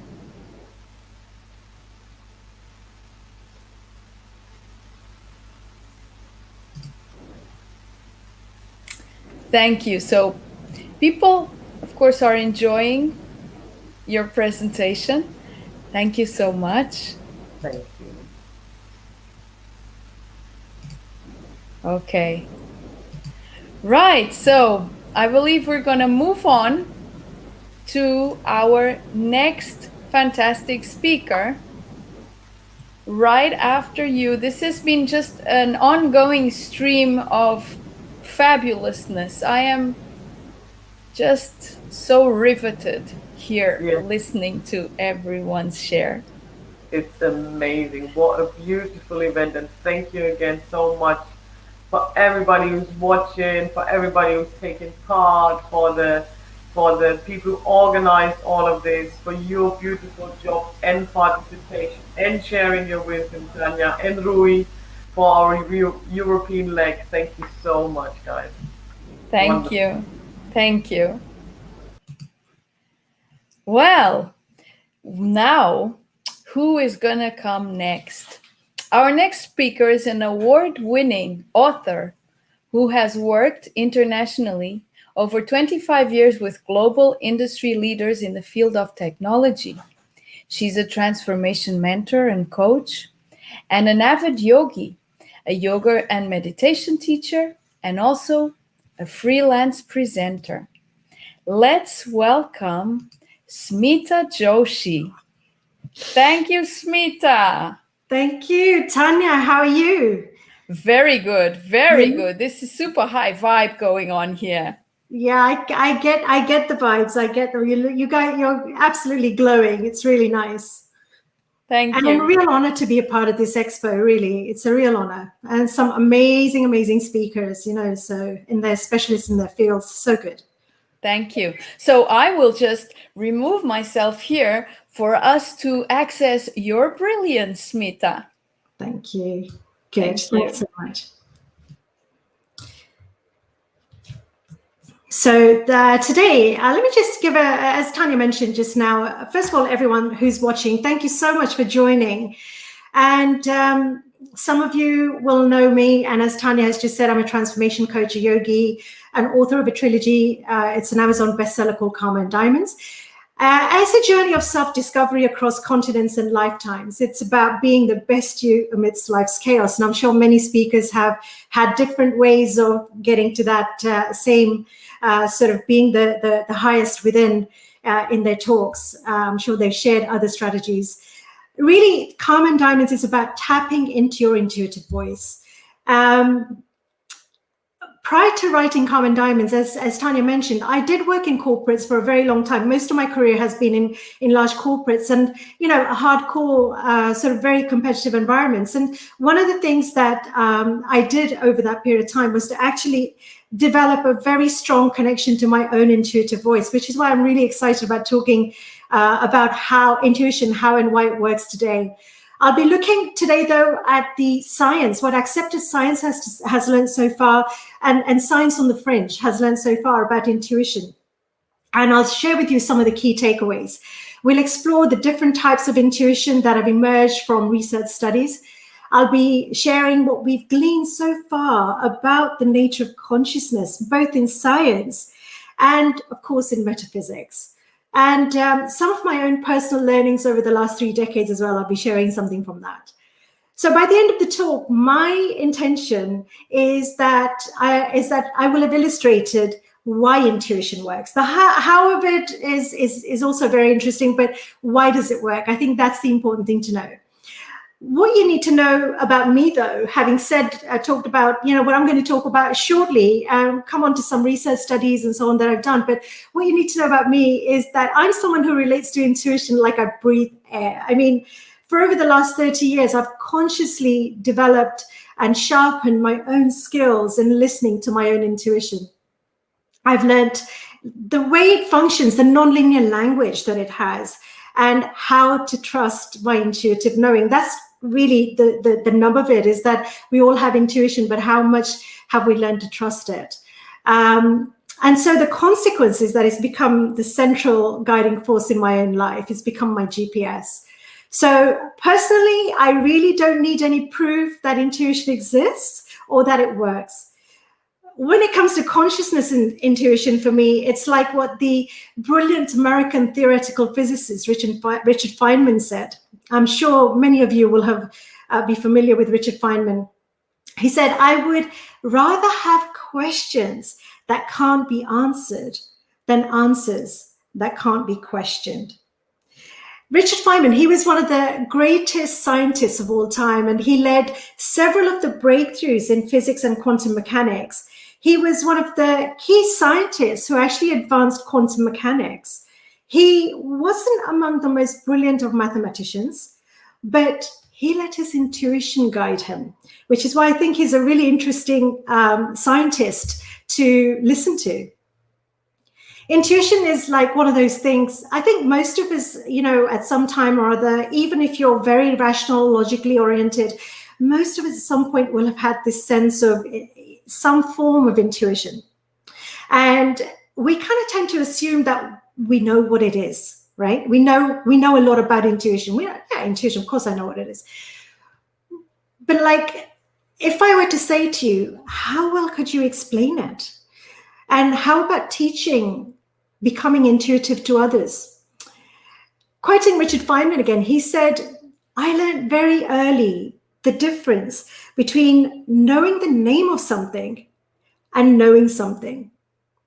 So even though, as for myself, I might feel like intuition is second nature to me, I've done a deep dive into studying it from the perspective of others, such as scientists at MIT who are exploring intuition to make artificial intelligence more human, astronauts researching models of consciousness, researchers looking to improve decision-making in business and to be more creative in research and development functions, philosophers and early scientists of ancient India, my ancestors, you might say.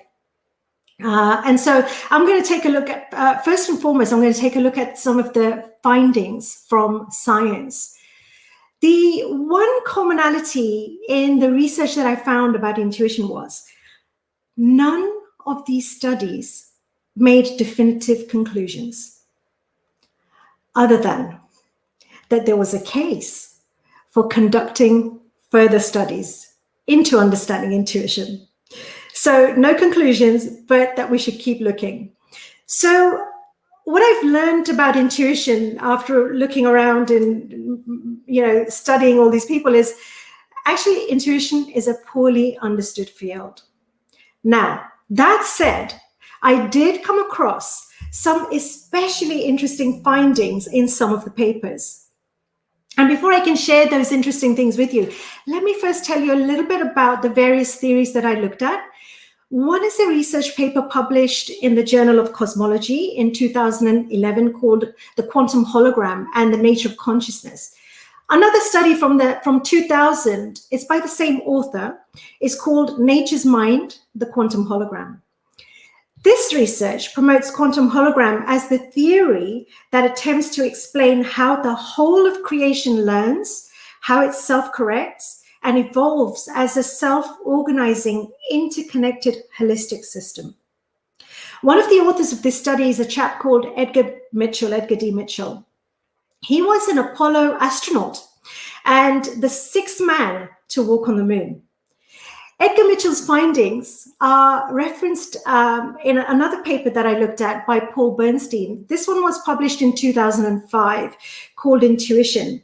So Edgar D. Mitchell, the 2000 paper was referenced in Paul Bernstein's paper, called Intuition: What Science Says So Far About How and Why Intuition Works, which is where I get the title of my talk, because pretty much it's exactly what I wanted to present today.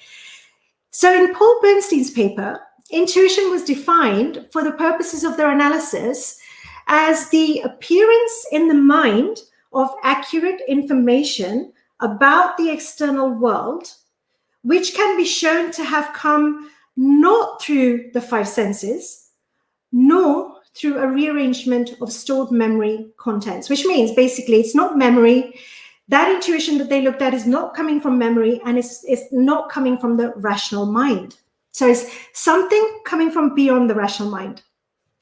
In this paper, they studied things such as telepathy, precognition, presentiment, and remote viewing. So they studied various types of intuition, and people that they did the studies with that had these various abilities, they call these people collectively as healers. So these theories explored how the human brain might be able to provide intuitively acquired information, which is not coming from the rational mind. So intuitively acquired information, and then present it to the conscious mind. There's a professor at Stanford University called Professor William Tiller, who discovered that intuitive information was sent from one person to another via magnetic wave forms. So one person to another, so when a clairvoyant or a medium, somebody picks something up, they're sending, they're picking up that information and transmitting it to somebody else via magnetic waveforms. I mean, someone who's not present, that they're not actually physically talking to.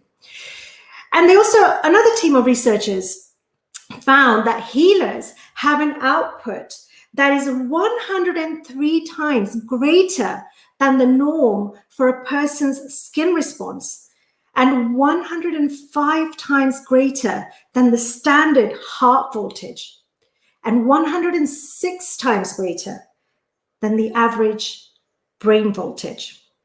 That's healers. That's how they function. Then the connection between the mind and the neural system was studied. They looked at how does the mind and the nervous system actually work, the neural system.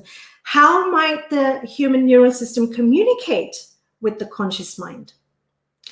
Some researchers proposed that the DNA is a likely transducer. The DNA, because the DNA molecule is present in the nucleus of every cell in the body. They said that the DNA's double helix structure makes it apt for enabling information transfers.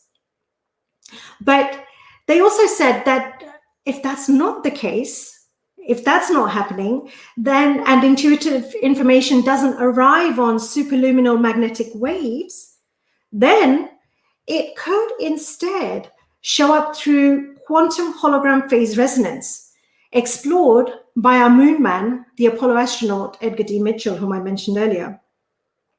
Now, they said in that case, the information conversion takes place through nerve cells that have something that is extremely microscopic in structure, and it's called microtubules. So DNA and microtubules so far. That could be potentially involved in helping us to intuit and then present it to the brain. That's because these have the ability to respond to changes at the quantum level, at the very, very quantum level. So transducers such as DNA and microtubules, they can convert magnetic or quantum carried information into signals that can then travel to the brain for processing. And there is currently research going on to explore the properties of DNA and other molecules that have superconducting ring structures, because scientists expect that structures such as microtubules could behave like antennae that pick up the smallest quantum fluctuations, even through entanglement, from the other side of the universe. So there may be little antenna that we carry in our own physical bodies, and there must be, because we pick things up. But that's what they're studying, and that no matter how far that information is coming from, we have the potential to be able to pick it up. Now, entanglement. It was Albert Einstein who discovered entanglement. And I'll come back to entanglement, what it is and how it works a little bit later. Now, how do intuitives actually pick up information? They've been said to have information first appear to them through, like, as a vague sensation, that then turns into a partially focused image. And I know as an intuitive that there are other ways. I personally pick up information in many different ways, but that's what the scientists have so far stated. This movement has been linked to the processes related to the right hemisphere descending to the left. So information from the right side to the left side of the brain. So when information gets disseminated across the hemisphere, that's when we start to question the correctness of intuitive sensation or the image. And this is the left brain. This is the left brain judging the right brain. So the left brain starts to get into question and starts to analyze and question, is this right? Is it wrong? Does it fit our framework? And so on. So then we ourselves, if you're an intuitive, you're receiving that information, you have, many of you, I'm sure, you will have your own ways of picking information up, and you will have done this. You'll have had a chat with yourself. You kind of go, it's interesting. Like, what was that? What was that image? What was that sensation? And then you may discuss that with other people once you've had a chance to think about it yourself. And then the idea is then to see how well this information that we receive kind of fits into our frame of reference, what we know, what we understand, what we accept as being valid. So that process then happens actually in the conscious brain. So at the end of the dialogue, we either accept that information or we reject it. Now, strangely enough, interestingly enough, or I might rather say, of course, the heart is also involved in sifting of information that is intuitive. So sifting of intuition. The activity in the heart's neural system is linked to processing of intuitive perception. It's also believed that these changes affect the brain's frontal lobes. So the heart to the brain. Research continues right now to clarify the complex relationship between the heart, the brain, and intuitive processing. Now, 2 more studies that I looked at were carried out. One was at the University of Strathclyde in Scotland and another at the University of Paris. And they distinguished 5 types of intuition. The first university in Scotland, they came up with 2, and the other in Paris were 3. So the first 2 types that were distinguished were between intuitive judgment and intuitive insight. Intuitive judgment and insight. The first is intuitive judgment. Now, this is intuition used for decision-making in management scenarios. So it's intuitive judgment, they concluded, is used for management decision-making. The second being being intuitive insight. That's what we use, they found, for creativity and invention. So that's 2 types of intuition. The third is called socio-affective intuition. This type of intuition is useful in relationships, in understanding others and having sensitivity to other people's feelings. And the 4th type of intuition is called applied intuition, which is directed towards finding solutions to problems for accomplishing tasks. And the 5th type of intuition is called free intuition. Free intuition is when you get a feeling of foreboding about the future, like something is about to happen and you sense that restlessness, or however it may appear for you. For me personally, I always have this sense of restlessness and this kind of, a sense of like, something's going to happen or something's happening. Or what is it? What is it? Now, Winston Churchill was well known to have such precognitions. He once had this feeling that he should sit on the opposite side of the car to where he usually liked to sit. Later, a bomb exploded under his usual seat. So a common denominator of intuitive phenomena is a feeling of knowing, and knowing without knowing why. So summing up from the various research, there seems to be an agreement so far that intuition is the key to achieving significant creative results. Intuition is the key to achieving significant creative results. The creation of great novums have been found, or new knowledge that is. They seem to have been found, or rather based on intuition. They seem to have arrived through intuition in the first place. There's a general trend reflected in the theories that I've mentioned so far that intuition is not a product of the rational mind so far. But is that really the complete picture? Can that be the complete picture? Could it be that intuition comes from the subconscious brain? That's the largest part of our brain, and it's constantly observing, it's continuously processing. That's where a lot of proto-thoughts, or rather pre-thoughts, bubble up and become our conscious thoughts. In fact, in this very month's edition, this is very recent research, in fact, this very week I read this, in this very month's edition of Science et Vie, a respected French scientific journal, they brought to light another type of intuition. Neuroscientists have now observed an intuition that's based on past experience. Past experience.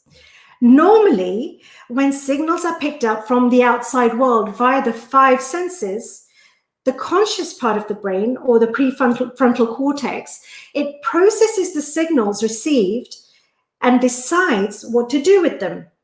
Fight or flight, and so on. But in the case of this new intuition, the prefrontal cortex is actually short-circuited and bypassed, sending sensory signals straight to the subconscious. Then the subconscious determines based on past experience. That's what this particular study has found, how to pattern these new signals, how to make sense of them, whether to accept them and what to do with them. And then the subconscious instructs the prefrontal cortex what to do. So it's the other way around to what normally happens. So what neurologists are currently saying is that this type of intuition is based on past experience. Now, while there may well be a past-based intuition, that can't be the entire truth either. Because we know that any new knowledge can only come from intuition. A giant of a scientist and polymath, Henri Poincaré, said, "It is by logic that we prove, but by intuition that we discover." It is by logic that we prove, but by intuition that we discover. And he should know, he was an amazing scientist, mathematician, a polymath. He was, in fact, he was known to be a master in all the sciences. My own feeling is that intuition comes from the realms of consciousness beyond the rational mind. That's my experience. But it's a theory. That's a theory. Just right for the time being, it has to be a theory. That's because we haven't advanced sufficiently in science to make it an absolute fact. Today's scientists, though, they're also looking to understand the nature of consciousness. So I said, just now that intuition, I believe, comes from realms of consciousness beyond the rational mind. So what is consciousness? And scientists are looking to understand that. Their study of the quantum non-local field, one interpretation being the quantum hologram, and similar studies build on quantum mechanics from the previous century. These explorations are looking to prove such things as the interconnected of the universe, the connected of consciousness and the relationship between the observer and events and so on. So the great rishis, the sages of ancient India talk about being the witness, that we are the witness, and so being the observer, that you're the observer. So this is what's being looked into now in science. And that said, in that particular regard, the theory about the quantum non-local field is still speculative. We don't have much on this yet, and certainly not hard facts that we can conclude. But what we do know is that consciousness is something that so far no one has managed to measure. What these studies show is that what we can measure is what takes place in the physical brain, and that's only after intuition's been received and it starts to be processed through the brain and the nervous system. But by then, intuitive knowledge has just already become just more information for the brain to process. And the brain is not the mind.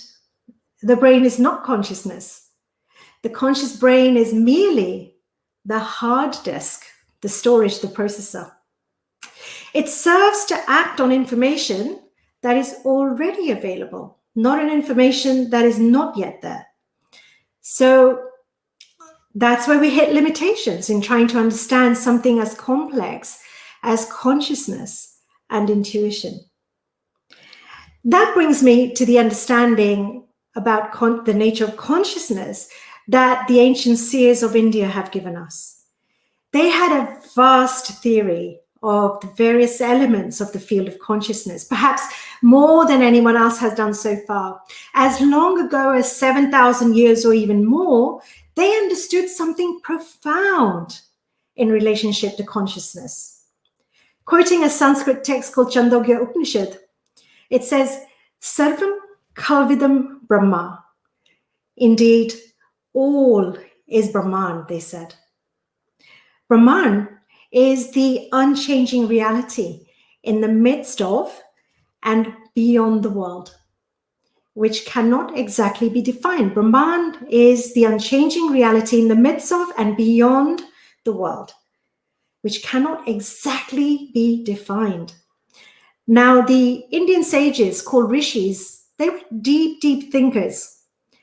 Thousands of years before the Greeks, they had already established frameworks and methodologies for examining and investigating complex phenomena in the cosmos and consciousness. There's an Indian school of philosophy called Mimamsa. Indian hermeneutics is actually based on the methodology given by Mimamsa. The term Mimamsa is derived from the Sanskrit root man, to think, consider, examine, and investigate.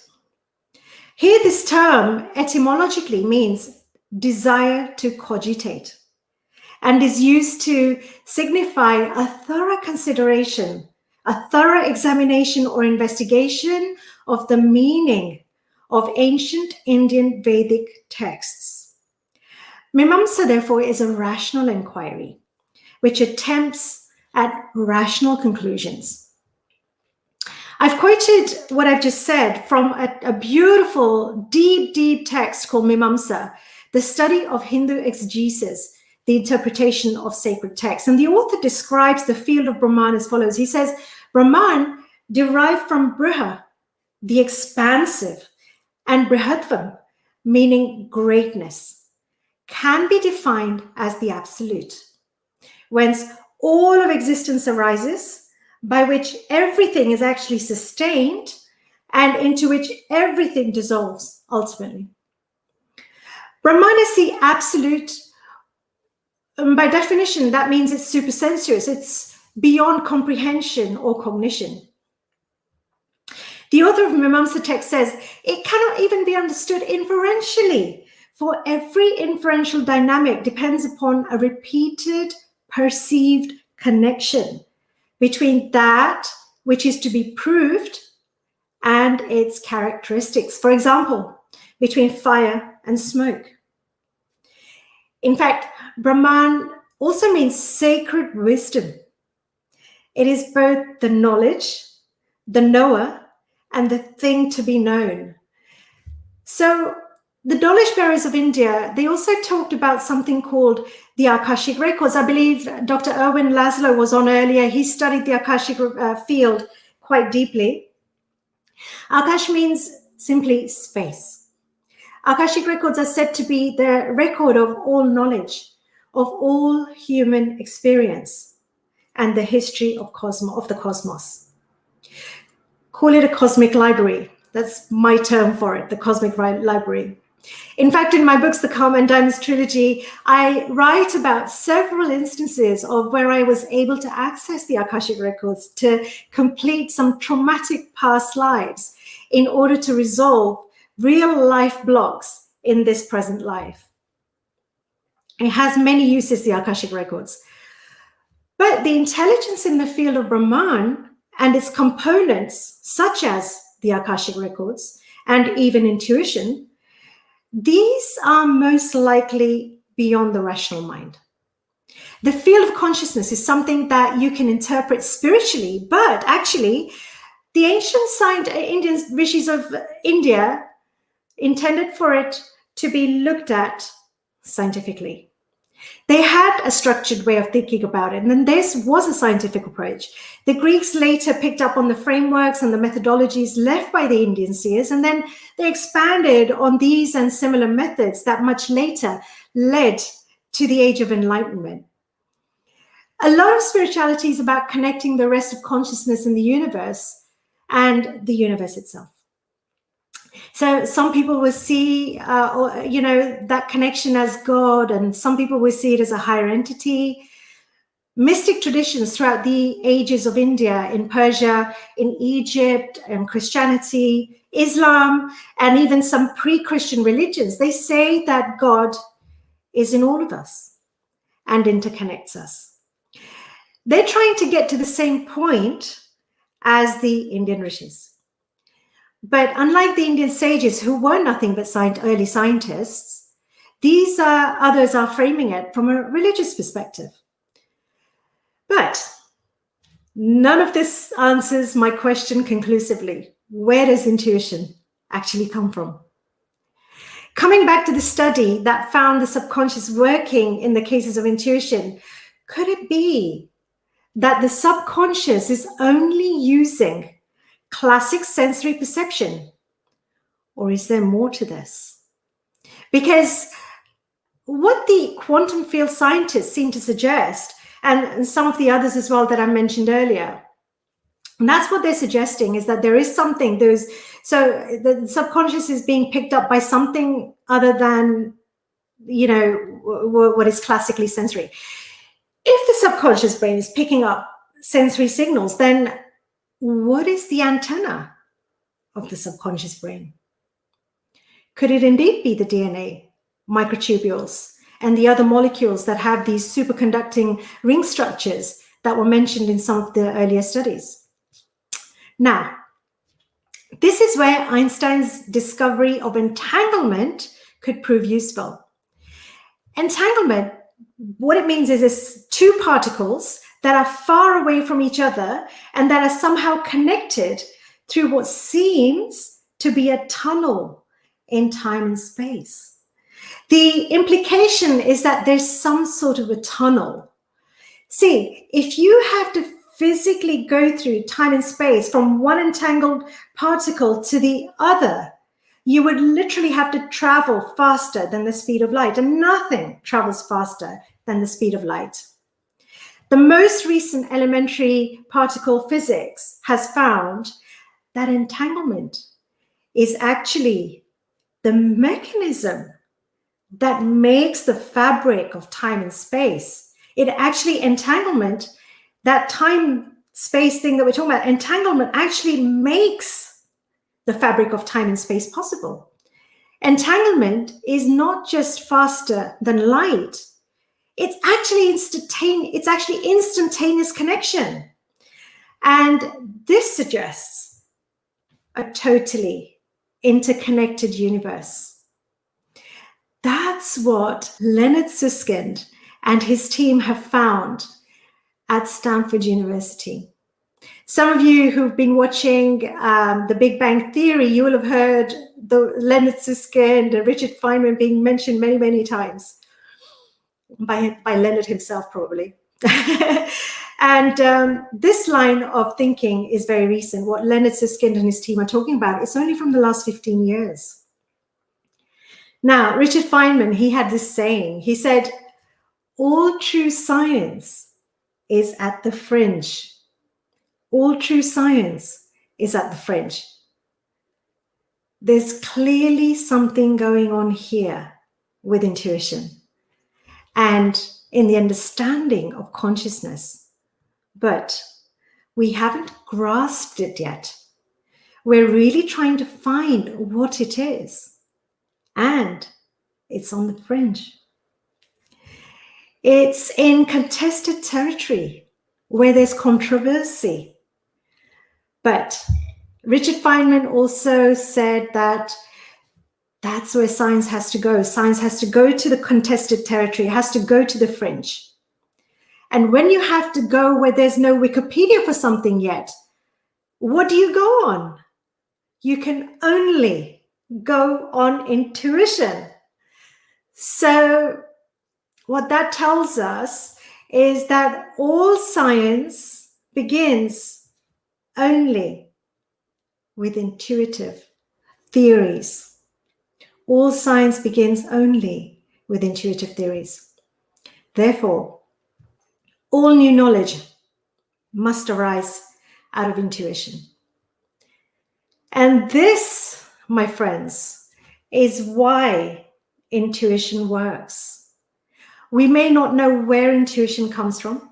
We may not know where it comes from. And in spite of not knowing, we know that intuition works. Now, I'm going to ask you guys, I can't see the comments yet, but I will see it later. I would love for you guys, if you're watching, just to say, give me your thoughts about where do you think intuition comes from? And the one thing that even scientists seem to agree on in the papers that I've read so far is that to experience intuition, you have to calm the activity of the mind. Now, if there's time left, what I'd like to do is I'm not sure we have time. I had a meditation prepared. It's called A Star-Studded Sky. Would have liked to play it. I think we're not going to make it. I don't really have enough time today. But what you can do is please go to my website, smitajoshi.com, and go to the tab under free gifts. There's a bundle of things that you can just download for yourselves. And I'd love for you to enjoy that.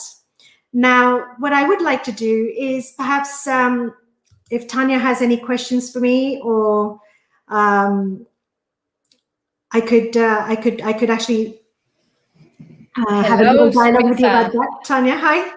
Hi. Beautiful. We've got someone here answering your question that you were asking from Higher Self Soul. From Higher Self Soul. I agree with you. Personally, I am on your side. I just wish the scientists would get there. Beautiful. So I wrote the same thing in other words. Yeah. I think the description of the higher self, how we describe the higher self, I think that's what we have to sort of find that in accepted science. What is that? Where does that come from? Where is that? How does that exist in time, space, and what we understand? So that's why intuition is powerful, because if we didn't have that intuition, we wouldn't actually go and explore that at all. But the other thing I think, Tania, I think it's really useful to talk about is intuition from the point of view of how does intuition show up. Now, as I mentioned, one of the things I said earlier was that it's a non-linear language. It's a non-linear language. And it's not like the rational mind, we structure things. It's extremely unstructured. It doesn't happen linearly in time and space. Sometimes it shows up as an image. So today, my husband just texted me a picture of a peacock that's landed in our garden today out of the blue, a peacock. And, you know, peacocks have a huge amount of meaning personally for me. The peacocks symbolize something in my mind. For me, they're very special for various reasons. And without going into what those are, you know, it was for me, I'd say, oh, that's a sign. That's like, you know, because earlier in the day when I was in my, you know, when I was meditating, I kind of said, you know, just give me something that will put a smile on my face, that will, you know, tell me that I'm on the right track, you know. And boom, you know, we get, so it's, I mean, the point I'm trying to make is that, you know, it shows up in very different non-linear ways, and you have to be able to recognize it and not dismiss it instantly. So, you know, when for example, the example of Winston Churchill wanting to sit in a different place, had he not listened, you know, and wanting to sit one particular day at the opposite side of the car to where he normally sat, bomb went up under his normal seat. And who knows, I'm not sure whether he was in the car at the time or not, but, you know, had he been in the car, that could have potentially been really, and I don't know how big the bomb was, but it could have potentially been, wow, really bad, you know. So, I mean, we have instinct, we have different types of intuition. And I think the interesting thing about what science is doing is looking at the different types of intuition that there are. So we're not broad brushing intuition. Now, as somebody who loves to master a theme, I really like that. I really like that there is that we're looking at different types of intuition. How does that work? You know, when can I apply that? So we're not necessarily needing to sit in meditation to come up with that. But one thing is very clear: if your mind monkeys are loud, and by the way, I've got another meditation called Tame Your Mind Monkeys on my website. Please go and download it. Yeah, it's really about calming the mind and, you know, bringing yourself to a place of non-judgment and just being willing to being willing to receive, to get gold from that part of you that has the wisdom, and that part of you that can actually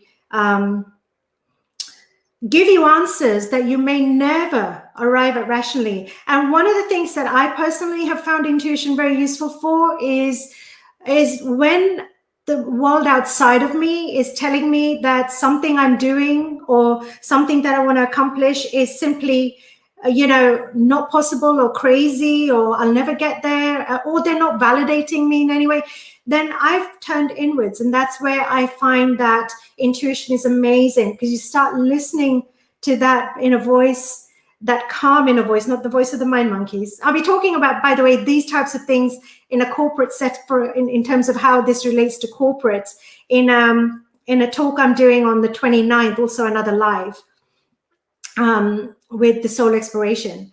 So yeah, so, you know, I think it's really interesting to have that awareness of how can you become a master at tapping into, you know, you could have had a row with somebody, you could have, you know, had your mind could be completely in a state of, you know, imbalance and a frenzy, but it's important to learn how to calm that down instantly. And as the fabulous speaker before me said, Tania, you're very good at being able to do that just through the breath, you know, using the breath, just an inhale. 5 inhales is my count. 5 inhales, master that, train yourself to become absolutely super calm in 5 inhales, you know. And somebody who you might just want to go and bash their heads because they've upset you so much, but 5 inhales, 5 exhales, and there we are. In fact, I'd invite you to try it now. Just simple, closing your eyes, just breathing, inhaling, just closing the mouth, relaxing, lifting the shoulders, just relaxing into the seat, and just putting a little smile on your face. Like how amazing is it that our minds are, you know, who we are as human beings. We can instantly shift states. We can actually morph from one state to another that quickly. So inhaling and exhale.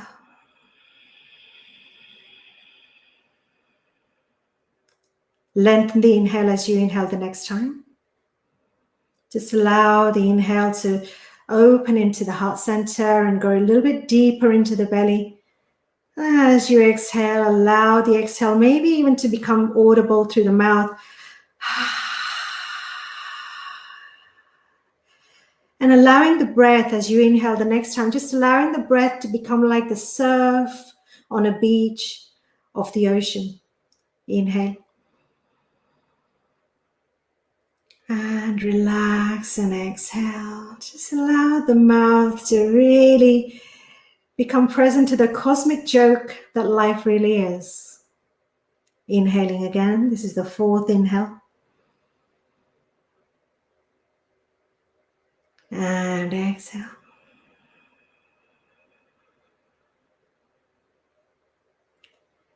And inhale last time. And a loud audible exhale.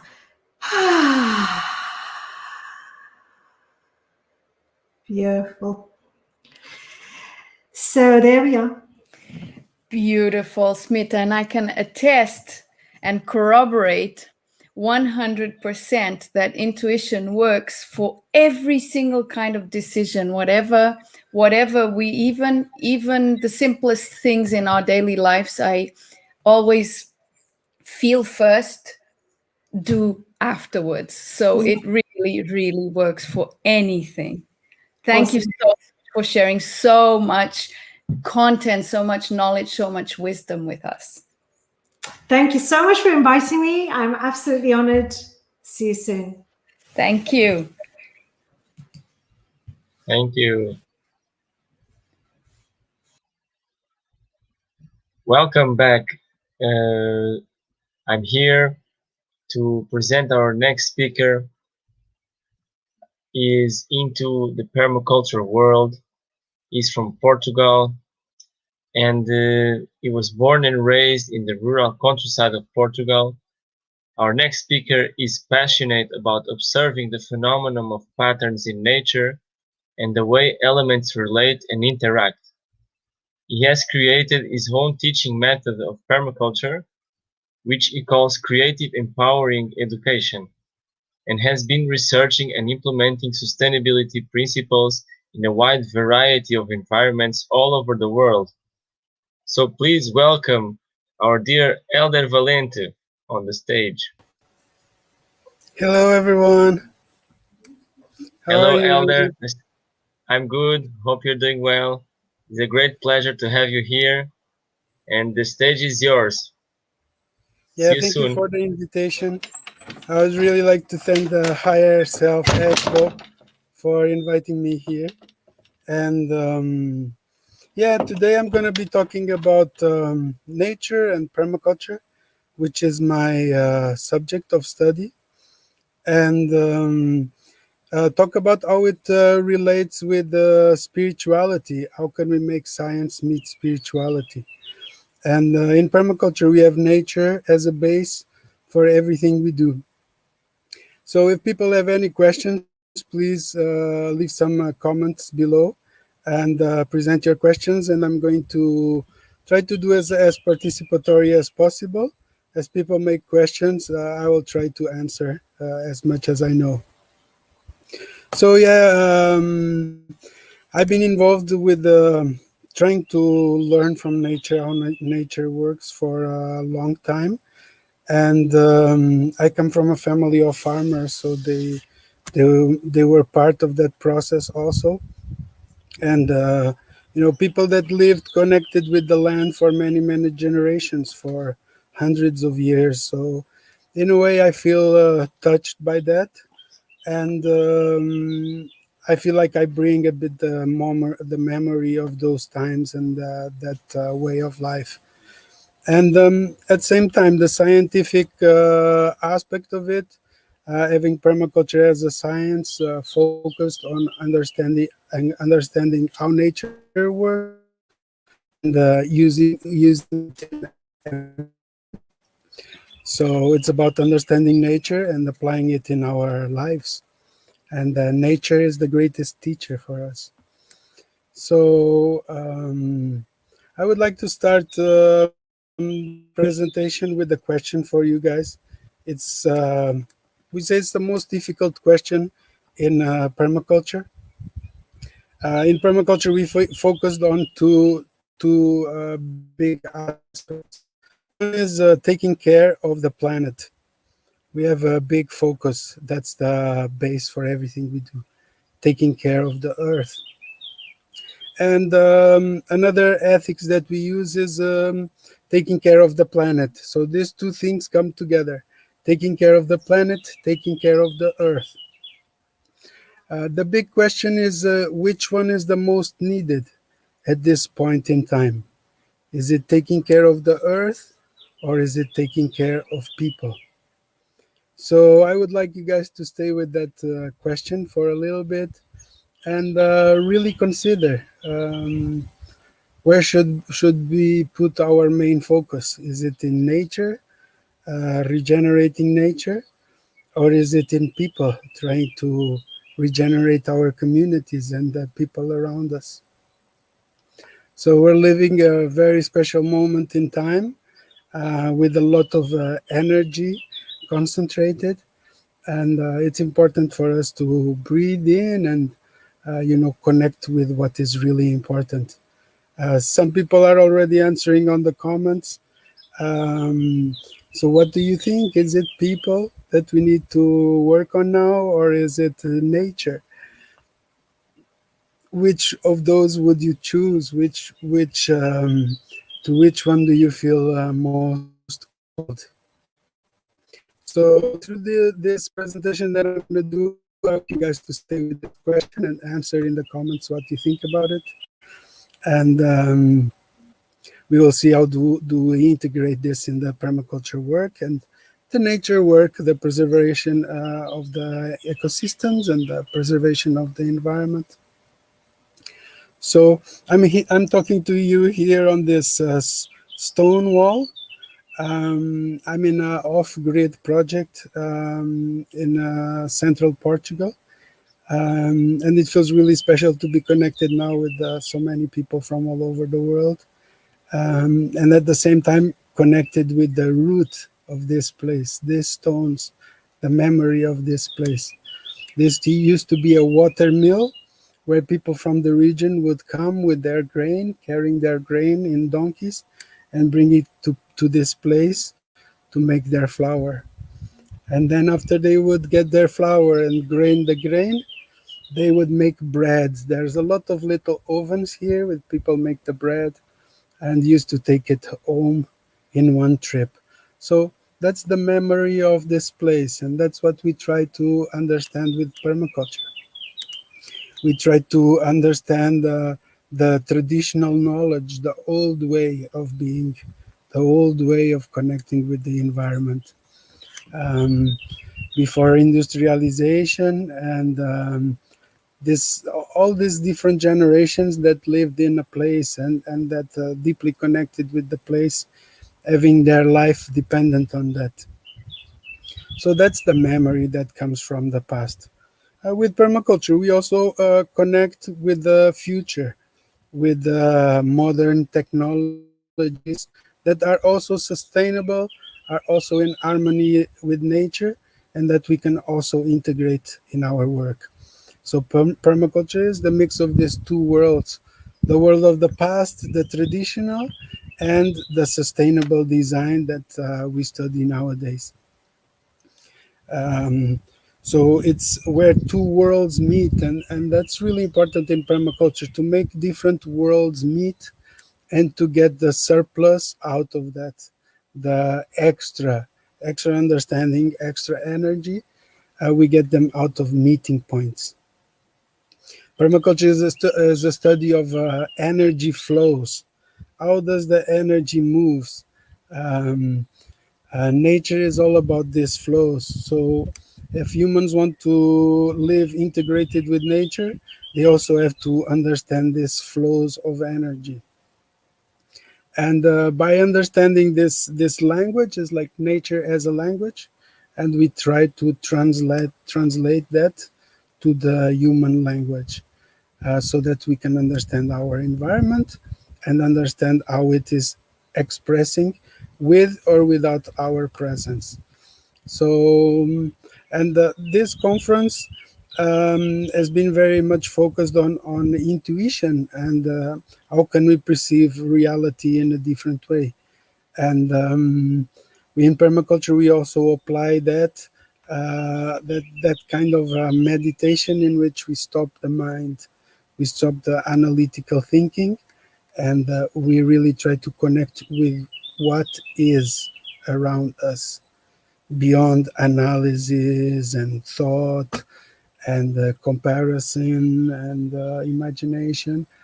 We just try to focus in what is.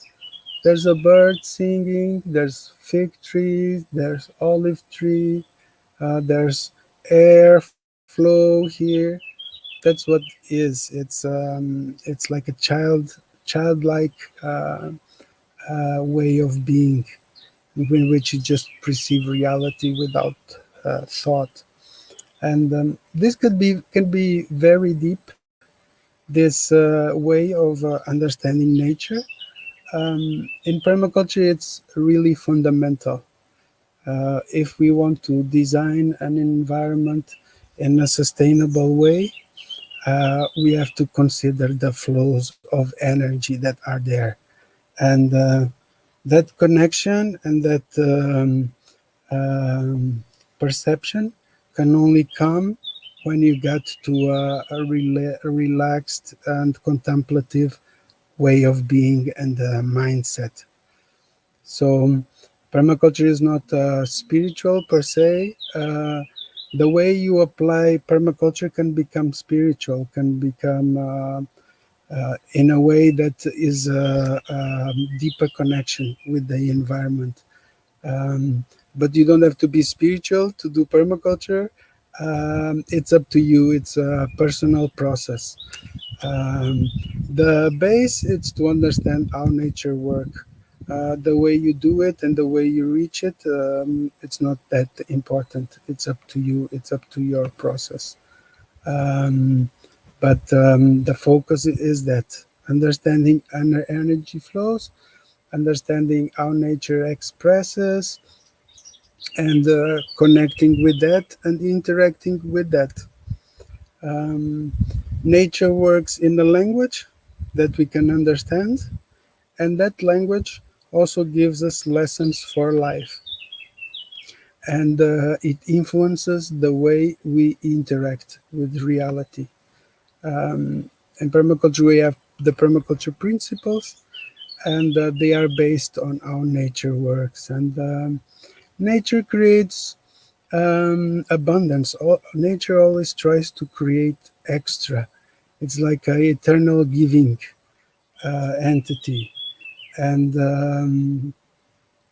what we try to do is to connect with that, connect with the natural regeneration, connect with the cycles of nature, connect with its processes, and enrich them, create even more abundance out of that. Some people also see it as a spiritual process because you have a deep connection with nature and deep interaction. And if you do the right actions, you create a lot of extra abundance. And you can see really nature shining in front of you based on the actions and the way you intervene with it. So I believe that in many ways, one of the roles of humans on this planet is to enrich nature, connect with it and grow with it, and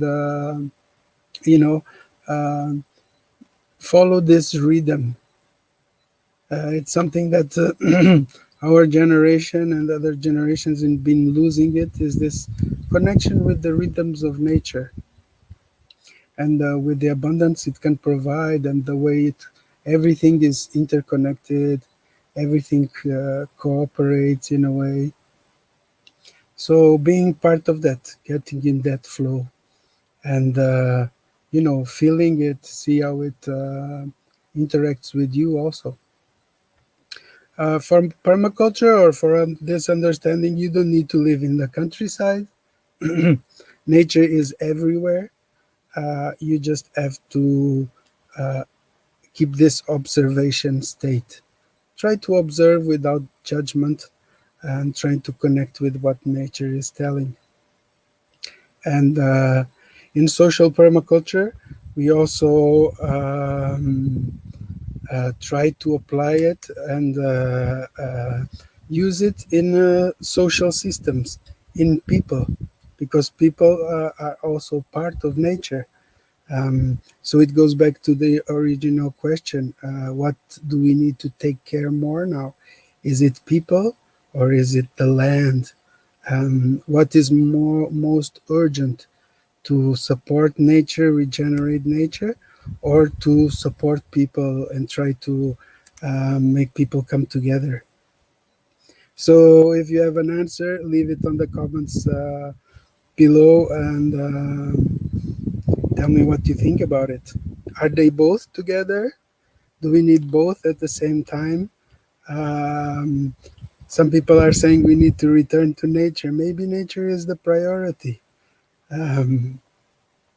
What is the impact if we regenerate nature? How will that impact the humans? And if we regenerate humans, what's the impact of that on regenerating nature? How does these two things connect? Getting people to connect with nature more, yeah. Both important, yes. But which one is the most? Are they at same level, or what's the impact if we regenerate forests? If we plant forests everywhere? We have an urgent call from climate change. Everybody is seeing it and understanding how it's impacting the life of humans on the planet, and how urgent this topic is. And if we look around us, we don't see that many organizations planting trees in big scale, and planting trees solves all these problems. Sometimes we say you can solve all the problems of the world in a back door garden. So the problems of the world, if you are able to have a garden, you solve problems of food, you solve problems of shelter, you should social problems, you get mental health from taking care of a garden. It's like a therapy. But permaculture doesn't focus just on land design. It also been focusing more and more in communities. How can we come together as a community and do things together? Always having nature as the framework, as the base. Nature as this language, and we apply it everywhere. One thing that we learn from nature is that it works by patterns. It works at many different layers, many different levels. We have the microcosmos, the bacteria, the microorganisms, the photons, the electrons, really small scale. And at the same time, we have the universe, parallel universe, and systems in the cosmos. So it goes from many different scales, many different levels. But we can see that nature speaks in the same way on each of these levels. You can see that we have atoms and electrons spiraling around in the atomic molecular level of the reality, and at the same time you have the planets in the sky circulating around each other. We see that in all different levels, and some people call this the fingerprint of God. It's like if God was into graffiti to leave his message all over the cosmos, is through these patterns, these symbols, and these flows of energy that express in different levels of reality. And that's when it starts to get tricky, because it gets quantum. It's a big level for our understanding. And sometimes with simple physics, we cannot explain everything of our reality. And sometimes with quantum physics, we can express connections and understanding at a much deeper level. So we try to get this information. Even in our body, we can see we have spirals in our fingertips. We have spirals in our head. We have spirals in the cosmos, spirals in the microorganisms. So there's spirals everywhere. And that has a meaning, and that has a lesson, and that's a memory that someone try to register, or tells us how does reality really works, through these shapes, through these forms, through these flows, and through these different scales and dimensions. Patterns of numbers. People that do surf, any people do surf here? There's this every 7 waves, there's a bigger wave that comes, and that's and if we look at our backbone here, at the center, we have a big one, and then smaller one here, smaller one here, 2, and then here 3, and then here 5, and then here 6, and then here 7. So pattern of 7 also in our body. And nature also expresses in forms of numbers. And we have the golden number, we have infinite numbers, and the golden ratio. So even in mathematics, sometimes it starts to get a bit wobbly, a bit quantum, a bit, some people can see it spiritual, some people can see it just mathematics. And it's okay both ways. Permaculture and nature is all about diversity, and diversity in all levels. Diversity of plants, diversity of animals, diversity of insects, diversity of people, diversity of way of thinking.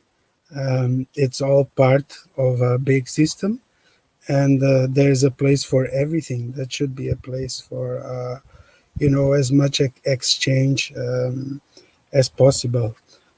So nature in all levels, from the cosmos to the microcosmos, works by this connections, this kind of constellations, and how things relate with each other, how things are connected with each other, because everything is related and interdependent. So that's the study, understanding these connections and trying to make them stronger and speed them up, speed up these connections and this energy. That's the focus of the world, of the work that we do. Even in people, we try to understand people that relate with each other, and we see that potential, and we put people working together. And that's also permaculture, aggregating groups on their passions and on their interests. And so you can work in all levels. You can work at the level of ecology, nature regeneration, soil regeneration, water, if you have this call for nature. But if you want, you can work just with social, being part of social movements in the city, and aggregating them, and making them work together, just like an ecosystem, just like the bacteria in the soil, and just like the worms. So permaculture, ultimately, it's a way of thinking. It's a way of thinking based on nature, and that focus its action in trying to create effective energy use, because nature is the most efficient, nature is the most sustainable, and we need to understand how it works, and work in the same methodology, working in the same way of thinking. So some people say that permaculture is a revolution disguised as organic gardening. Yeah, we do a lot of organic gardening also, but we think in systems in all scales, in all levels. The garden is one level, but the community, it's another level. The wildlife, it's another level. The construction of houses, how to build a house using natural materials, that's also part of permaculture thinking and permaculture action. Trying to build houses that are more efficient, naturally efficient, and that can live in harmony with nature, and that can relate with the environment. If it's a sustainable house, after you use it for many years and it goes bad, you can compost most of your house, and it turns to become soil again. So it's about these cycles, working with these cycles, being part of all these cycles, and being active also on the cycles. Um, and in both terms, in terms of taking care of the land, taking care of nature, and at the same time taking care of people. Have you guys figured out which one is the most needed? Put it down in the comments.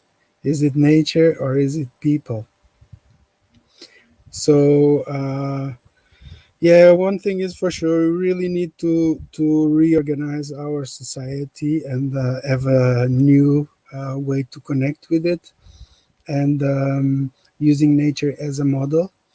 And permaculture is also a lot about self-sufficiency and providing for yourself, creating your autonomy and your capacity, and recovering the old techniques that are sustainable and mixing them with the new one. The old people, they used to make soil or compost in 6 months, and nowadays we can make compost in 18 days. So we updated the knowledge on how to live with nature with low impact, but still have a higher quality of life, and have more products and a different way to design the place.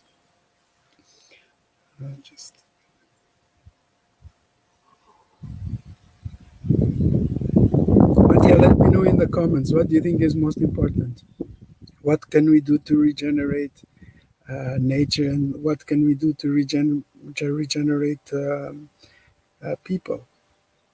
So someone is saying here, nature can take care of itself. Yeah, nature can take care of itself, but if we supply nature with more care, what's going to happen? The same way that if we support people with more care, what's going to happen? If we make people more happy. So both things are really important, but which one is the most needed? They both need. Yeah, some people talk about CO2. Yeah, well, one thing is for sure, most places in the world, they've been deforested. They've been chopped down. So we are missing. And, in ideal harmony of humans in nature would be for us to give more to nature than what we take. And that's still a long way. So the more we give, the more trees we're able to plant. The more we share with people how to plant trees, the more we get people involved with it, the faster it's going to be. Would be nice if it was big scale by government or by the military, planting massively trees everywhere. But every tree counts, every plant counts, and every person counts, every community, every village, in all levels. And permaculture is about changing your attitude. It's how can nature and thinking like nature change your attitude, become more aware of what's around you. So some people can see it as intuition, having a higher awareness. and it goes back into the original people, the people that made these stone walls.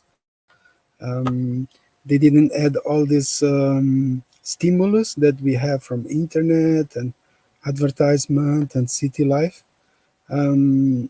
So in a way, everything was more slow for them. Was more of a contemplation lifestyle, and that would give them also a deeper understanding of nature and seasons and all that. But nowadays, what we have to do is, go back to it by just paying attention. Even if you go in the city, there are birds that they just come in spring and then they go away, and then some you start to see them again in autumn. So simple things that is nature speaking, and it's everywhere, and that you can also connect to. And that's a big part of permaculture. And then you become part of this network of participation and connection. And that's what the permaculture movement and the ecological movement share. It's this care for nature, and this trying to understand. This movement started in the late 60s, and coming out of the EP movement. The study of ecology expanded a lot, and there was a lot of people that wanted to live more in harmony with nature. So permaculture was created in the 70s, coming out of that era of the EPs and the 60s and the war in Vietnam and all that, and looking for nature connection. And it was created by Bill Mollison, which was studying ecology in Australia. And he was really disappointed with the world and with the reality he was living. And he decided to isolate himself in the woods, in the cabin. And that's when he came out with the idea of permaculture and basically living in harmony with the environment around you. It's hard to be perfect because we're humans and we make pollution, but try to reduce our impact as much as we can, and try to understand also how we interact here on the planet. Somehow humans ended up here. Somehow we got this planet to get involved with, and what way is that involvement going to be like? And that there's a lot to learn. This is like a school. If we look at the number of plants around us, it's like so much. The number of trees around us is so much, and the birds and the insects and the river, and there's so much to understand. But slow, gentle steps, and we're moving that direction. And permaculture has never been as needed as it is now. And some people also say we are the ones we've been waiting for. And sharing these ideas and sharing this action. Even people living in closer to the city, they can buy from the local farmer, and that's also part of permaculture. Being involved with the local networks. Same way, social networks of people around, and same networks in the soil in all levels. Permaculture is about these networks, and create the best energy flows that connect each element. So it's much more than making gardens. We also make gardens, but it's about the thinking, it's about conceptual, and it's about the relationship. And if some people want to make it spiritual, it's okay. It's all part of diversity. If other people wants just to make it scientific, that's also great, because that also brings diversity, and together we can come up with new ideas and new ways, and tolerance between that diversity, and between everything that it's possible.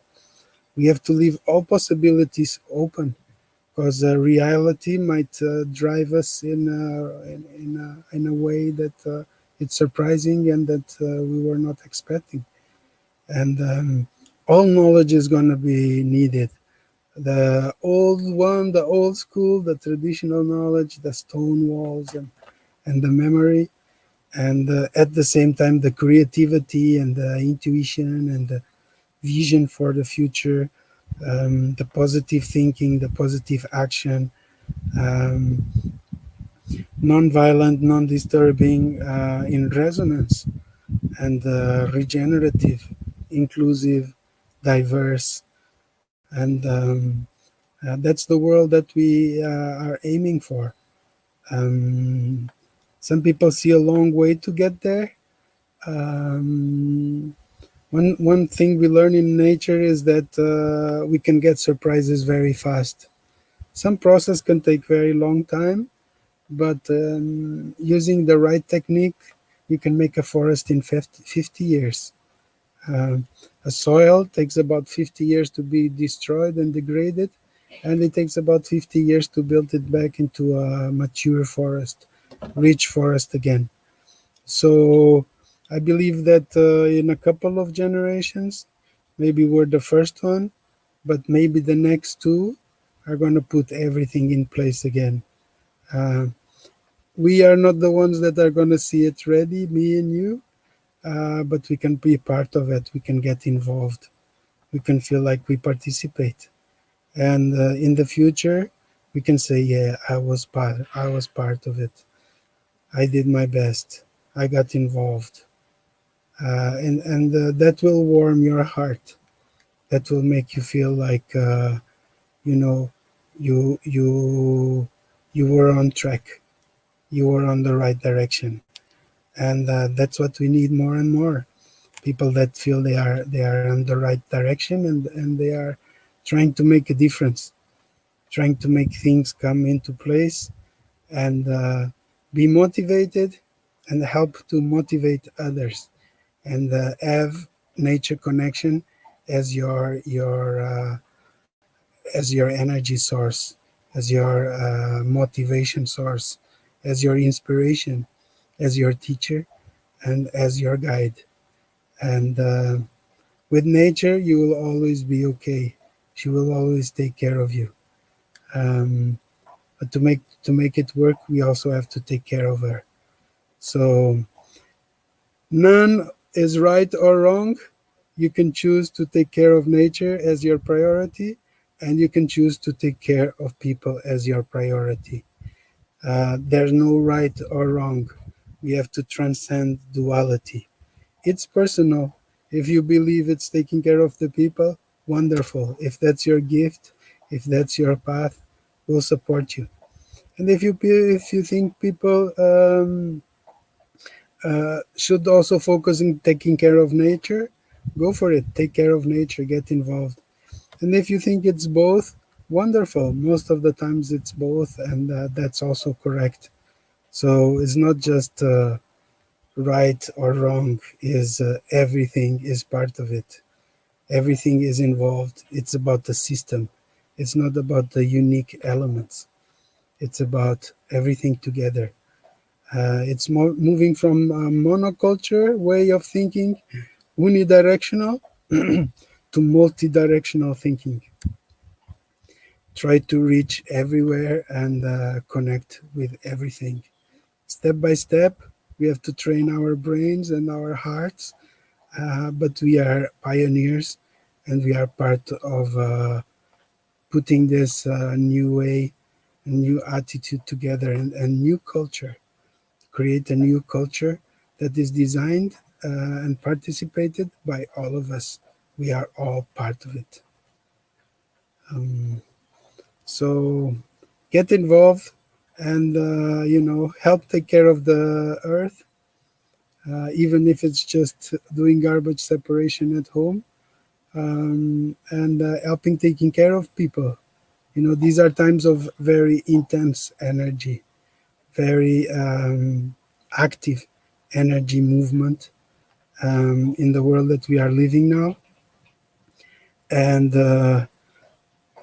we can always get the support of this deep observation, the like childlike observation, like breathe 5 times, breathe deep 5 times whenever you get more tense, and then try to connect with nature, relax, and then you're going to find your answers. Because the more relaxed you are, the better the ideas that you're going to have, and that nature or whatever is around us is going to provide for your moment in life and for what you need. And focus in your gifts and your passions, and support each other and support nature in that process. Thank you all guys for being part of this. My name is Elder Valente of the New School Permaculture, and I teach and I do lectures internationally about about how does nature work, how can we connect with it, how can we have a more sustainable lifestyle, how can we design and implement our dream project, how can we make our dreams come true, and you know, how we design a different world that is more based in cooperation instead of competition, based on mutual support, based on regeneration. So a world that is more based on values and ethics and principles. And that's why in permaculture we bring the principles of nature, and we apply them to the things that we do. So some people have it as a scientific process of studying nature. Some people have it more as a spiritual. And once again, everything is part of everything else. We are all part of this big system, this multidimensional, interconnected, energy-rich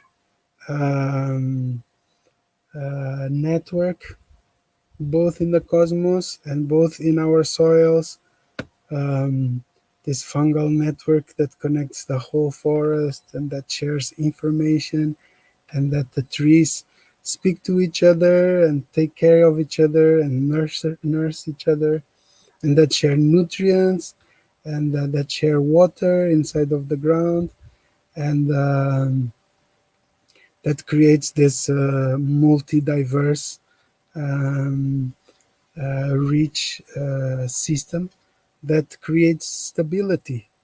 And that's why we call it permanent culture. Permanent because it creates stability with the environment.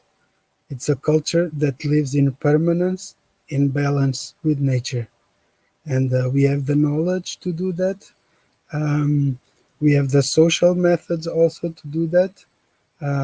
We just need more people involved, more people coming together and figuring out, with the support of everybody, how can we move forward.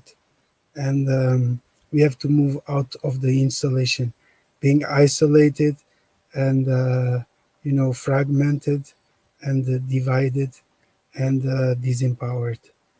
So putting all this broken strings together again, and getting this positive, vibrant network of people and ecosystems, that's what's going to make the difference for us in the future. And we have to think that we are just the pioneers. We are just the initial driving force, and that it's a great pleasure to be part of it. Great pleasure to be, active. Great pleasure to think about it and think about solutions, about what we can do, and making projects come together. You know, I have a lot of people that come to me and they want to change life. They want to be part of a course, or they want some. How can they make their dream project? And sometimes they want the restaurants. They want to be chefs, and they want to have the best food. And they're gonna go after it. They leave one life behind to start a new life, living their dream, living their passion, connected with nature. And I see myself as the in a way the guide for that. You know, to make your dream come true, and that's beyond making gardens. That's the nature thinking. You know, for you to be most fit, it's for you to perform in what you feel called to, and that way you feel you are part of something bigger. And you know, you become a researcher, you become a scientist, and you become excited, and that's very contagious.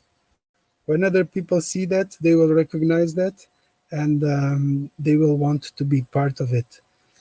And we create a more positive oriented culture, and it's about everybody being part of it. You know, even by having a hobby, just a hobby, that makes a huge difference.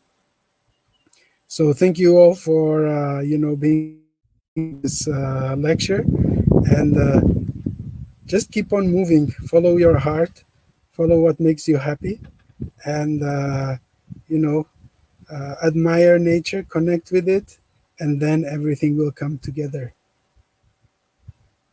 So Amazing. Aho. Thank you very much, Elder. I'm very inspiring. What a beautiful final message. It's such a great honor to have you with us, and beautiful message for humanity, for the planet, and for nature. I wish you a beautiful day, and to see you soon. We are moving now. Anything else you want to say? just to say thank you for everybody that watched this video, and the invitation from Rui and the Higher Self Expo to present and to bring that nature side, the green side. So thank you for everybody that shared their ideas in the comments, and see you in next presentation, another place, or visit my website and see more about my activities. All right. Stay well, the Elder. Thank you so much, you, Elder. everybody. Thank you. Thank you. Bye-bye. Bye. Okay, so let's move on to our next speaker, whom I would like to briefly introduce. She bridges science and spirituality through astrology, which was once part of the field of astronomy. She will explore the sacred geometry of the planetary cycles and the numerical resonance underpinning it all, and much, much more. Let's welcome Louisa Tanner Munson, my very dear friend. Thank you. Thank you for that lovely introduction.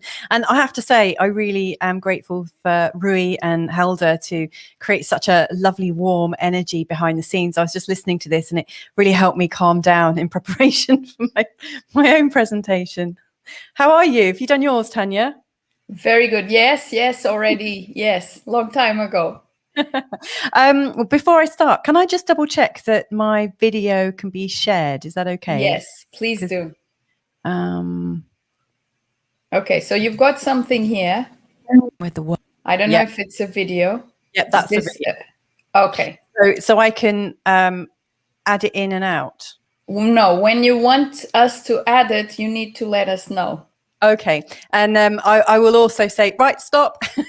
Okay, good. Okay. Thank you so much, Tania. You're most welcome. Okay, so take it on. Okie dokes. Hey everyone, my name's Louisa Munson from Feel Good Astrology, and I'm delighted to be here today. When I normally introduce myself to people, I say I work in futures and predictive services. And so I think, I give the impression that I'm a futures trader or something. But when people cotton on to the fact that I'm an astrologer and hypnotherapeutic coach, I'm usually met with two basic responses. So the first response is, well, I believe in science.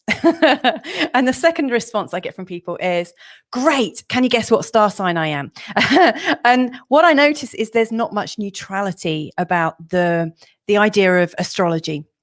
People either really, really like it or they really don't seem to like it at all. In fact, have absolutely zero respect for it. So when I was asked to participate at the Higher Self Expo, and when I found out that the theme was where science meets spirituality, I was super excited because I thought now is my moment to get to explore the science and spirituality of astrology publicly, and to talk about some of the difficulties around astrology and its reputation. And so I just want to sort of clear it up, really. I'm hoping to explore this over 45 minutes. I've got quite a few things that I'm going to be covering. So I'm a little ambitious, and, I've got one thing at the end that I may not add in if I don't have enough time. But the way I'm going to do it is I'm going to have a look, first of all, a really brief look at the history of astrology and how it came about, because believe it or not, it was actually one of the first sciences, one of the first studies that mankind really did.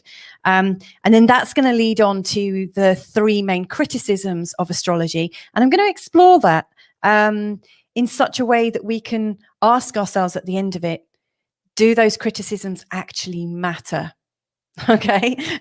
And then I'm going to talk about the practical applications of astrology. So how I use it in my own practice and how it can be of help to people. And whilst doing that, I'm going to talk about how we have correlations, because I want to, I don't want to make anybody's mind up for them, but I really want to share some of the wealth of experience that other astrologers over the millennia have come up with that really give us some great evidence and great pointers into how we can use the cosmic coding of the planets to manage our lives and manage them really, really well. And then if we've got time at the end, I'm going to lead you into a guided planetary meditation. I guess that's the spiritual component of it. And the spiritual component of the astrology really will lead in throughout the whole presentation. So before I talk about the history of astrology, I just want to pose the question: is there a time in your life, in like, if you think about your year, is there a time every year when you're really, really busy with anniversaries, celebrations, lots of friends' birthdays and parties and things like that? Or is there a time of the year when traditionally things just happen to you, like you get a bit of an upgrade, like you always seem to move house or get a new job at this particular time of year? Just let that sit with you, and at the end I'm going to revisit that question and just see what comes up.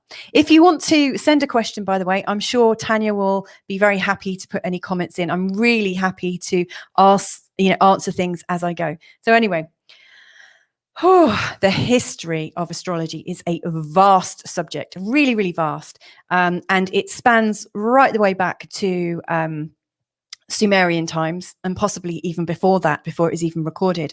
So what I want to do is just quickly look at that on my video. So Tania, if you would please bring up the connection with the world has always been an endless curiosity. It's why man's connection with the world has always been an endless curiosity. It's why when toddlers learn to talk, some of their first words after mom, dad, and no, it's sun, moon, stars.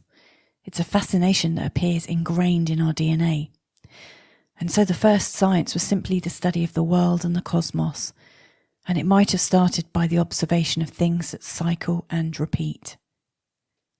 The sun appearing to rise every day and appearing to set every evening. The moon coming up every evening. The waxing moon that grows bigger up to full moon, and the waning moon that shrinks back to the nothingness of the new moon. And then came the observance of the fixed stars and their constellations, the backdrop to our magnificent night skies. The patterns and positions of the stars forming shapes which were given constellation names, which developed into myths, which developed into our own hero's journey from Aries right the way through to Pisces. As this early science developed, the ancients noticed the movement of the moon through the constellations every couple of days. And man noticed that when the moon was in the constellation of Scorpius, which we now know as Scorpio, the tensions would be a bit higher, a bit more fraught than they might have been when the moon was moving in front of the constellation of Taurus. And so the backdrop of the constellations became our reference point to be able to first of all map out the position of the moon, and then the sun, and then later Venus and Mars, and then the other planets that were known about during those times.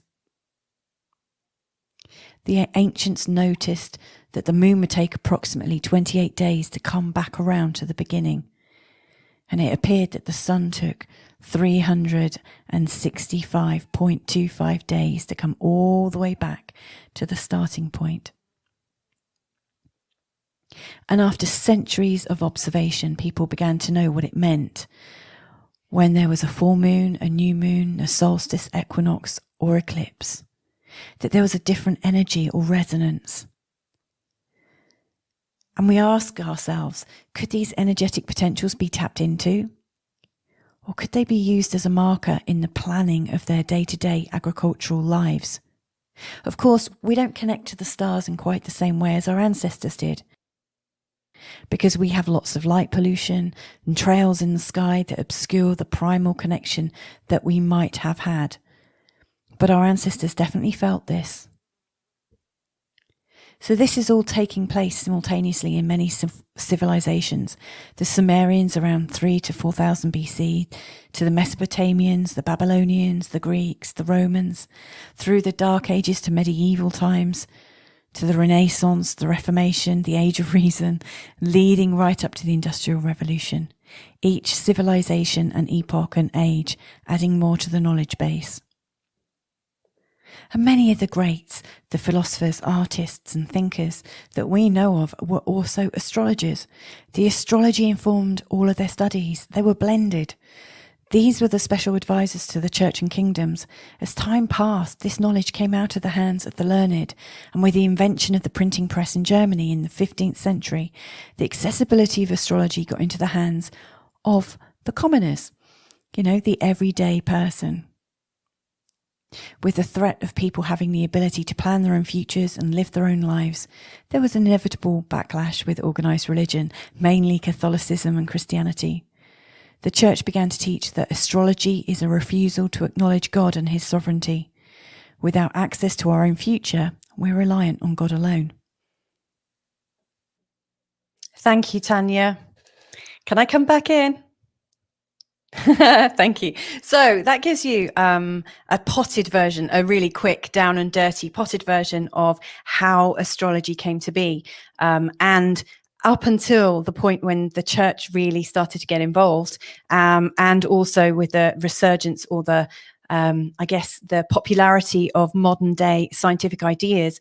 Up until that point, astrology and astronomy were the same thing. It was actually at that time known as astrologia. But following the discomfort that the powers that be had towards the fact that the people could actually start learning and start using those guides, there was a split, a very, very palpable split.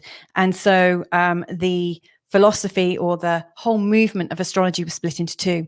So astronomy got known as the science. It was known as the thing that had the good reputation. It was the thing that was taught in universities. And at that point, astrology was removed. It was removed from sight. It was hidden. Now, if there's an astrologer out there, I'd love to know if they'd ever been told that they do the devil's work, because that's something I have heard from very sort of fundamental people, people who have a very strong belief about what religion, about what astrology is from their position of faith.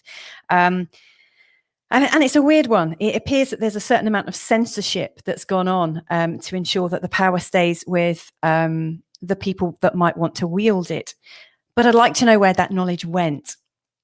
Apparently, the Vatican Library is full of astrological texts, and any astrologer out there that follows the astrology of current events, like when there are big announcements, for instance, announcements about certain health-related pandemias, the dates that they're released on, those public notices always fall on very powerful astrological days.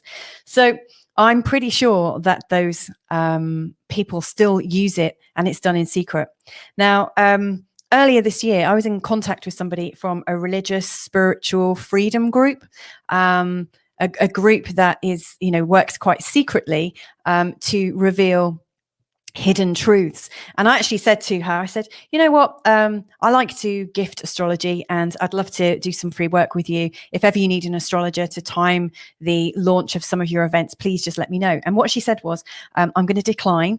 And I'm declining because we actually have 6 in-house astrologers. So, this religious spiritual freedom group that works behind the scenes, very much in secret, has 6 full-time astrologers. Now, I believe there are astrologers all over the world that work for royal families, that work for top-end banks, that work in the governments, and they're not known about. They're not astrologers that you'll find on the internet. They don't have a presence of fame, but they have a certain cachet. They have a certain knowledge that possibly was removed from public consumption.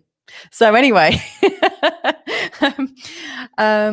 let's move on a little bit more. So we've had a look at the history of astrology and obviously about the split that occurred in roughly the 17th century. And obviously there's loads and loads of information about the history of astrology. This was the book that I started learning with about 20 years ago. There's so many great blogs and people that have really researched it. So, please do look it up if it's something of interest to you. So what I'd like to move on to now, and I want to get my notes because there's so much to cover. What I'd like to have a look at now is the criticisms of astrology. So I want to know, when was the first time you heard about astrology, and what did you hear about it? Because my first encounter with astrology was when my mum told me that I had 2 birth signs. She said I was born on the cusp, and I had no idea what that was. I was only 6, but she said I was very special because I had 2 signs. And of course, what 6-year-old is going to have a problem with that? I was very excited, and so I wanted to learn everything I could about the idea that your personality could somehow have some guidance around it. That there was some kind of work or user's manual for me. That really excited me. No doubt, the first time you came to hear about astrology, you too heard about astrology from the idea of horoscopes. So what really strikes me about this is a lot of people discount astrology when they hear about horoscopes, because they think, the idea that 1/12 of the population is a certain way just seems a bit bonkers. And even I question that. I think that's not very good. In fact, in my teens, when I was thinking about me as a Sagittarian, I was thinking that really doesn't touch on the sensitivity that really underpins me. So, I was kind of getting ready to throw it out. But it really reminds me of this lemon, and I wanted to use something very natural, considering that I was just following Helder, and he'll be very pleased to know that this has just come out fresh from the garden. But if you look at this lemon and you take it at face value, you'll just think it's a load of peel. And you might not want to delve any deeper because it just looks like peel, and you're going to think you're going to get more of it. But if you actually cut it open, a lemon, and look inside, what you see, here's one I presented or cut up earlier. What you actually see is segments. You see a sacred geometric pattern. You see micro segments within segments. There are vitamins, there's minerals, there's juice. There's so much in this. And if you just looked at it from the outside and thought it was peel, then you've really missed the point. And I think that's really true for astrology, because and I also think it was a bit of a cruel trick to help discredit astrology further. And that, I think the whole idea that astrology is the horoscopes, the 12 signs, I think that is one of the things that has been the main criticism. And I get it, I understand it. But there are a couple of other key criticisms that come up. And I want to ask you, have you actually heard about the precession of the equinoxes? This is something that comes up on social media every couple of years or so.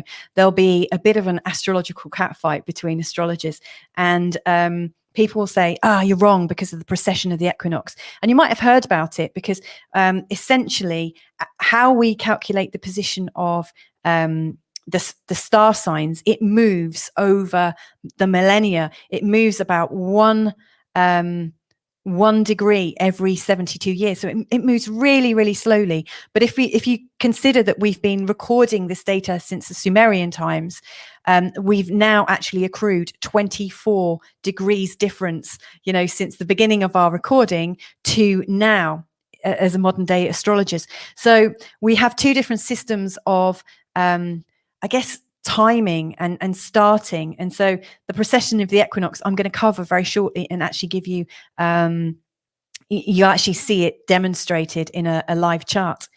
But you might have also heard about the 13th sign. I'd love to know if you've heard about the 13th sign. That comes up on social media every now and again. So let's find out what this actually means to us. So to do that, we need to actually understand what a birth chart is. Like the horoscope is the peel, but the birth chart, which represents your actual sacred cosmic coding, is essentially a wheel, and it is made into sections, 12 sections. I don't know how many I've got there. 9, so it's not quite enough, but it's a wheel, and within that wheel we would plot the positions of all the planets within the solar system, and we would locate them at the exact time, place and date of your birth, and the positions of them within the wheel tell a story, and it's a huge narrative. Now, how do we do that? Well, essentially we take a snapshot of the sky. So if you were to lie on your back as a baby, look up at the sky, if you could see where the moon was, and if you could see the backdrop of the stars behind it, it would determine which star sign the moon was in when you were born.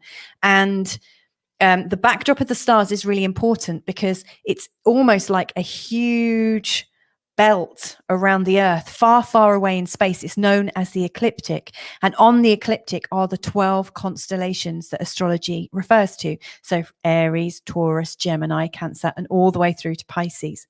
Now, in the birth chart, the constellations have been very evenly divided into 12 equal parts. So apparently each constellation has a 30-degree space. But if you were to, and I did this 6 years ago and I was really shocked, but if you were to get your mobile phone and look up a planetarium app and one day hold your phone up to the sky to look where the moon is, you might come up against a bit of an error. So like I did, I was looking and I knew that from my tables using Western astrology that the moon was in Pisces. When I looked at my phone, what I saw from the planetarium was that the moon was actually showing in the constellation of Aquarius. Now, how can this be? And that is the problem with astrology nowadays, is that because the science has been split between astrology and astronomy, there aren't any astrologers anymore, or very few astrologers. There are hardly any astrologers that have any knowledge of astronomy. We don't need it. We are given fantastic tables. We don't even have to draw our charts out from start to finish because the computer does it for us. It's really easy. So we've lost touch with some of the nature of it. So what I'd like to do is have a look now at how the charts look in an actual birth chart. So I'm just going to go back to our video. 1 second.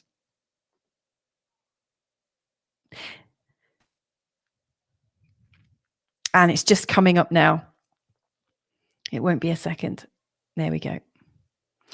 Okay, so this is a copy of my birth chart. So I've been talking about how a birth chart is made, and I've said it's a snapshot of the heavens on the time, place, and date of your birth. And essentially, if I'd looked up to the skies and if I could perceive the ecliptic, this is the ecliptic ring around the outside. This is essentially the backdrop of our heavens, which is the constellations of the fixed stars. We go from Aries to Taurus to Gemini to Cancer, all the way through. When I was born, if I'd looked up at the stars and if I could have seen it, I'd have seen that the moon was in the constellation of Pisces, as was Jupiter. My sun was in the sign of Sagittarius, my Venus in the sign of Capricorn, and so on and so forth. Now, I was talking about a different ecliptic. So some astrologers use a different sort of time and space continuum. And they are the ones that use the precessed equinox, the precession of the equinox. So what happens is in a precessed chart is that this ecliptic is shifted. Like right now in the tropical system, Scorpio is here at this very sensitive part. And I'm going to shift it to the sidereal in a moment, and you'll see the difference. Notice the pattern of my planets. Okay, so I've shifted it, and now my ascendant, this thing here, is in the sign of Libra. Scorpio has been shifted down. In fact, all of my planets are in the same position, but the backdrop against them has shifted. So if you remember, my moon was in the sign of Pisces. According to the sidereal system, my moon is actually really in the sign of Aquarius. But the relationship between the planets, the pattern, the internal cosmic coding is still the same, exactly the same.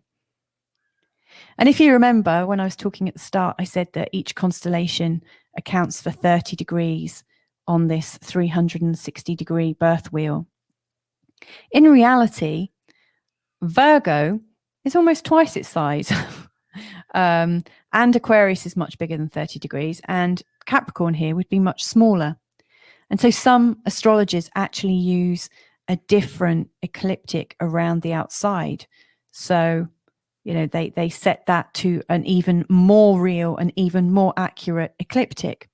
However, what stays the same is the relationship and the pattern, the internal pattern between my planets at the time, place, and date of my birth. So my pattern stays the same, irrespective of what is going on with this wheel. And if you remember, there was also talk of the 13th star sign, a Fucus, to do with the 13th constellation. And that actually fits in between Scorpio and Sagittarius, and it would just be around here. And some of my planets, my Mars and Neptune, would be in the sign of a Fucus. But again, it changes the outside wheel, but the condition of my planets stays the same. And so when I'm working with clients, I give them the choice of which system to work in, but the planets always stay the same. And actually, I use the tropical, the Western system, to represent our very physical, grounded life here on Earth. And I actually use the sidereal, a Fucus 13-degree system to show how we might awaken, because the backdrop of the chart itself almost describes our focus, our outer lens.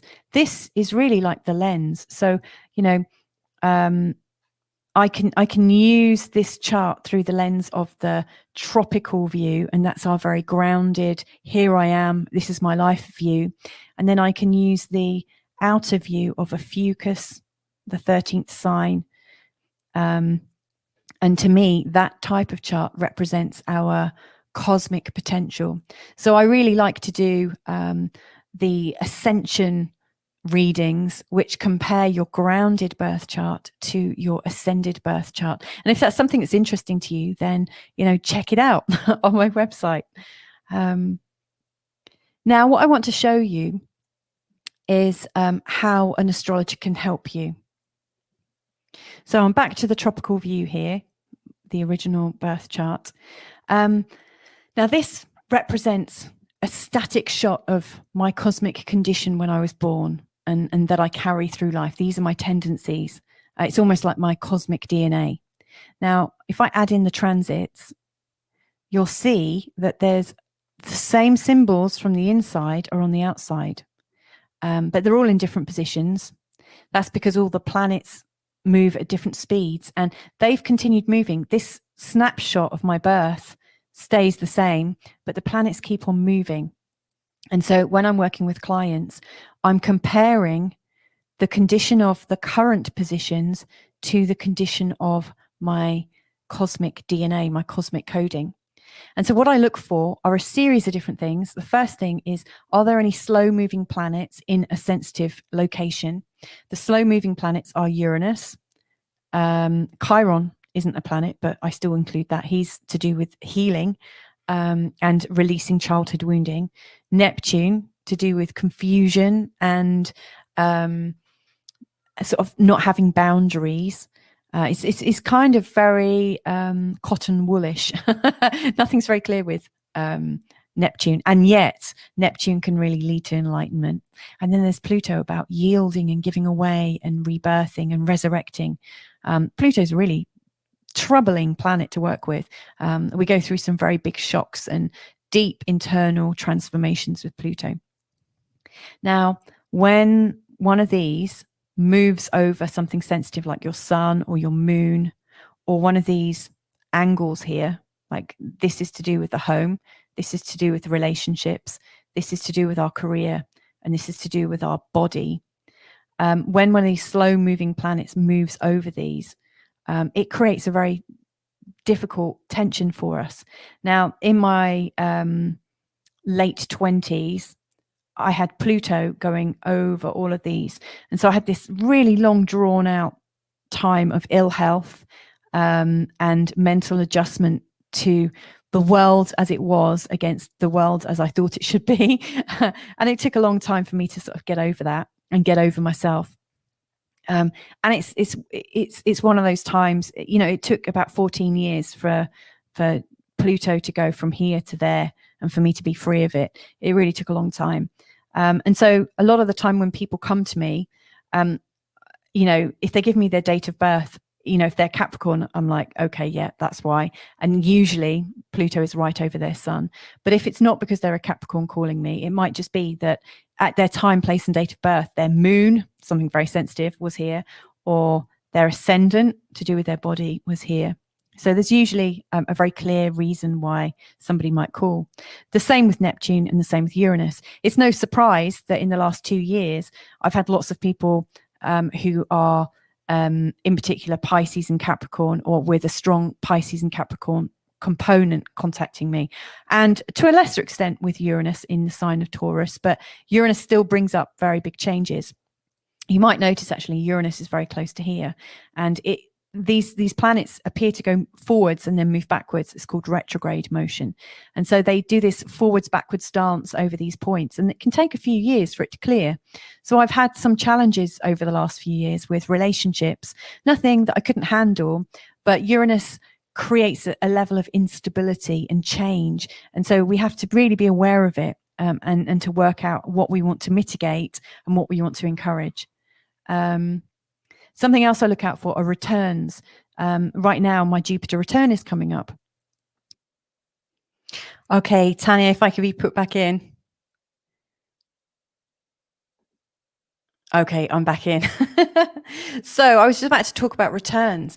And actually, I want to move the conversation on because I want to talk about some of the other ways that astrology can show up, because we can clearly, that was to give you a depiction of how an astrologer can see difficult phases and different times coming up for you, and how you can plan it by looking at the direction and the placement of the outer planets against the pattern, the internal pattern in your chart. And if you remember, I was talking about, you know, what criticisms do people have of astrology? Oh, that they have different systems. But what I was showing you there was actually, irrespective of the backdrop of your birth chart, the core pattern, the core geometry, and the distance, the relative distance of the planets to each other at the time, place, and date of your birth, it stays the same. So you do have a resonance, and even astronomy and astrology would agree with that actual place. But I like to consider where in science these patterns are also reflecting, you know, where can we see them? And one of the things that really strikes me is financial analysts don't waste their time. Okay. So there's a whole heap of people that do financial, astrological, planetary trading. And I've got quite a few books here about it. And they, you know, they share the patterns that come up. And I've tested these, and I have actually done some work with other people's stocks and shares astrologically. But this lovely book called The Lost Science, and notice it's called The Lost Science, you know, implying what I was actually saying, that we already had this research and it got lost around the time when astrology and astronomy were separated. But M.G. Buchholz says in his introduction, "My research has led me to conclude that the forces of nature that exist in our cosmos are what influences our emotions. My quest to delve into these forces that drive emotion resulted in the publication of my first book, The Bull, the Bear, and the Planets. In this book, I introduce the reader to the basic tenets of how to use financial astrology as a tool to understand when emotion was likely to result in price trend changes." And so here's the thing. This book is essentially a list of all the research that has been done about the markets and the condition of the planets, and also some mathematical underlying elements. For instance, the number pi. Pi is really, really useful in looking at the sudden changes of the stock exchange. He also uses the golden frequency and the Fibonacci code, and also looks at numbers in sequences, because as the numbers in a certain resonance have a sequence, and as they increase, it tells him which stocks and shares are really a winner and which to really hold off on, because there are certain types of runs to be aware of. He also uses square roots and also fits into the astrological model. In his other book as well, somewhere around here, The Bull and the Bear and the Planets, he also talks about the quality of the moon. So not just what sign the moon is in, but in particular, full moons and new moons are very strong. If a company is formed at the time and does its first trade at the time of the full or new moon, then its stock itself is statistically more likely to be affected by new and full moons than any other moon time. And it's been studied over and over and over again. But again, it's something that's kept quite quiet. It's a real niche area of study. And also things like eclipses really, really like fall into it. In this book, Exploring the Financial Universe, Christine Skinner talks about the condition of the sun. So not just, what star sign the sun is in. So again, both of these are really dispelling the idea of the horoscope, with the 12 signs. They're really focusing on the quality of the planets, which is what I do in my practice. But she's making a real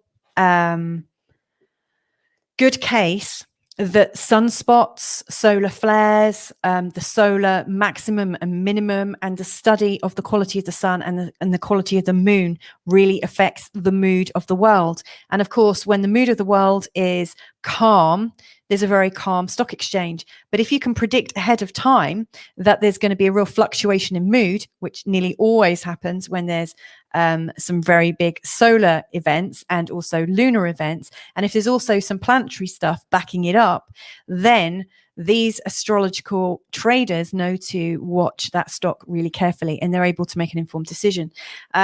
She also, talks about the quality of the planet. So for instance, house runs, like when there's a really good house market and when the house prices suddenly go up, it also correlates on a long-term study of a particular way of positioning Mars and asteroid Vesta, because they actually use asteroids as well because they are cosmic bodies. And so this is all part of a wealth of knowledge. But of course, if you throw astrology out because of the peel, because of the horoscopes, and say there's nothing in it, then it actually stops anyone finding out, is there something credible behind it? So there's that. I was also thinking, how would we know if there was, some correlations? Maybe we could study people that had the same birth chart. If they were born with the same birth chart, would they have the same life? And the closest we can come to that is with twins and twin studies. But of course, twins that grow up knowing each other are twins, they're going to be affecting each other's decisions. But there's been lots of studies done in twins that are separated at birth. In fact, there's a really famous one called the Jim twins, where two guys called Jim, funnily enough, they were separated, then both named Jim. They both married women, divorced them, married two more women, divorced them. Both of their wives had the same names. They both had a son. They both had the same car. They both had the same job. And their lives were really lived in a very strange and freaky kind of similarity. I once did a career chart for somebody, and I came back with my idea as to how she might enjoy her career. And her feedback was, that was great. That was fantastic. Thank you so much. Funnily enough, you guessed the career of my twin sister. I had no idea she had a twin, but just goes to show that what was right for her was also right for her twin. If you think about the moon and the resonance of the moon, the moon represents it has an entanglement, a sort of quantum entanglement with marine life, with the tides, with the migration patterns of birds, with the spawning of coral that coincides with the full moon. This all comes together. Now, if the moon can influence us, who's to say that the other bodies within our spatial realm don't also have a level of influence? It reminds me of the music of the spheres, which was brought about by Pythagoras. It was his idea that you could almost feel the energy of the cosmos. And actually, when I look at a birth chart, what I really feel inside is that resonance. It almost feels like one of those cymatic, I don't know if you know those cymatic patterns where you have sand on a vibrational plate and you put a tone and the sand organizes itself into a beautiful sacred geometric pattern. That's what I see when I look at a birth chart. Here's a few correlations according to my personal life. So my husband has married 2 women. I'm the second one, and both of his wives, me included, we are both Sagittarians. We're born one day apart, although we have some years between us. We've both got our moon in Pisces. We've both got our Mercury in Sagittarius, and we've both got our Venus in Capricorn. Now, what are the chances that there are 4 different things that you should only have a 1 in 12 chance that you would have the same thing? We have a 1 in 12 chance with our sun, a 1 in 12 chance with our moon and Mercury and Venus. The chances of him finding another person with the same profile as his first wife is 1 in 20,730. I mean, it's a really, really remote thing. And yet, do you think that's chance? Is that chance? Or is there a kind of law of attraction going on whereby my husband has a preference, and by the sheer intention of him, he's brought about that intention has come into his life? Is that how it works? Who knows? When customers contact me, I have this resonance. So the last 4 people to join me in membership all have the same moon sign. Now, again, the chances of that are 1 in 20,000, that pattern repeats itself over and over again. It's bizarre, but my experience of astrology is that there is this unique pattern that codes us. And so when we were talking right at the start about, the church saying that at some level we are separating man from God by studying the planets, and it's something demonic. From my perspective, having used this my whole life and knowing my intention behind it, what I see is a reverence for the ultimate beautiful repeating cycles of life. We're part of life, and we can observe our role in the cosmos. It's almost like there is something really magical pulling us within our birth charts. I'm just so excited by it.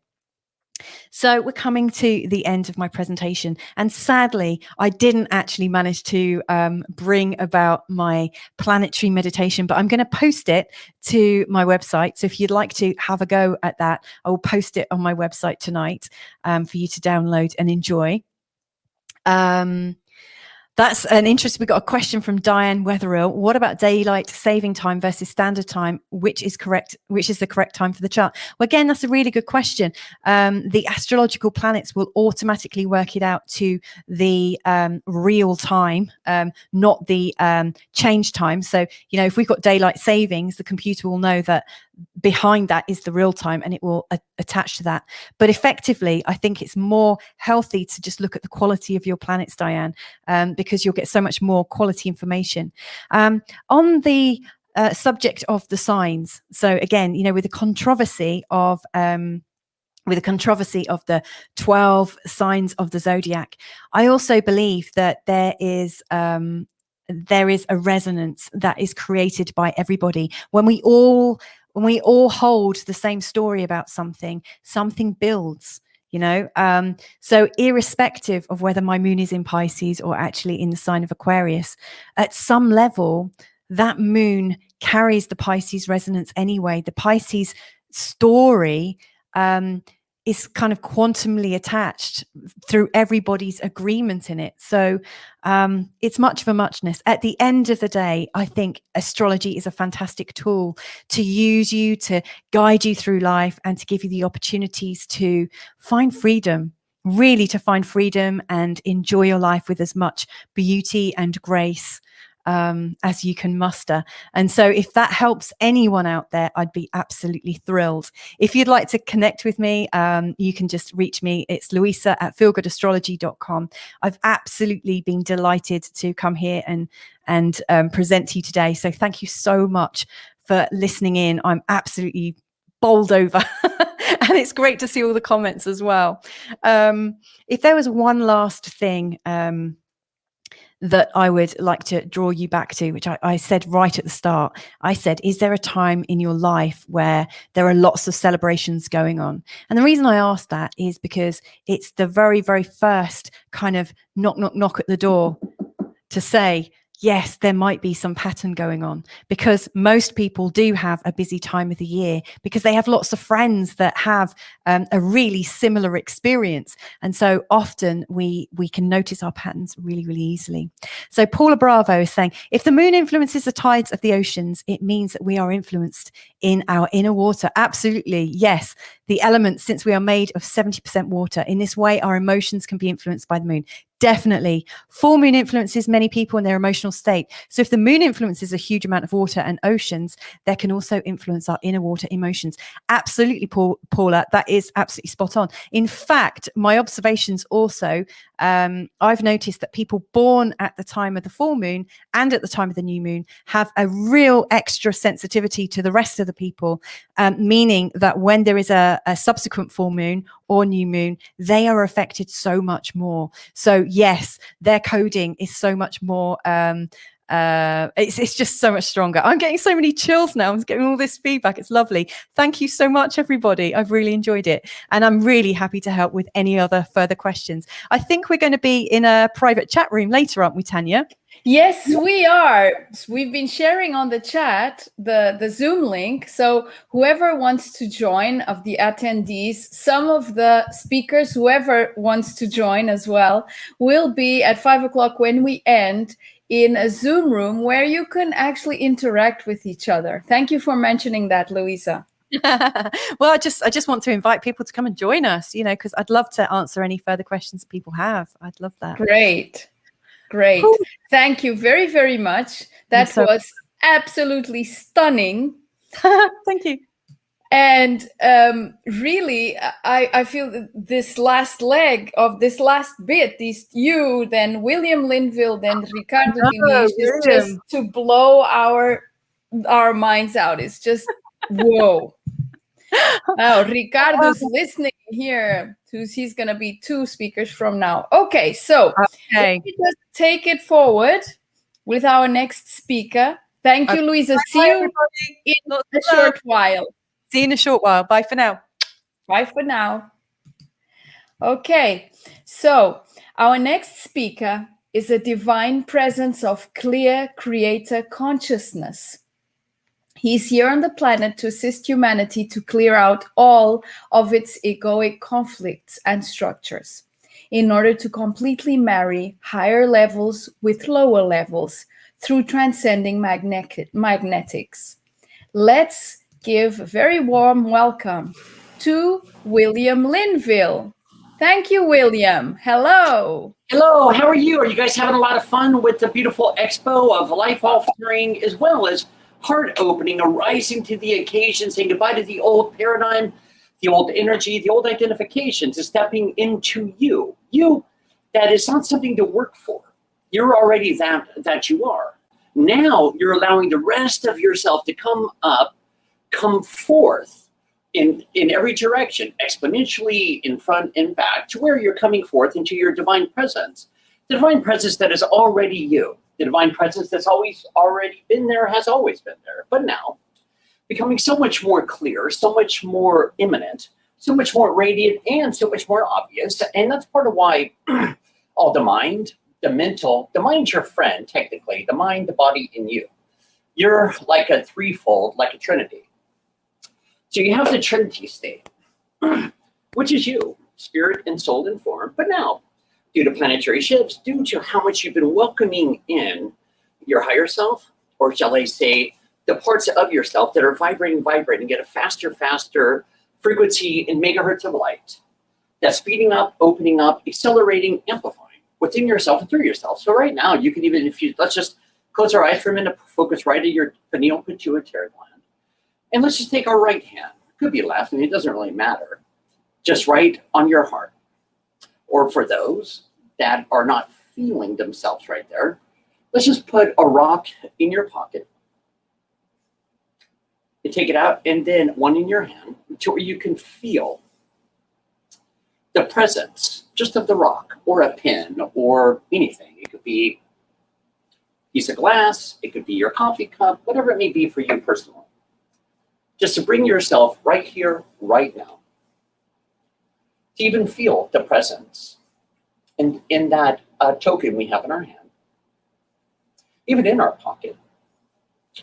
To where right here, right now, you can start to feel your presence expanding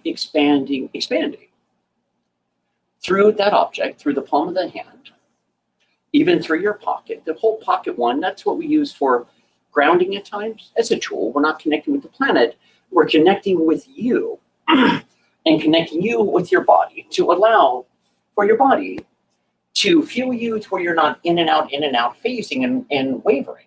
It's where you're right here, right now, within and throughout the body principle, to where you can feel your presence. We'll call it your energy, because everything's energy. Even solidified matter is still energy, vibrating at a certain consolidated vibrational frequency to give it the appearance of form.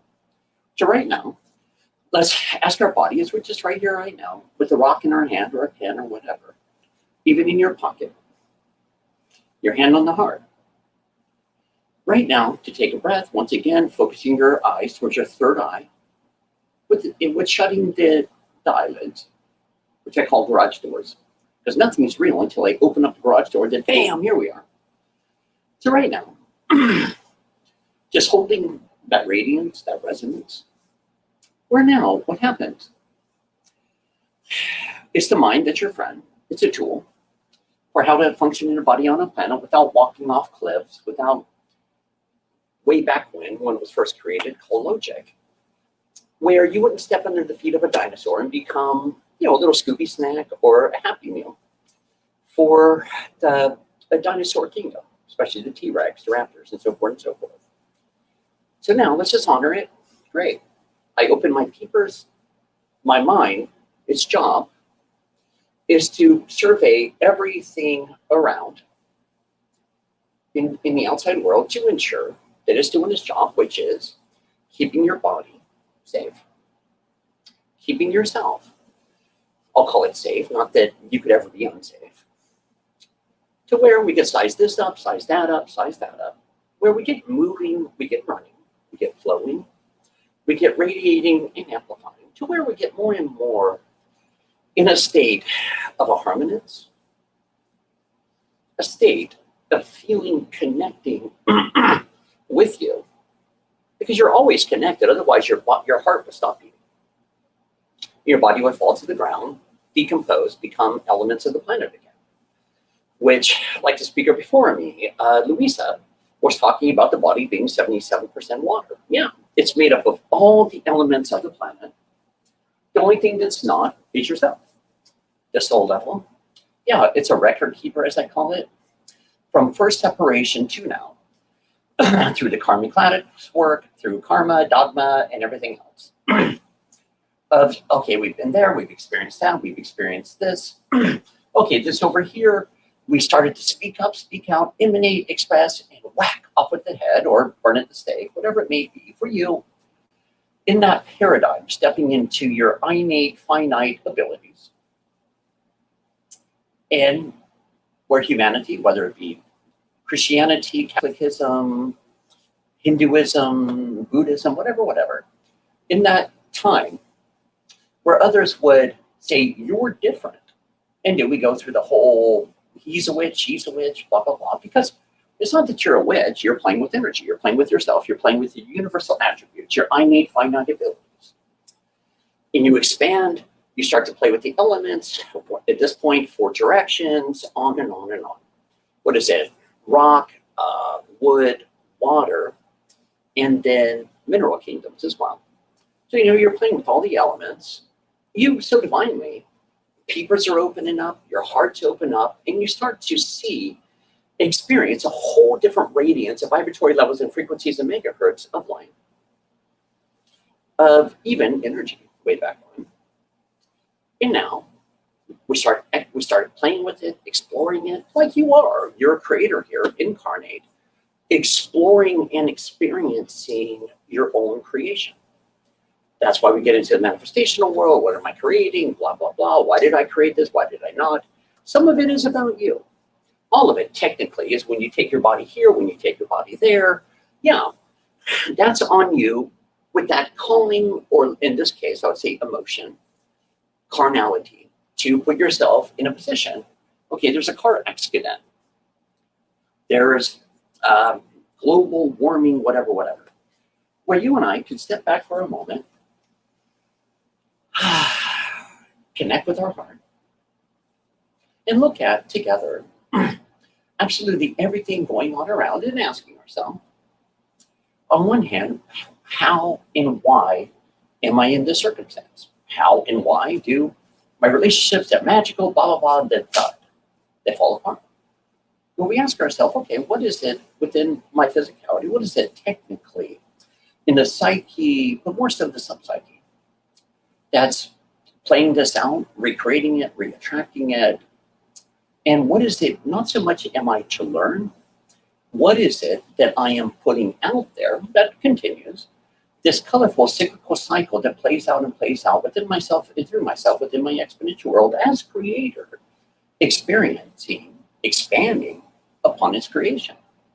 Because creator as a whole split itself off to all these gazillion facets, one being you, to expand upon itself, to experience itself, to experience flesh and blood, to experience sensory neurons, to experience colors, vibrational frequencies, and its presence through a form. Because remember, one time you would pop into a body, you would pop out of a body, but it wasn't a human body.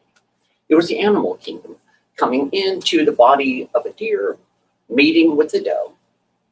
For the experience, it's not like, you give them a cigarette or afterwards or anything, or take them to a pub. You were experiencing the gender principle, experiencing what it was like within yourself and as yourself to literally procreate within and through all kingdoms. And then, as a collective, coming together and saying, okay, you know what? Now, why don't we create our own vehicles? Being that, at that point, creating the mammalian species. And okay, to create the mammalian species, okay, there's flesh and bones, blah, blah, blah. But now we take another breath.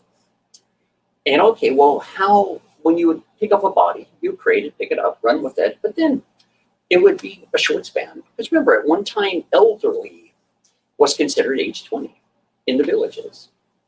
Then it went longer and longer. Now it's somewhere 70, 80, 90, 100. But then in that karmic class work, you'd pop in, you would experience, you would pop out. And then you decided, okay, how can we maintain, sustain a physical form and multiply? So sure enough, here came the divine feminine. Then there was the divine masculine, and I believe we all know how the plumbing works. We have to stem on the apple, then we have to pour the apple, and all that fun stuff.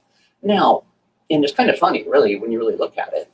Oh, ooh la la, I feel a certain presence when I'm in the accompaniment of the divine feminine or the divine masculine. And you feel yourself pulling back.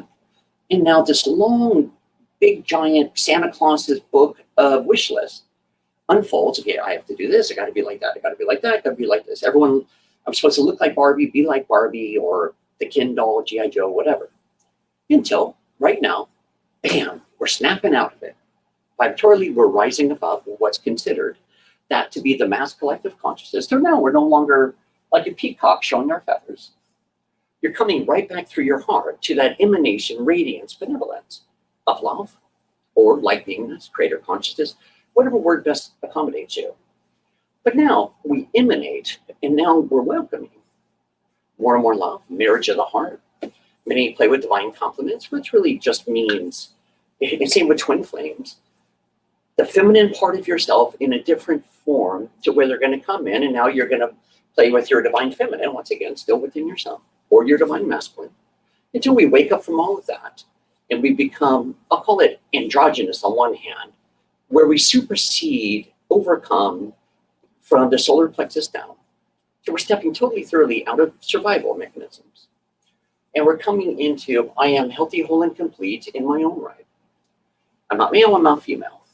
I just am that I am, or who I am.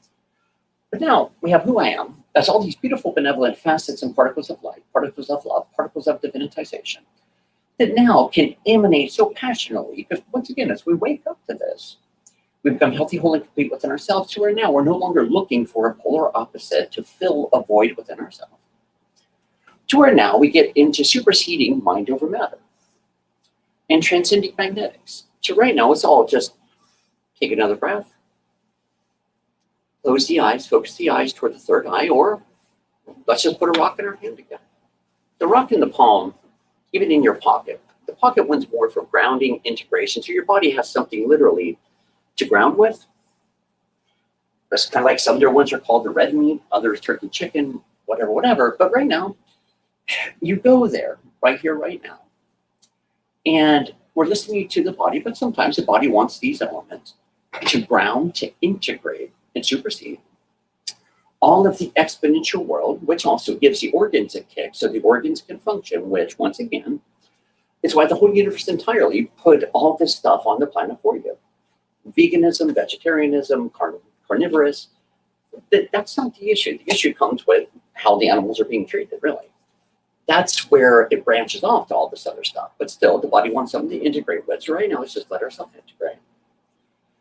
And give to all the organs a boost, so everything works in its fullest potential, speeding up the vibratory levels, speeding up the digestive process, speeding up the embodiment of more and more energy, but secondly, more and more light through these different forms of, honoring your body and being able to connect with your body, but you're not the body. So we're not becoming overly identified with it. You have a body, how blessed we are. And now we emanate even further as we have all these tools around us.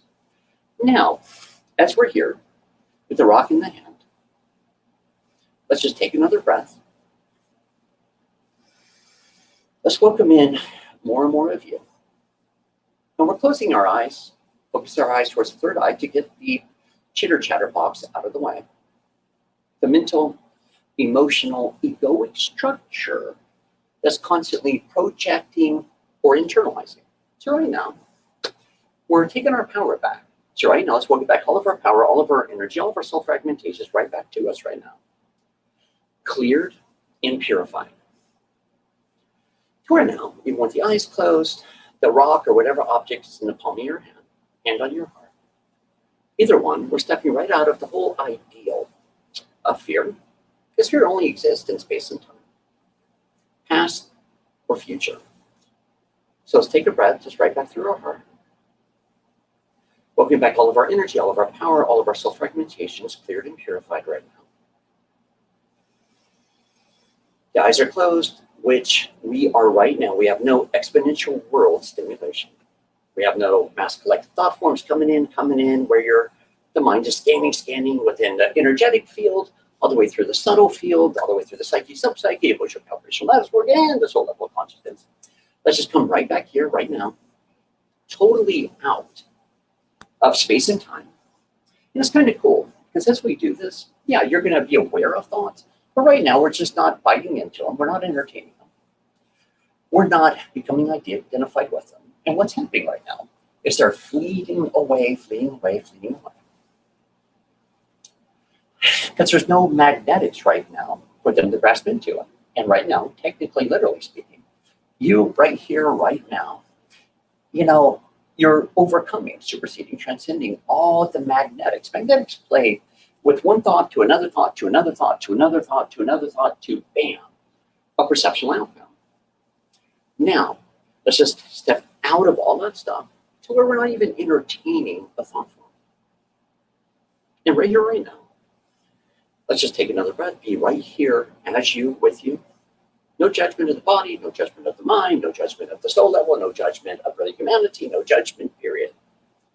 Because you're creator here, commanding this to be so, that to be so, that to be so, and you're starting with all those judgments as you're commanding it to be so. Well, it's like one rock, another rock, another rock, another rock, into a flowing river until eventually the river becomes dammed. And then you become internalized. Then all that energy, the combustible energy behind the sub-psyche, perceptual judgments, we'll call them, quote, beliefs, because every belief's a judgment any way you look at it. Now, it gets bigger and bigger, and then eventually the rocks are going to start to crack, and here comes this, what I would call, emotional outburst. It's kind of funny, right? Because I've never heard of anyone having a love breakdown, but a lot of emotional breakdowns. And so from here, let's just be right here, right now, out of space, out of time. Now they're no longer entertaining those thought forms, projections. It's a conscious mind. We can change that, and I'm looking at the positive, I'm going to blow it. And that's an awesome beginning, by the way. But the conscious mind is not what affects your world. The subconscious does. That's what affects your ability to create or not create. Cognitively, yeah, brand new, I don't know, Ferrari home, field of cows, goats, and honey and lemon and all that fun stuff. Now, well, I'm sorry, milk and honey, but unless you want lemons, you can have that there too. You're a creator. Now from here, where right here, right now, we're getting rid of all the filters, even the soul undercurrent, vows, contracts, and agreements right now. We're stepping back to where we can see them clearer. We can see them now even more and more being put outside of you. So right now, let's all do ourselves a favor. And I bind up, out and away all entities, energies, thought forms, vows, contracts, and agreements. And I bind all of it, the cause, core, the reckoning effect of it, including all the fear levels of consciousness, all the misinterpretations, misconnections within the fear levels of consciousness, and all the fogginess, all the phasiness that is within these dear ones. I bind all of it up, out, and away from all four levels, all dimensions, every cell of their body, all memory of it now, as well as all entities, energies, and thought forms, and outside deities and exponential influences. I bind it all up, out, and away from all these dear ones, mind, body, and aura now, from all four levels, all dimensions, every cell of their bodies, all memory of it now. And I command right here, right now, their higher levels, their creator levels, the manifest levels to move into, within, through, and around each one and every one of these dear ones. For their highest best good, for the highest best good of all concerned. And I also command their entourages, the angelic, archangelic, and their host realms that have been surrounding them for millennia. I command that they let their presences be more and more known now that we're no longer preoccupied by the exponential world, exponential dynamics. We're right here, right now. Let's just take another breath in through the nose. For the count of 15, hold for the count of 15 all the way down here, and then exhaling as slow as you can. Because we notice old memories, old identities, old perceptions, old projections. All right, goodbye, goodbye, goodbye, goodbye, goodbye. To where now we go further for the sub-psyche to where we can look at all these literal, as real as right now as they were when they were first decided. Dialogues. You can hear the dialogues going on through the subconscious. And this is part of your beautiful, beautiful divination, purification, openness, and vitality. Coming in, coming forth, and where you're now, welcoming all yourself back to right here, right now, where in turn, your crown chakra level vortexes are able to open, and eventually, what's going on globally, the crown's going to marry with the third eye, marry with the throat, go right through the heart, and then all the way through the solar plexus, critical vortex, root chakra vortex. And before you know it, you'll be aware that you're becoming the vortex of love, the vortex of divinity that you are, because now we no longer have the song and dance playing out where we see this over here. Let's just call it a box. Or let's make it a house. Why not? You may see it, but it's kind of cool, right? This is your higher levels, your creator levels, your manifest levels. Your entourage all around you saying, Zane, would you like this? Or that? No pressure. It might be a car vehicle. Kind of like a truck. Would you like this? Would you like that? Maybe it's an intimate, loving relationship of the heart, two hearts becoming one, where you have your journey, they have their journey, but nevertheless, the hearts are married, to where it's nothing but love. And you're going about your journey, they're going about theirs, but when we come together, it's time stands still, literally. You open up, you expand, not just about appearance, it's more about the presence in which the dear ones right here, through their physical form, are emanating, and emanating. And over here, you are emanating. Then when you come together, we have another emanation called your life stream together, your heart, literally. So let's draw a picture of a heart.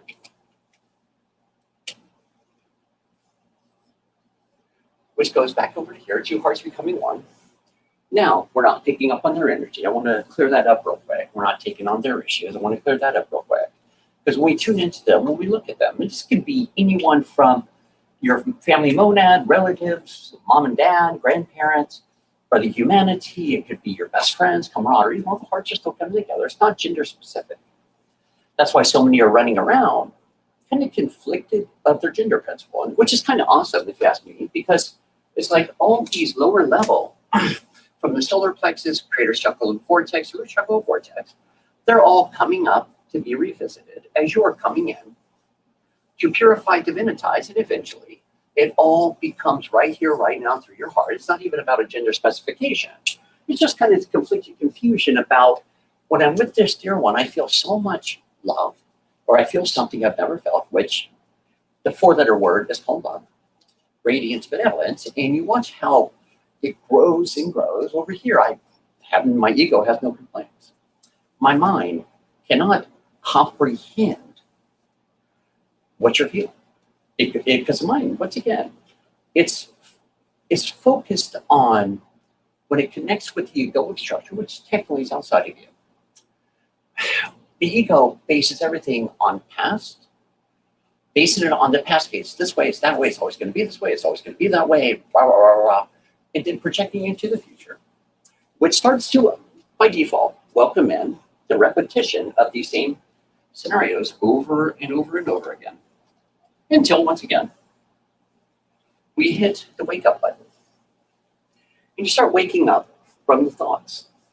So from here, we have, let's just say you, which are technically a lot larger than that. For you, as a conglomerate of consciousness integrated as creator in this physical form that gives some eyes, nose, mouth, maybe some hair. Not exactly a perm, looks more like a Billy Idol one. Now, right here we have this thought, that thought, this thought, that thought,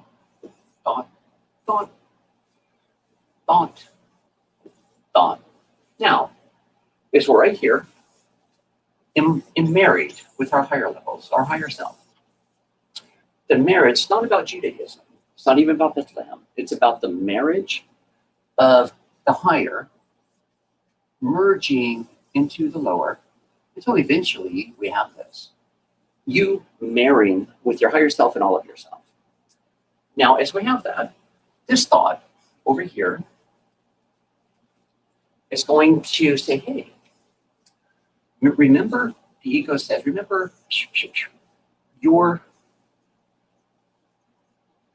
a that. Or a this.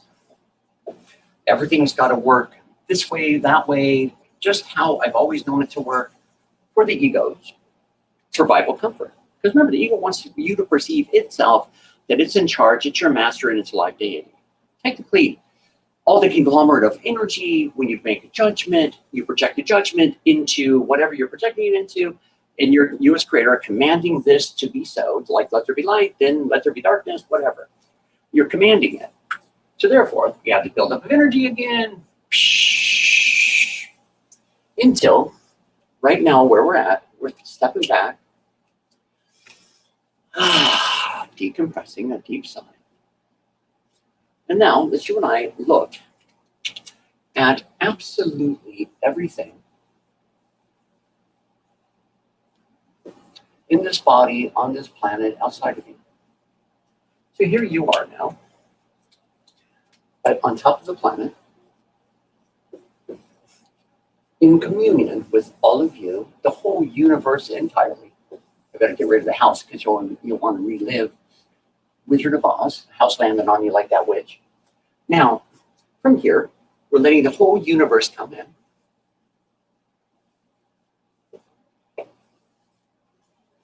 Which I say whole universe, it comes in, it swirls, expands, and then coming back again. Once again, right now, you're totally immune to anyone else's energies, thought forms, blah, blah, blah. Because right now, we're believing nothing. There's nothing that we're believing, which, once again, welcomes you back as a clear, perfect channel of divine love and truth. Now, let's say it is a car. Let's say you're sitting here and you have a contemplation. Not something you're thinking about creating. Let's just let the ideal flow to you and through you. And this is the cool part as creator. Would I enjoy car vehicle? Would I enjoy the invisible house? Would I enjoy the beloved of the heart? Some want world peace, great. So let's be at peace. And let the world be the world. Because the more you're at peace, the more that you're emanating, you are affecting the outcome of the world. Planetary grid systems, cosmic lattice work included, including mass collective thought forms and consciousness. Because you and I, now we're the light in which we are. But we also have a body. Corpuscle to touch, central nervous system, parasympathetic nervous system, on and on. But no, we don't have these filters that when this happens, that happens, that's going to be the outcome. So if you run the street, you get hit by a bus, you're going to leave the planet, then think of another body.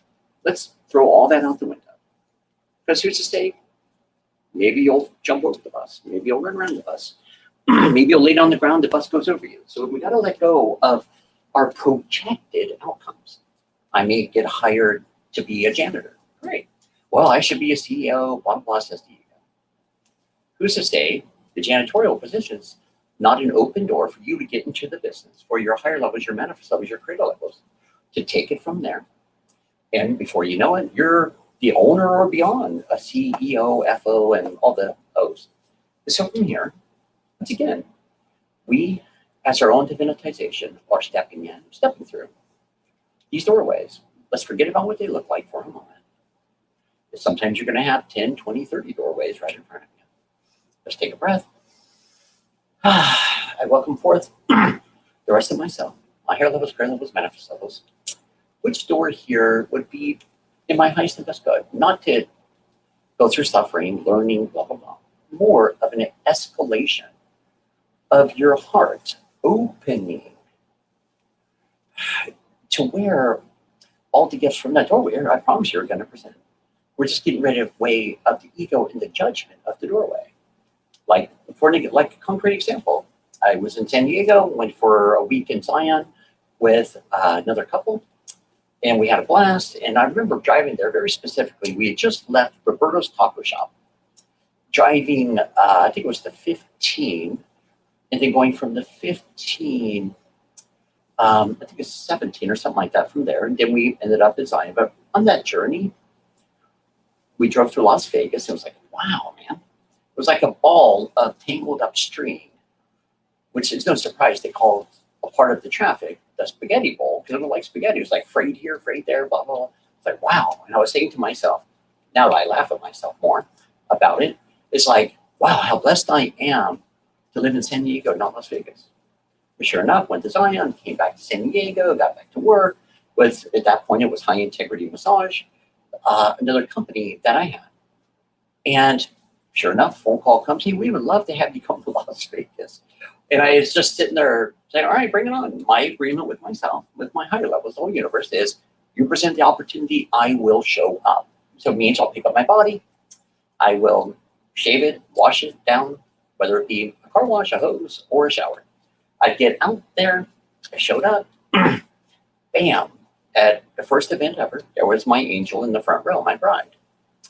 Now, cognitively, analytically, emotionally, how in heavens would, if I listened to that part, it would have said, well, you got a pumping business right over here, high integrity massage, clearing out the soul, the body, it's every part of the dear one's life streams, conflicts, constructs. But sure enough, oddly enough, sure enough, once again, my agreement was to walk through that door. And then the second part was, all right, you know what, big guns, help me to love and not to judge, which is kind of a fun one. When you really sit back, on the average, you walk into a room, you gaze around, and on the average, there's about 79.3 judgments you project through the psyche when you first walk in a room. On the average day, it goes anywhere from 386 judgments, for some about 2,498 judgments, without even being aware of it, without even being conscious of it. It's all projecting from the sub-psyche, which we can call the inner kids or whatever else we want to call it. And right now, let's just send those kids. Let's create a doorway right here, right in her solar plexus. Take another breath. I set all these children free from my sub-psyche, emotional calibration on lattice work, and from my body. So now we get back to current age of emotional age of capacity. We're letting all those kids walk out. Let's welcome forth the Michael, the Archangelic realm, Sananda, Kuan Yin, the Mother, and even the Magdalena. And then from there, let's welcome forth Francis, Germaine, Gabrielle, Ariel, to one by one walk these children home to make a full transition. And now and also never to return. Because we're letting them make a full transition. So we're no longer here.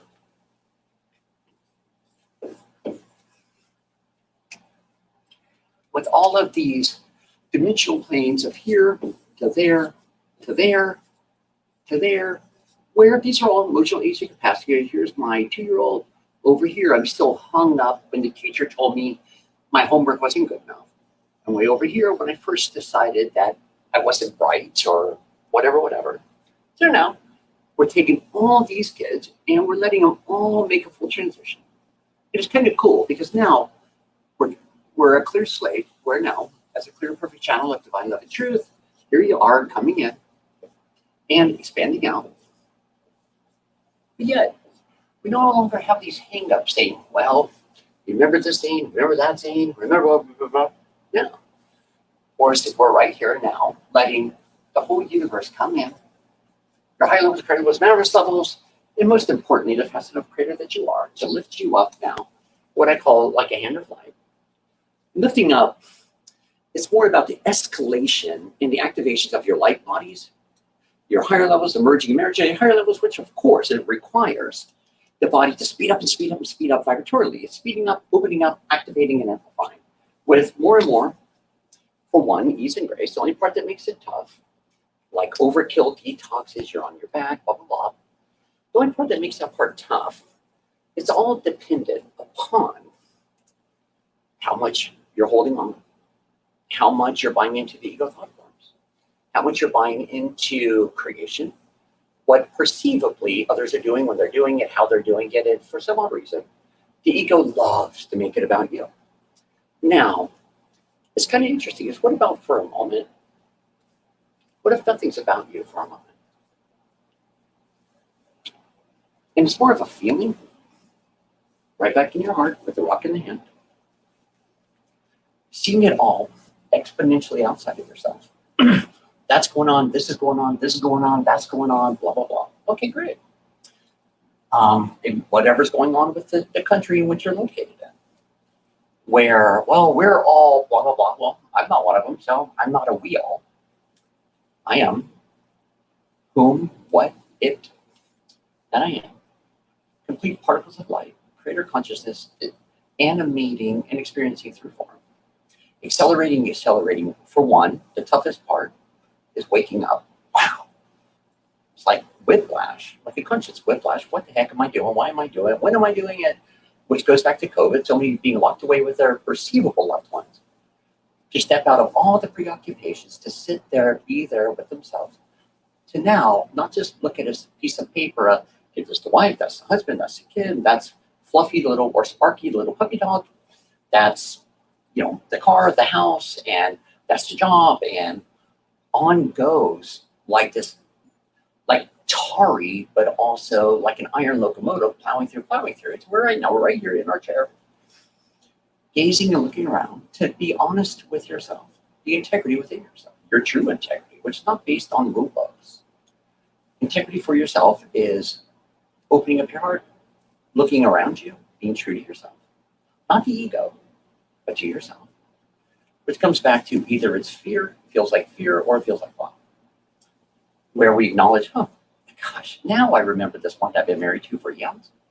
Now I see, wow, there's that little one. Gosh, where have I been? And it's all been up in the head. So now, let's all take another breath real quick. Let's command the body. Body vibrate faster and faster and faster, or let's ask the body, either way. It's your friend. When I say command, it's not demanding, it's not controlling. It's giving the body a pathway to start to expand, exhilarate, speed up, vibratorily, to where the body's innocent part. It's like talking to a 3-year-old. It doesn't know one way from another way, it wants direction. So let's give the body the direction to accelerate, and right now. All right, higher levels, keep me unfolding as quickly as I can handle for my highest best good and for the highest best good of all concerned. Because now we're back to this. In this, we're not hooked into global planetary magnetics. We're not confined by the magnetics. We're not confined like in all these little boxes called the sub-psyche, which technically is the ego. Ego personality, blah, blah, blah. Right now, we're free of magnetics. We're free of beliefs, perceptions. Now, here we are. At the end of the day, I bless this day. It is done. It'll be in the morning. All right, family. Show me all the gifts that day has to offer. Now, family being that of the whole universe. We get out of bed, have a cup of tea, coffee, take a shower, if you so choose, or jump into, I don't know, the ocean or something. Now, let's be right here, right now again. The job is not about you. The job is what you do. The relationship's not about you. That's another way that we express love to another, and we receive love from another. We're not listening, well, what if this, what if that, blah, blah, blah. No, we're out of all that. To where now we're starting a whole new journey of superseding mind over matter. We're no longer buying into a projected outcome. We're open, we're wide awake, fully alert, receptive, but also emanating so much more light. Because we don't have all this baggage, nor walls, nor castle walls around you. You're no longer feeling like your body's in a sarcophagus, yourself included. And then we start to receive thoughts like, whatever made this equal that, until eventually 2 plus 2 may not equal 4. It's taught, it's a way to function in body on a planet. But then we start going into like the speaker before us, numerology, blah, blah, blah, until you outgrow the mind, the body. You wake up from it to where numbers, zodiacs, whatever, just no longer, I guess I would say, are you magnetically confined to. It's a beautiful tool, and I would say it's a priceless, very important tool. Because at one point, it's helping you understand yourself, why you do what you do when you do it, which in turn has you expand outwardly rather than internalize and constantly listen to the egoic arrogance that says, okay, you're this, you're that, you're that, you're that, nothing's going to work out, blah, blah, blah, blah, blah. And where we start, the light bulbs go on. And we start to say things like, show me, or why not? Because this is where we start to accelerate, vibrantly, vibratorily within your whole central column, where we go exponentially and playing with all your abilities. If you do Reiki, great. Put a choke array on your gas tank. Watch how much further the gas tank goes. If you're feeling blah or numb, great. Let's welcome in the power of the Seiki. Or I'll call it emotional dissolvement. Emotions, remember, if you get confused, feeling is different than emotion. Emotion is based in judgment, circumstances. Like, I'm happy, then the dog dies, now I'm sad. Oh, it came back to life, now I'm happy. And now, wow, it's walking on water, I'm happier. But then the dog may walk off a cliff, died. That's all emotion. Right now, let's turn the corner to seeing that beautiful being of light that so beautifully, unconditionally came into your life stream to love you, embrace you, and of course, obviously, mutually, where now we get to actually enjoy the beautiful canine right here. Your best friend, whatever you want to call it. But now you're able to let its heart come into your heart into its heart, where now we're walking side by side. And we're not looking back when they do decide to walk off a cliff, saying, well, I would have, could have, should have, blah, blah, blah, blah. No, we're skipping that part. We're cutting and going direct with connecting with the being right there. Same with the manifestation world. What I like of this, what I like of that. Says the universe, sure, sounds great, bring it on, let's go. I've had it happen several times. I was in Hawaii, it was the middle of the night, and the thought presented, would you like a cup of coffee? It's like, sure, thank you guys, let it present. Sure enough, about a half an hour later, if that, there was a knock on the hotel room door. There was a cup of coffee and a beautiful love note. Now that is true for everyone. Now it's just how much are you going to let yourself be loved and be the love that you are. And thank you so much for this brilliant opportunity and all the magical transformations through the Higher Self Expo. So thank you and namaste. Have a blast. Thank you so much, William. There are so many comments here, and I'm sure you can feel them. So I don't even need to share them, but it's been just amazing what you've brought us through your session. And now we're going to move on to our last speaker of this 24-hour stream. Thank you for all of your blessings. Thank you so much. So in this moment, we are in this final round, final straight, final road for this Higher Self Expo, and we have a very special guest from Portugal. He has been involved in missions and expeditions to promote sustainability and the oceans. Our next speaker has been traveling solo across the seas around the world for 25 years. Having faced extreme adversity, he will share how his deep desire to connect with nature and the oceans has led him to cultivate unique skills which he believes are available to anyone wanting to develop their greatest potential. Super inspiring. Let's welcome our final speaker with his brilliant and positive approach to life, the amazing Ricardo Diniz. Hi, everyone. Hello, Rui. Hello, Tania. Hello, Wow. Rui. Hello. Thank you for the pressure and the responsibility. I mean, wow. Not only do I have the joy of being the last speaker, everyone's exhausted because you've been here for 24 hours. And I have that beautiful text and enthusiasm. So thank you for the pressure. How are you guys? How is everyone? Oh boy, Well. this has been just amazing. Enjoying Good. a lot. Excellent. Yes. Well, thank you for Yes. having me. Should we kick off with that video, Rui? Just make sure everyone's Right. awake. All Here right, we are. let's do it. See you soon. Thank Good you. luck. See you soon. Okay, let's see. And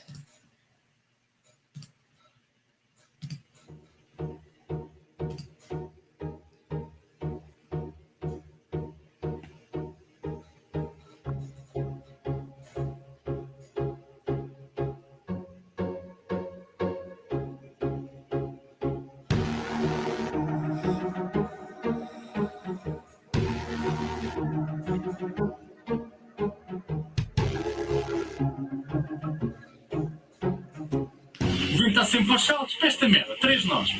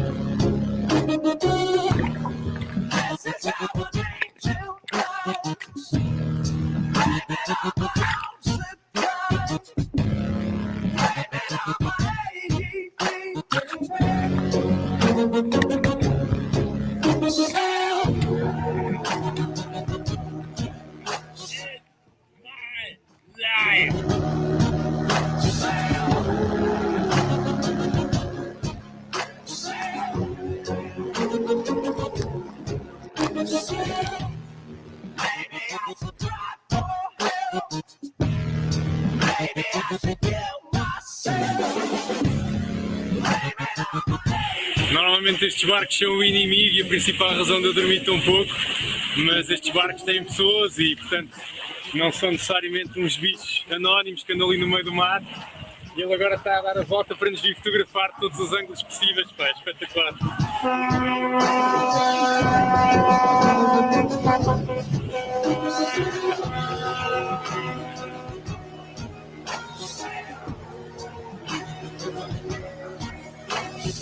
Muito contente. Não é, Seneca? Claro, Seneca que percebe disto.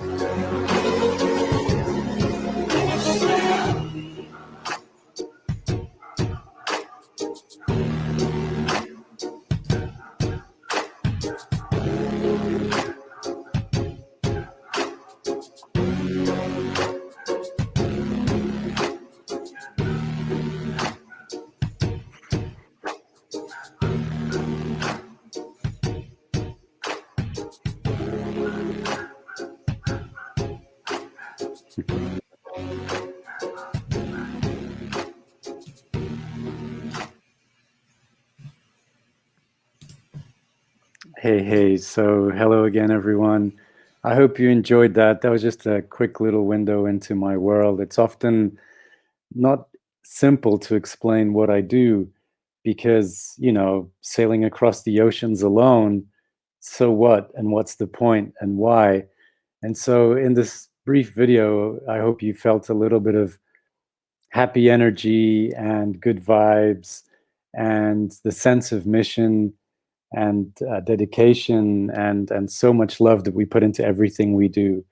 I'm not really from the sailing world. Sailing isn't my sport. It's not even really my hobby.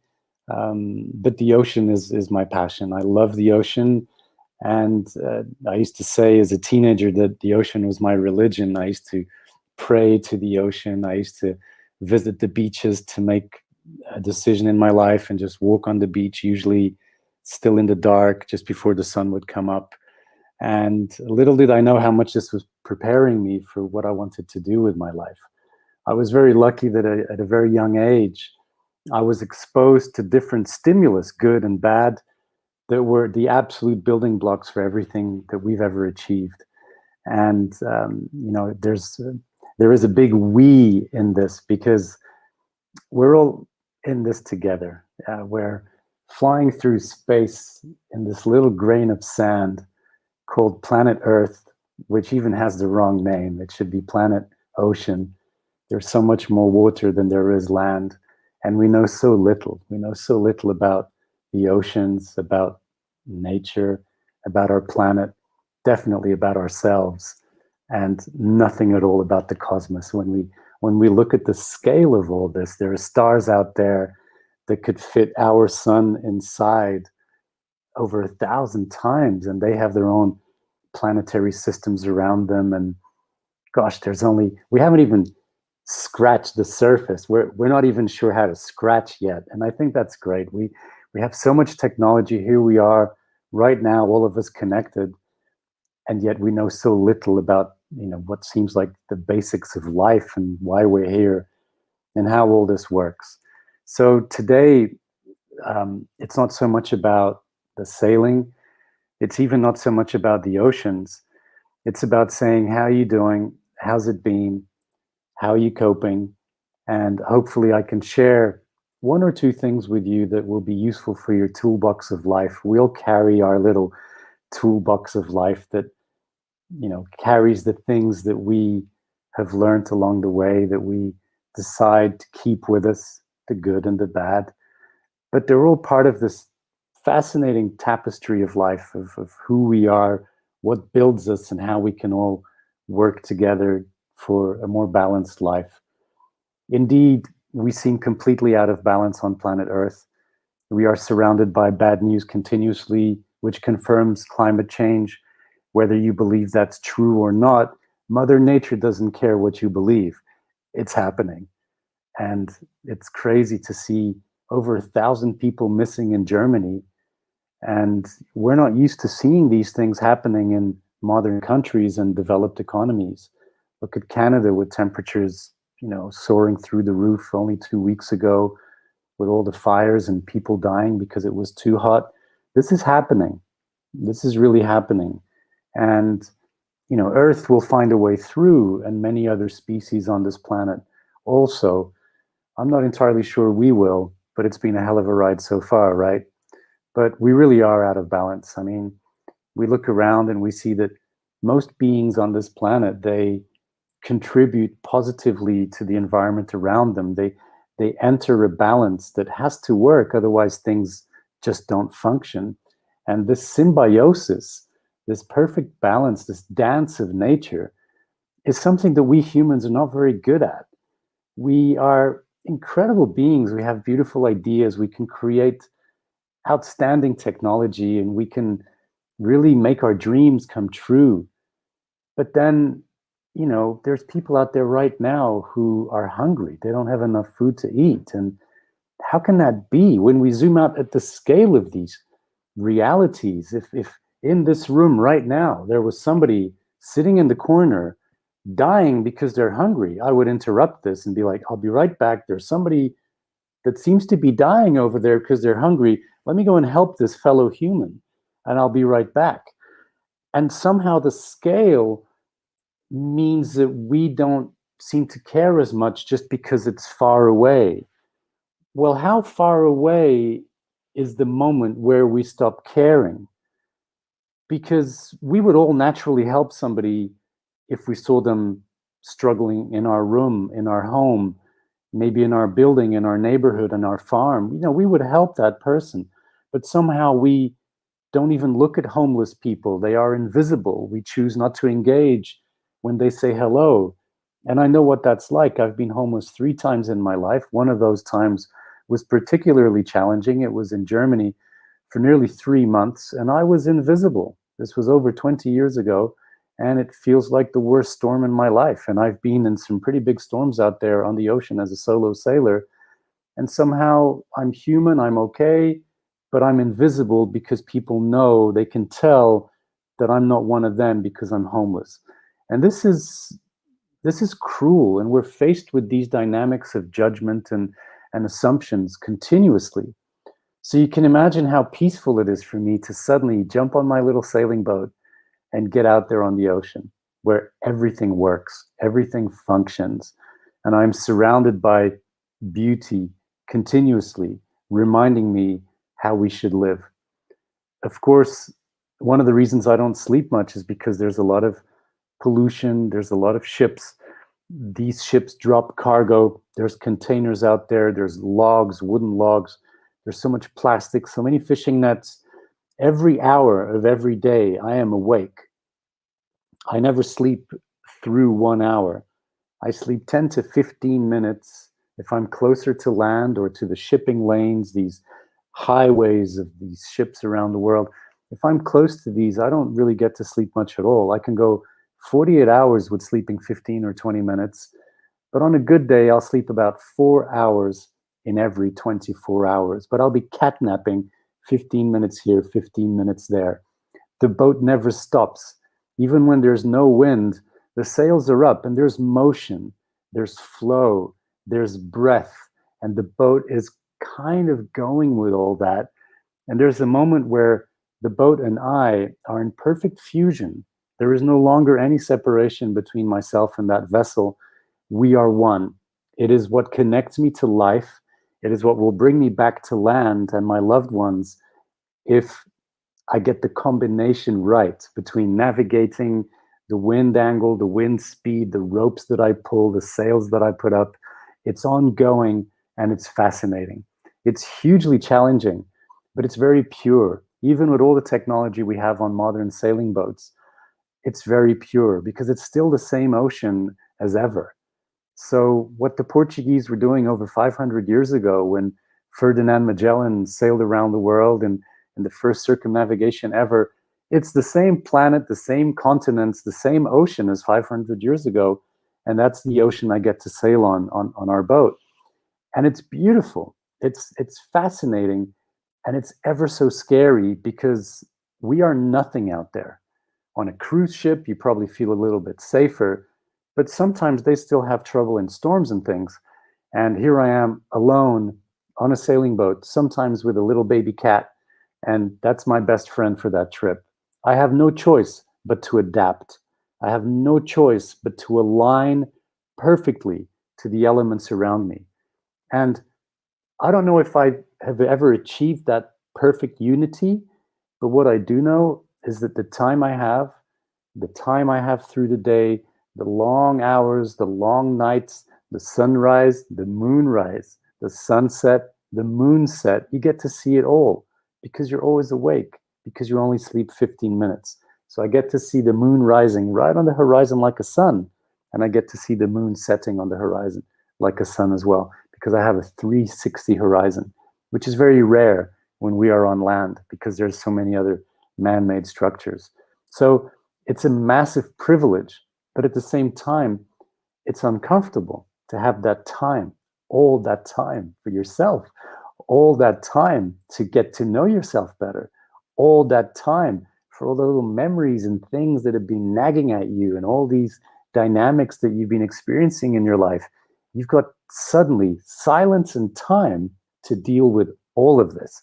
And it comes at me like a really big, heavy train full of cargo. So that's also why I get out there. When I'm processing these things and I remember friends from long ago and memories things I hadn't thought about for years and years, through exhaustion and through lack of sleep and through the rocking of the boat that's always moving, even when there's no wind, it's still moving, there's still motion, the ocean is still breathing, there's always something going on. It's like it shakes my mind and all these memories come out and I'm like, oh, wow, I hadn't thought about that for years and years. And so it's almost like a rebirth process every time I go out there on the ocean and, keep that boat moving. It's beautiful to see sometimes, let's say we're going at 8 or 9 knots boat speed, which is pretty good for a sailing boat. And if I pull that sail maybe just a little bit more inboard, and then I tweak the other sail by, another rope, adjusting it by another 0.5 meter, and I adjust the course of the boat by maybe 1 or 2 degrees on the compass. These micro changes, and our boat speed goes up, 10%, 15%, sometimes more. Micro changes. And you're thinking, okay, well, I want to go from here to there. I want to go from A to B. But it seems like if I point over there, I actually go faster. It doesn't seem to be the best direction, but we've just optimized this moving platform by making micro adjustments. So obviously, I think to myself, what micro adjustments can I do to my life on land to benefit my life and the life of those around me? So one thing the ocean has really taught me in all its different moods, in all this beautiful time and space I have with nature, with the cosmos, with the stars and the universe and with myself, is realize that, it's all connected. Everything is beautifully connected. Like Carl Sagan said, we are just stardust. We are really made of the stuff of stars. And when you realize that, and you realize the freedom of creation and nature, you wonder, how can I apply that to myself?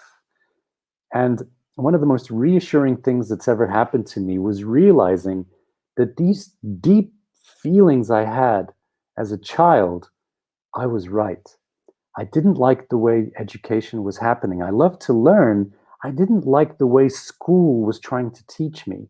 I loved to meet people, but I didn't like the formality between people and the way we have to dress to impress and all sorts of other filters that we have surrounding us ourselves, you know. So the ocean allowed me to just be free to say, hey, you know what? I'm just going to steer the boat over there for a while just because I can, and just release myself to be completely free. And this is wonderful. And this is why I'm not just a solo sailor. I've explored and experienced different things throughout my life to really just enjoy this micro moment in the history of the universe, that we are here right in this moment, alive and kicking. I've allowed myself to just explore. So I've written books, I coach people. Most recently, I've been doing some acting work. I've been doing some publicity work, doing advertising campaigns. We're always thinking of the next trip we're going to do on the sailing boat. It's beautiful to hire those people, to involve the right teams, to get the boat ready, to get out there and communicate the message that we're going to do in our next trip. These things are wonderful. And often I have to think, so what is it that I do? I do this, and I do this, and I do this. And isn't that how life should really be? This painting behind me was painted by a wonderful Portuguese lady called Joana. Now, Joana is probably my best friend. We've known each other since teenagers. She's been painting all her life. And I witnessed her work from the very beginning to the incredible maturity of her work these days. And I'll type her name in the chat so you can look her up. Joana, in her very young age, she didn't even know her full power. She liked singing. People said she didn't have a good voice. And then one day she just got on with it and she really started to sing. And that's what she does today. She paints, it's getting better and better, and she sings, and it's unbelievable, and she sings all over the world. She has not allowed life to box her in. And that's why we've kept in touch. That's why we're very close. That's why we speak very often, and we are there for each other, because we realize that we have that thing in common. Life hasn't boxed us in. School hasn't done that. Jobs haven't done that. Life hasn't done that. We're still very free to explore whatever it is we have to do next. And this is something that I've really, I wrote this in my first book in 1996 when I sailed across the Atlantic for the first time. I was 19. And one of these things I wrote was, I need to create a life that allows me to have enough freedom to be there for my people. Now, my people, I didn't know what I meant by this. I thought it was like friends and family, maybe my closest family. As life developed, I realized that my people is humanity. We are each other. We are each other's people. You guys are my people. I am your people. We gotta stick together. We gotta work this out, or we will not make it. How can we possibly be in 2021 and we're having fights because of religion, because of the color of our skin, because of sexual orientation? Like, are we fucking kidding or what? Like, seriously? If we zoom out and it's like the planet becomes really small and you can't see the sun anymore, and then it's the solar system and you can't even see the solar system anymore. We zoom right out of our galaxy and way out of other galaxies, and we're arguing because of gods and like, oh, look, he's black and he's whatever. And it's so pathetically primitive. It's so insane that we are still criticized and judged by who we love, how we love. Come on, love is in everything around us. It's in creation. It's in the cosmos. It's in all of this. We got to get along. We need to connect with nature in a much more deeper way, realizing that we too are nature. We are not like, oh, look, what a beautiful day in nature. What a beautiful time we're having this weekend in nature. No, we can spend time in nature, in ourselves, because we too are nature. Which brings me to the topic, to the title I gave this brief talk: Full Power, peaceful resting. Now, what does that mean? Full power, peaceful resting. Full power, peaceful resting. We are able to be fully active and fully resting at the same time. We are able to keep our brain like a dolphin. They can sleep with one side and keep the other side active. We are able to function fully, but give a little side of our body and our minds and our brain and our heart and our soul time to rest as well. But if our action, and this is the trick, and it's ever so subtle, and I have never, ever said what I'm about to say, which is why it's not going to flow naturally. I need to work this out. This only works if we are living our purpose, if we are living what we're meant to be doing, if we are fully in flow. Doesn't have to be perfect flow, but we are all in, committed. We're right there. This is what I need to do. And if I don't know what it is I need to do, I am all in trying to figure out what it is I need to do and exploring all options. And when we are living this, we are so fulfilled. We are so happy. We are in so much power that we can do this without the need to like, oh, I need to go to bed now and sleep 8 hours or whatever. We don't, because the vision is pulling us. Like Steve Jobs used to say, something along the lines of, you reach a point where your vision pulls you. So when we are driven by purpose, by the alignment of what it is that we're supposed to be doing with life, we don't even want to sleep. We go to bed like, all right, I want to sleep quickly because I need to get up and get on with this because we got stuff to do here. So when I'm on the ocean, I often, like, I'm here comfortably on my sofa at home, and I'm like, how does that guy sail alone like that? Looking at my own videos, how does he do it? How does he manage to not sleep? And it's because I have no choice, because I am surrounded by the need for action, to coordinate with nature, to coordinate with the wind and the storms and the tides and the waves. They're not my enemies. They don't care about me. They're not like, oh, look, there's that Portuguese guy. Let's go and knock him with a storm. No, I can't take that personally, but I need to learn to work with it. Okay, there's a storm coming in 3 days. All right, if I position my boat in this way, maybe I can just get through this with a better wind angle that can even push me further and faster towards my final destination, whatever that may be.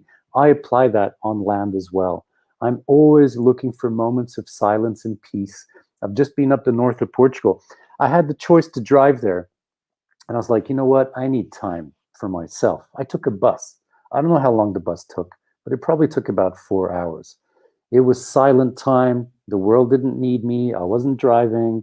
I was just, headphones on, listening to some podcasts, doing some reading, catching up on some messages with friends. Time for myself. I need it every single day. I like to get up early. I like to see the sunrise. Most of nature sees the sunrise. Most little creatures on the earth see the sunrise. It sets them up for the rest of the day. The importance of being full power is actually a self-generating battery that allows us to reconnect with another battery, and then another battery, and then another battery. We seem to have endless spare batteries. Let me give you an example. How many of you had a really tough week? You get home, you have a shower, you get dressed, and you go out again to have a really good time with your friends. You haven't slept. It's still that same day of the really shitty week I had, and thank God it's Friday and all that. But then you're straight out. What happens there? Why are you not tired anymore? Because you've just reconnected a spare battery. When you learn about your biological clock, when you learn more about your body functions, your body timings, how we so deeply connect with the moon, by the way, women know this very well, but hey guys, we are very lunar. We are totally connected to the moon as well. When we understand this, we are there. And then we know, like, okay, like I know I connect a spare battery around 2 a.m. It just hits me perfectly. Boom, I am full power until sunrise. But if I need to rest, I know I need to get my head down just before first light, because if I see the first light, I'll connect another spare battery and then I won't be able to sleep. On land, I need to get this right. On the ocean, I use this deeply to keep me going week after week on my own. And I am no different to you. I'm no different to you whatsoever. We can all do this. This isn't some superpower. This isn't some special gift. This isn't something I deeply trained for. This is what life taught me because I had to do something that's a little bit extreme, but I know that we all have it. I'm not the only solo sailor out there. People in special forces, security guards doing night watches, they need to learn all these tricks. There's only so much energy drinks you can drink, So I really hope that this is somehow useful and relevant, because if we were to crunch this down, here I am at 44, living absolutely everything I've always wanted to do, not allowing life and circumstances and, family dynamics and haters and whatever to block my flow. I get on with it. I observe, I listen. I'm humble enough to listen to their opinion, to really try to value what they're saying. But then I'm like, okay, I got you. I understand. I respect your opinion. But if my heart says this is the way, and you get on with it. You get on with it. You find a way. You keep going. And you will fail. You will slip. You will come back. You will be ripped apart. You will build back stronger, just like a muscle. That's how the muscle grows. You rip those muscle fibers. They rebuild stronger, and the muscle grows. This happens with our heart. We are heartbroken. Things hurt us. We had a bad breakup or whatever. Our heart is ripped apart. It comes back stronger. You've only got one choice. Love more, love bigger, love harder, love with everything you got. You can't love a little bit or a little bit less. You got to go full power with everything you're doing. And you know what? I think this is the only way we've ever achieved everything that we've ever achieved, is because there's that absolute moment of, I'm scared, I can't see the full picture, but this is what I need to do. I need to go. I need to just go full power, all in, jump straight in. And sometimes it works and sometimes it doesn't. It makes life so much richer, and ideally as barefoot as possible and as much in balance with nature as possible. I'm going to jump into the chat to see if there's any questions here, if there's anybody saying anything. Thank you, Catarina Schau. Thank you, Joanna. Oh, Joanna's right here. That's the Joanna I was talking to you about. Joanna Lobo Anta. She's all over social media and on Instagram. She's fantastic, and you're going to enjoy following her work. If you have any direct questions that you would not like to say right now in front of the world, feel free to connect on my social media, namely on Instagram. That's where I check the messages the most. It's Ricardo Faith Peace Love, as you can see here on my tag. Feel free to share whatever you want to share privately. I'm here for you guys. I've helped people in so many different situations, coaching people through their startups, their failures, their pains and their growth pains and whatever. It's a fascinating ride to see how we can all be here for each other, how we can be a shoulder for a friend who one day can be a shoulder for us too. So I really mean that. I'm really here. You can say hi, and thank you so much for being there. Thank you for Higher Self Expo for pulling this off, for putting this together. So much love in this that you've created. So beautiful to see that. So much hard work. Such beautiful people that you've put together here. Incredible speakers. Wonderful design. All your graphics are wonderful, and just really cool to see you all here, and to see the feedback to the different speakers and people just really caring and being here for each other. But we can do this on a bigger scale. There's few people watching now, maybe 30 or 40 people, but we are 7.7 billion out there, and we need to figure this out. We need to find a way through. I really trust in the resilience of mankind, but we need to work together, and we need to love more, and we need to be there for each other. So thank you so much. Much love and appreciation to you too, CC, and all the best to everyone. And I wish you much happiness and much peace in your heart. And remember, you can rest in action. You can be in full power, resting peacefully in your heart, but just in full power, because you know what you're doing and why you're doing it. And you don't really need to sleep much at all when you connect with that power that we all have. So thanks again, and all the best.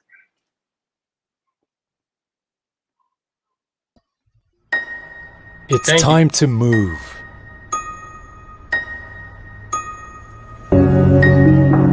It's time to regain balance. Time to spread, merge, evolve. To get lost, to arise and evolve. It's time to move. Time to cheat the radar and go off grid. It's time to bloom. To burst the door and leave the room. Time to explore, to love, adore. It's time to move. Time to grasp the green light and stop everywhere. Time to reach further and some more. To break free. It's time to move. Time to dawn the destination. Time to feel. To unlock our will. Time to defeat the compass. Time for the trailblazers and the powerhouses. It's time to move. Time to put our eyes where our heart is. To shake our legs and run the fear away. Time to blossom as we may. And be the breeze. It's time to walk.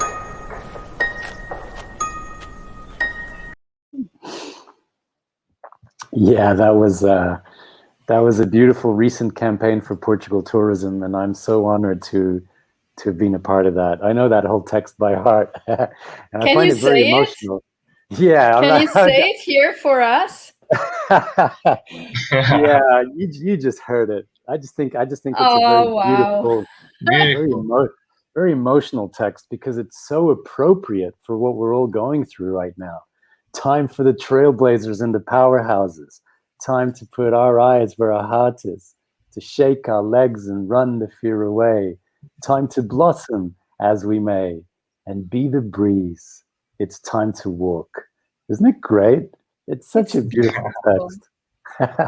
Super. Oh wow. Yeah, I am also teary. So we're in the same boat, Ricardo.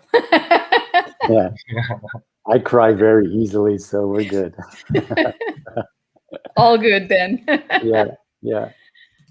So we've got some people, of course, many people thanking us here. Yeah, well done, guys. Well done. Truly beautiful And work. we are actually jumping onto Zoom in a few minutes. Ricardo, if you'd like to join us, and anyone of the attendees, whoever is here. So we're still sort of gonna have a short after party since we can't do it live. We'll do it online. All right, I'll see you there. Rui, what would you like to say? Thank you so much. I'm super inspiring. It's such a passionate and emotional moment. It's really beautiful to see everything that happened these last 24 hours. And now also regarding to Ricardo's speech, beautiful final messages, videos. I'm really glad for your presence here and honored. And it's amazing to share this moment with you guys and everyone that are with us on the social networks around the world, with all our teams of hosts, with the creator Shane Daniel, all the speakers that collaborate. I'm really happy to be part of this and to learn and to share and to evolve with everything. So blessing for all. And I have a final surprise, but let's hear what Tania had to say also. What do you feel about? I was just gonna say the Zoom link is right in the comments so that everyone knows. So anyone is welcome to join us. It's right after we end here. You can just hop on to Zoom, okay? And what do I have to say about this event? Oh boy, it's been, I can't even say how beautiful it's been without these tears of joy. So I am sort of overflowing. Good. Beautiful. Aho, well done. Aho. Much and love. I bet, Tania, that you're not tired one single bit right now. Oh, no. Not at all. It's been vibrant. very, very beautiful. Very beautiful. Everyone here, the public and the speakers have been just in this cohesive vibe of oneness, which is exactly what we're looking to create together. So we've managed to do it. Doesn't matter if we were a few or if we were many. What matters is the ripple effect that this may have all over the world. Yes. Yeah, And in the that's human beautiful. consciousness. Exactly. Exactly. Through our inner connection, our inner net. So All what's the right. surprise, Rui? So let's start the Yeah, party. we're waiting. Okay, before the Zoom, it just appeared. It appeared something here while I was preparing. So I have a song. It's a new song to end this and to start our party. So let's do it. Oh wow, live. Yeah, see. Let's put you alone on the screen here.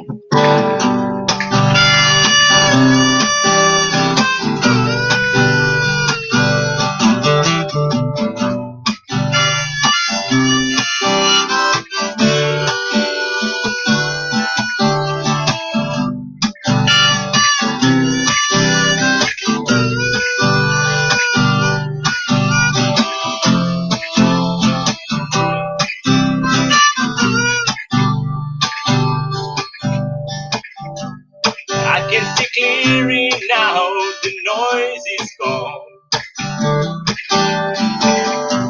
I can see all my light shining straight. This is the moment I've been praying for. It's gonna be a higher self way. Think I can make it now, bad thoughts are gone. All of the bad feelings are disappear. Here is the moment in connecting is one. It's gonna be right, higher self way. It's gonna be a higher self way. Look all around, nothing but blue sky. Look all around, where you can fly.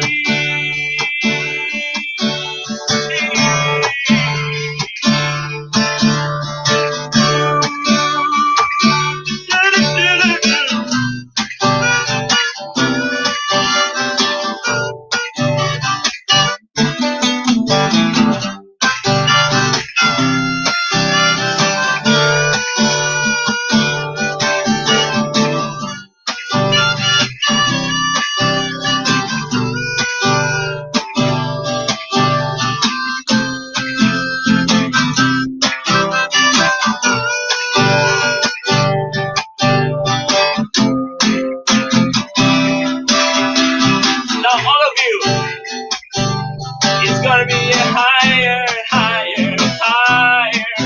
self way. It's gonna be a higher self way. It's gonna be a higher self way. It's gonna be a higher self way. Let's start the party. Oh my God, thank you so much, Rui. That was wonderful, wonderful, wonderful, wonderful. Okay, so, oh boy. Now, just anyone here on this live stream, please hop on to Zoom. So the link to Zoom is right here in the comments. You're most welcome to just hop on over and speak to some of the speakers who are going to be there with us and for whoever wants to interact, okay? So we're going to end this stream and I'm speechless. No use saying anything else. Thank you so much, Rui. Tania. It was so, We are so together on beautiful. this. Thank Yes, you. Thank you. I'm Thank so you glad. so much. Okay, everyone. See you in a few minutes in the Zoom room, and blessings to all. Thank you. Bless you.